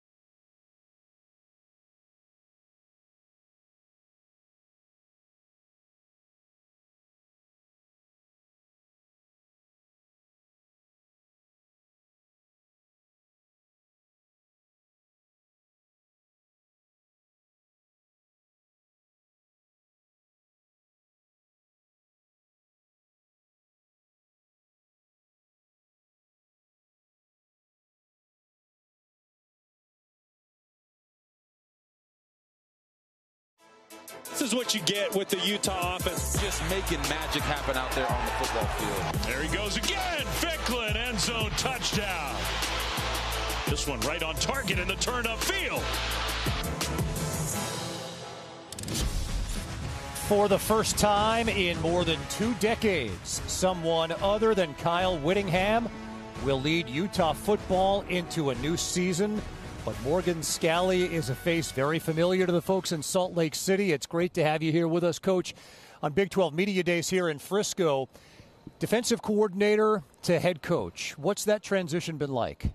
Oh, definitely different role, different responsibility. Not so much about scheming, and much more about building and maintaining culture and managing people. I miss having a position group and teaching, but at the same time, it's been a lot of fun to have your hands on different parts of the program. It's nice to sit in an offensive coordinator meeting and see what they're thinking and, you know, mess with our defensive coordinator a little bit with some of the stuff that we give him.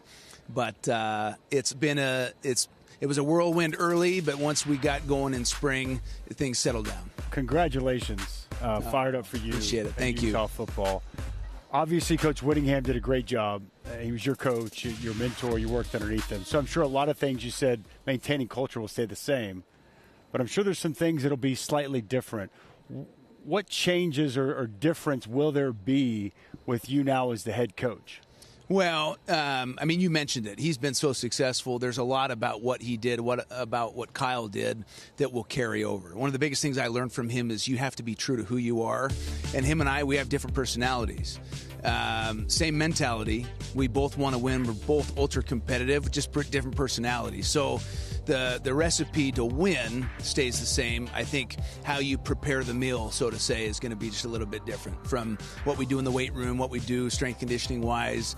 That's what, you know, we've made tweaks here and there. But ultimately, you have to play a physical brand of football. You have to play complementary football.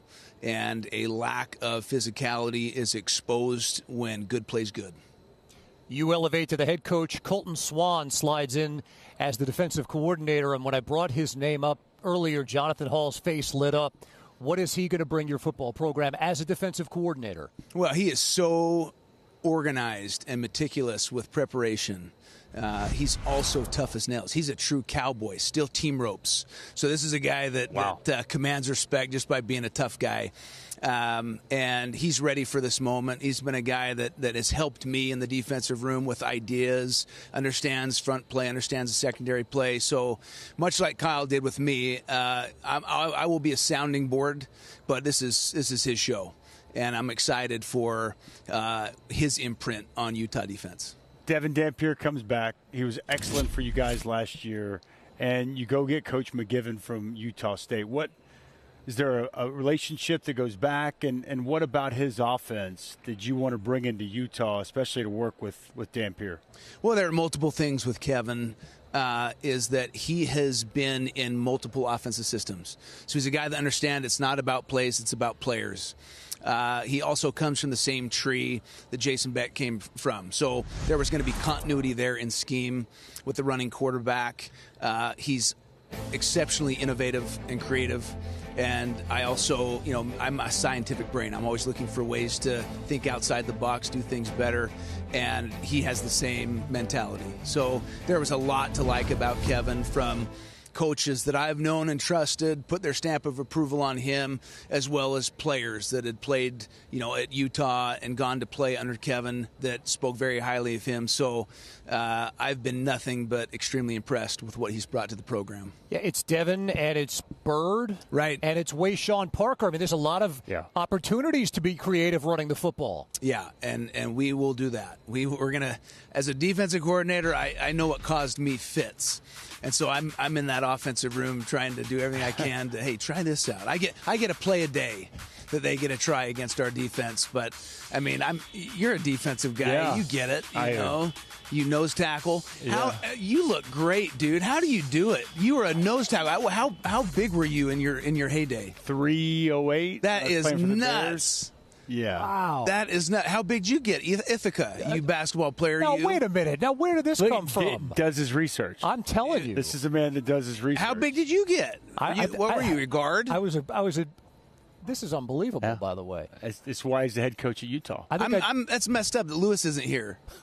Another defensive guy, you know? He balanced. He said, you know what? I'm not dealing with Coach Scally today. I'm getting out of here before he comes on set. That's awesome. To answer your question, I think I tipped the scales at 170. So Dusty had me beat by a couple of pounds. There we go. But you got to, TV, man, you got to keep it trim, got to keep it tight. No, you guys do a great job. Got to keep this weight off of all these old knees and everything. A guy that plays similar position that you played. Yes. Jackson Binney. I know, having done some of your games here recently, you like him a lot. What does he do for the back end of that defense? Well, the thing I love about Jackson is he has versatility to play man-to-man coverage. Very good man-to-man cover player, runs a 4.40, great hips, can go up and get it, intercept the ball, has got great hands. He played wide receiver in high school, had an unbelievable skill set that I was like, I can use that guy at safety. And he was a walk-on that just, worked, earned his scholarship. And so now is his time to shine, and we truly believe in this kid. By the way, a father today. Just became a dad. Wow. Really? Yeah. How so about congratulations to Jackson and his brother Noah. They had boys within a month of each other. Wow. So those boys are going to be playing together. Bennies, we love you. Awesome. That's incredible. Congratulations. That's great. When you're committing to Utah back in 2000, 2001, around that time? So my first playing season was 2001. I was a class of 98, went on a 2-year mission to Munich, Germany, and then came back. Funny story, Jordan Gross was in my recruiting class. He's our offensive line coach. So Jordan and I come in together. He's from Fruitland, Idaho. And I'm like, dude, you play offensive line? He was skinny. I could lift more weight than he did. I'm like, this is a joke. I come back 2 years later, and he's hang cleaning 405 like it's nothing. I'm like, oh, my gosh. So 98 recruiting class, but first season was 2001. So when you're committing back in 1998, yes, where does one day being the head coach at Utah, where does that fall in your life achievement plan? I didn't know that I wanted to be a head coach at Utah until I was done playing. I missed the connection. I missed the relationships. Football, is a very significant school in what it can teach young men about life, about adversity, about relationships, about feedback, and there's so much to learn in this game. I wanted to be able to have that continue that with others, and now that I'm in that seat, maybe I don't want to be here, but no, I'm so blessed to not have had to move or change logos. I know it's unique in this profession, and the responsibility is not lost on me. Been incredible, your playing career and coaching there since 2006, and now you become the head coach. Offensive line, it's a great problem to have. You had 2 first-round picks on the offensive tackle position, which is great, but you got to replace them. Right.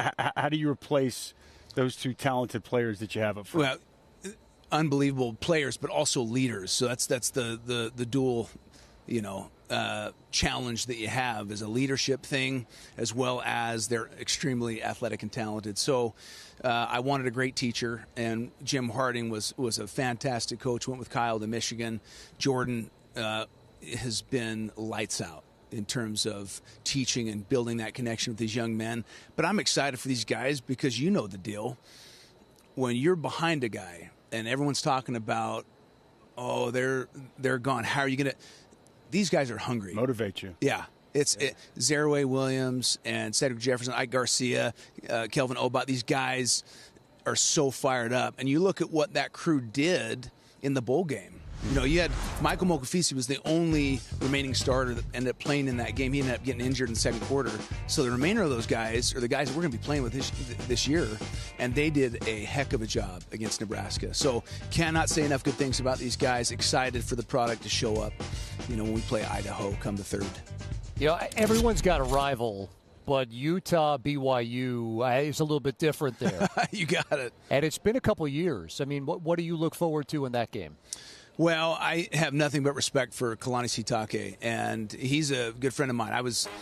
He was a coordinator that I coached under.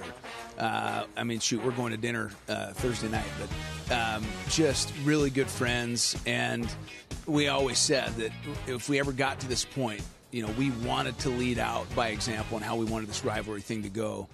But extreme respect for their program, what they've been able to do, as well as they have respect for our program. So we've got them in Rice-Eccles, and I told Kalani, dude, I love you. You're my guy. I want to beat you by 50. And that's how brothers are. That's just how it is. So it's to me, it is one of the best rivalries in college football. And so excited that we're going to be playing them in Rice-Eccles this year. One of the all-time great uniform games too, when the all blues, all red, the all reds, that is about as good as it gets. Yeah. Rice-Eccles is a special place. When you guys play on that field, I mean, is it empowering? Is it truly just the noise? I mean, talk to me about playing in that stadium, because you guys are good everywhere you play, but there is something different when you guys step foot on Rice-Eccles. Well, we've got a passionate fan base that knows football, knows when to be loud, when to quiet down, high football IQ fan base that is very passionate about our crew. We truly believe that they are the X factor. There's going to be some things that we've done different in our stadium this year to enhance the experience, so I'm excited for you guys to be able to see that. But we expect it to continue to be the loudest, most hostile environment in the Big 12, and one of the best in the country. And it'll be that way when you're winning games, and I know you're looking forward to getting out there. Coach Morgan Scalley, congratulations on the gig. Appreciate it. We appreciate you so much for being here. Good luck and good health this season. Thank you so much, gentlemen. Appreciate you. A new era in Salt Lake City is underway. We're going to take a break. When we come back, 17 minutes to go. Rich Rodriguez, the boss at West Virginia, will be here next. What do you think? What do you got?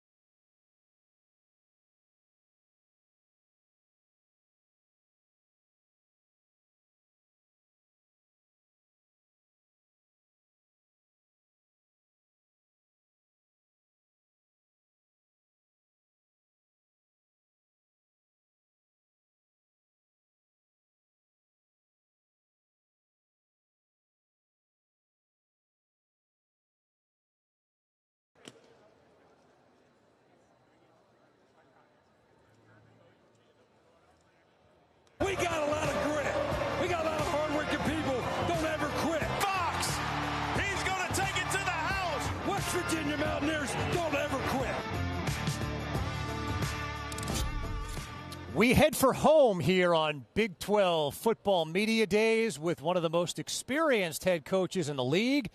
He's also the chair of the Big 12 Coaches Committee, Rich Rodriguez. Experience, that's a good word. Instead of saying old, experience, that's a lot. I like that a lot better.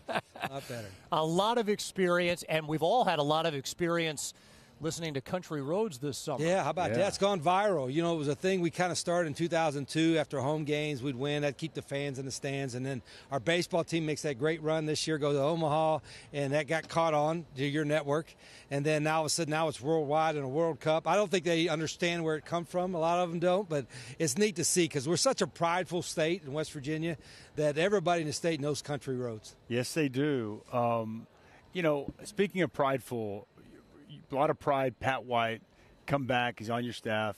You guys are going to retire his jersey in the opener against Coastal Carolina. How cool, how much pride do you take in that, being one of your great players, back there on your staff, and now you get to retire his jersey? Yeah, and it's so neat because everybody that was around when Pat was doing this knows he was so selfless, you know, and all he cared about was winning. Didn't care how many yards he had and how many passes he threw. He just wanted to win. So he was a great teammate. I think he was a little surprised when it happened. And the first thing typical Pat did was, well, can we wait another year because Jaden Bray's a senior wideout and he's wearing number 5, so I don't want him to have to change his number. So we'll actually really retire it next year, which that's the kind of guy Pat White is. Wow. One of the great quarterbacks in the history of the program there. And, of course, now this season, Scotty Fox, Michael Hawkins, the starters there. What can you tell us about how the quarterback competition is playing out? Yeah, last year was a really crazy year. I think by the 5th game we were playing our 5th quarterback because of injury, so it was kind of one of those bad luck. So hopefully that'll never happen again. But Scotty played as a true freshman, a young true freshman, played pretty well, and he's got a lot of talent. It's better now. And then we wanted an experienced guy or a guy that we thought could be a next level player out of the portal, and that was Mike Hawkins. And you know, he could run, he could throw. You know, he was very decisive in the spring, did a great job learning. So, you know, I feel really good about our quarterback room where we're at. But the biggest thing we probably, other than that, of course, everybody looks at, is we had to get better up front. And this time a year ago, we had no offensive linemen that started games in college. And now we have 8 guys that have started at least 20 games in college. So we're a lot more experienced up front, which is going to help our quarterback. What do you look for in a quarterback competition for one guy to separate from the other? Yeah, it's really, I mean, how they play during practice, and obviously when they get into the games. You know, if I have 2 quarterbacks good enough to win with, I'll play both. Inevitably, somebody's going to separate. You know, Mike has taken a big charge since he's been here, and he's going to allow us to do a lot of things, but Scotty's gotten better too. I think the biggest thing for our quarterbacks, I don't want them so much worried about what the other guy is doing. I just want them to learn about getting better themselves each and every day, whether it's in practice or obviously when we get to the games. And if they're good enough to win with, we'll play them both. But I think, you know, right now with what we got with Mike and Scotty, I have more worries at other positions than I do at quarterback. And that's a good thing right now. But I doubt there's as much worry at the running back position where Cam Cook comes in. I looked this up. He had 9 rushing touchdowns at TCU 2 years ago. And then he goes to Jacksonville State, and then he leads the nation in rushing yards. How can he change your look offensively? Yeah, highly productive, of course, the most productive in the country. He's got a skill set that can do all the things. He can catch the ball. He's great in protection. He's a good guy. He's a good team guy. You know, and he was the first guy we targeted in the portal. So let's find us an experienced guy that we think can plug and play. And he was it. And the fact that he's played in our league before is a bonus. I think he knows he can do that. But also, he's another guy that's going to benefit for being better up front. And Cam's been everything so far that we thought he would be. I think he's poised to have a big year. You said you had some other concerns outside of quarterback. What are they? Well, we've got almost an entirely new offensive line. We got 1 or 2 starters coming back. So, you know, when they're starting together for the first time, it's a little bit concerned. But I'm lucky I have a great O-line coach in Rick Trickett. You know, he's been there, done that. He's been in our system a long time. He's getting those guys ready to go. I think we at wide receiver, it's a completely new group. Jaden Bray was probably our best guy, and he got hurt in the second game last year. Now he's healthy. He kind of leads the charge, and we brought 3 or 4 other guys there that were productive starters at the Group of 5 level, and now are moving up to the Power 4 level. So I think the talent is there. The experience at our level may not be there early, but they'll get it pretty quick. Yeah, along those lines, Coach, this is more of a philosophical thing, but when you're evaluating players in the portal, how do you go about that process? What is a differentiator for you? Yeah, I think, obviously we went from, this year more production over potential. And, potential's okay, but right now we want to win now. And you want guys that have something to prove. I think in this day and age in NIL, sometimes you get guys lose the motivation to prove themselves because once they get paid, they think they're proving themselves. I want the guy that's maybe getting paid a little bit or getting paid okay, but he wants to prove himself to get paid more, or wants to prove himself to be an NFL guy, and and wants to prove himself each and every day, not just in game days but in practice days. And the way we run things might be a little different. We try to put a lot of intensity. I don't want to say pressure, but we put a lot of emphasis on how we practice. We practice a lot differently than most people. We may not go long, an hour and a half, but we'll go do more in an hour and a half than most teams do in 3 hours. And so when guys go through hard stuff together, it bonds them. And it creates the type of culture you want to have to win football games. Players getting paid is a part of college football.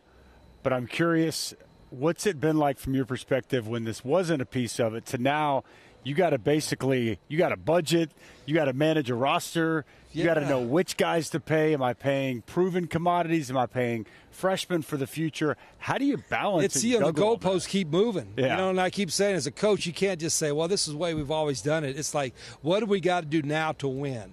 Obviously, it helps if you have money. If you got a $50 million roster, you can make mistakes and still win. Right. If you don't have a $50 million roster, you got a $15 million roster, you got to make less mistakes. So your evaluation better be right on. And it's okay to pay players; they've earned that, but you better pay the right ones. Right.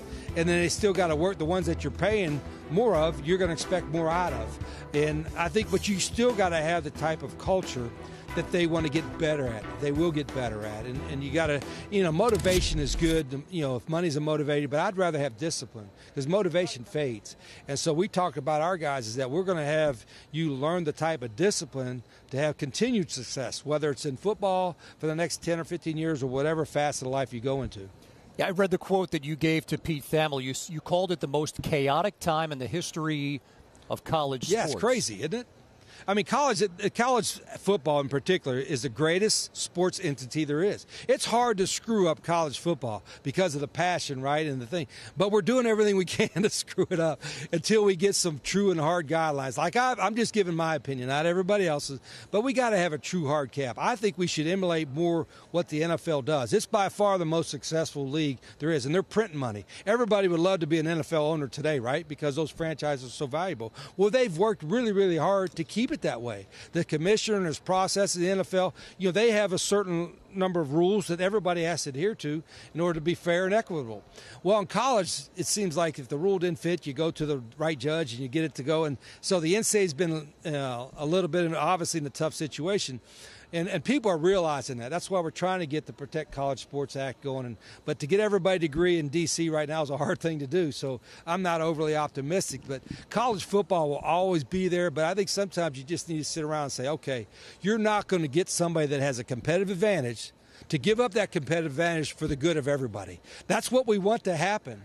But if I'm one of the schools with a $50 million roster and I'm playing teams with a $15 million roster, I'm like, I kind of like my odds, so you got to get people to give a little bit up if they want everything to truly be. And the only way to do that is make it mandated, not just say, hey, who has a vote to do that? Because the SEC and the Big Ten, they like where the TV thing is at. We got double what the Big 12 is making, or whatever the case may be. So why would they want to give up that advantage? The Big 12 is a unbelievably competitive league. What did you learn last year being back a head coach of West Virginia that's going to help you this season, your second year? Yeah, you studied it in off seasons. The league is a lot better than probably maybe its perception. I think the perception is actually pretty good too. But it's your league your teams will probably be as good as your quarterbacks, and there's a lot of really good athletic quarterbacks in the league. I'm talking guys that can throw and guys that can run, and there are coaches that know how to put them in those positions. So there's some really good football players coming back in our league. I think the Big 12 has made all those schools. You look at the commitments they're made to their program. Before the NIL stuff, even from a facility standpoint, the commitment was there. So football is important to schools in the Big 12. It's important to our league. Our commissioner does a great job. Our athletic directors in our league understand the importance of college football, and they've supported all of our programs. It's been so much fun talking with you and all the coaches here this week. We wish you a ton of success this year. Good health the rest of the way, Coach. Appreciate that. Rich Rodriguez at West Virginia, and that's going to wrap up our coverage here in Frisco, Texas, Monster Energy's Big 12 Media Days. Our thanks to all the players, coaches, and support staff who've helped make our coverage a success, and our thanks to all our pals at BYU TV for putting this show on. We thank you for watching. For Dusty and Lewis, Jen, Sydney, our entire crew, Kevin Connor saying so long from Frisco, Texas.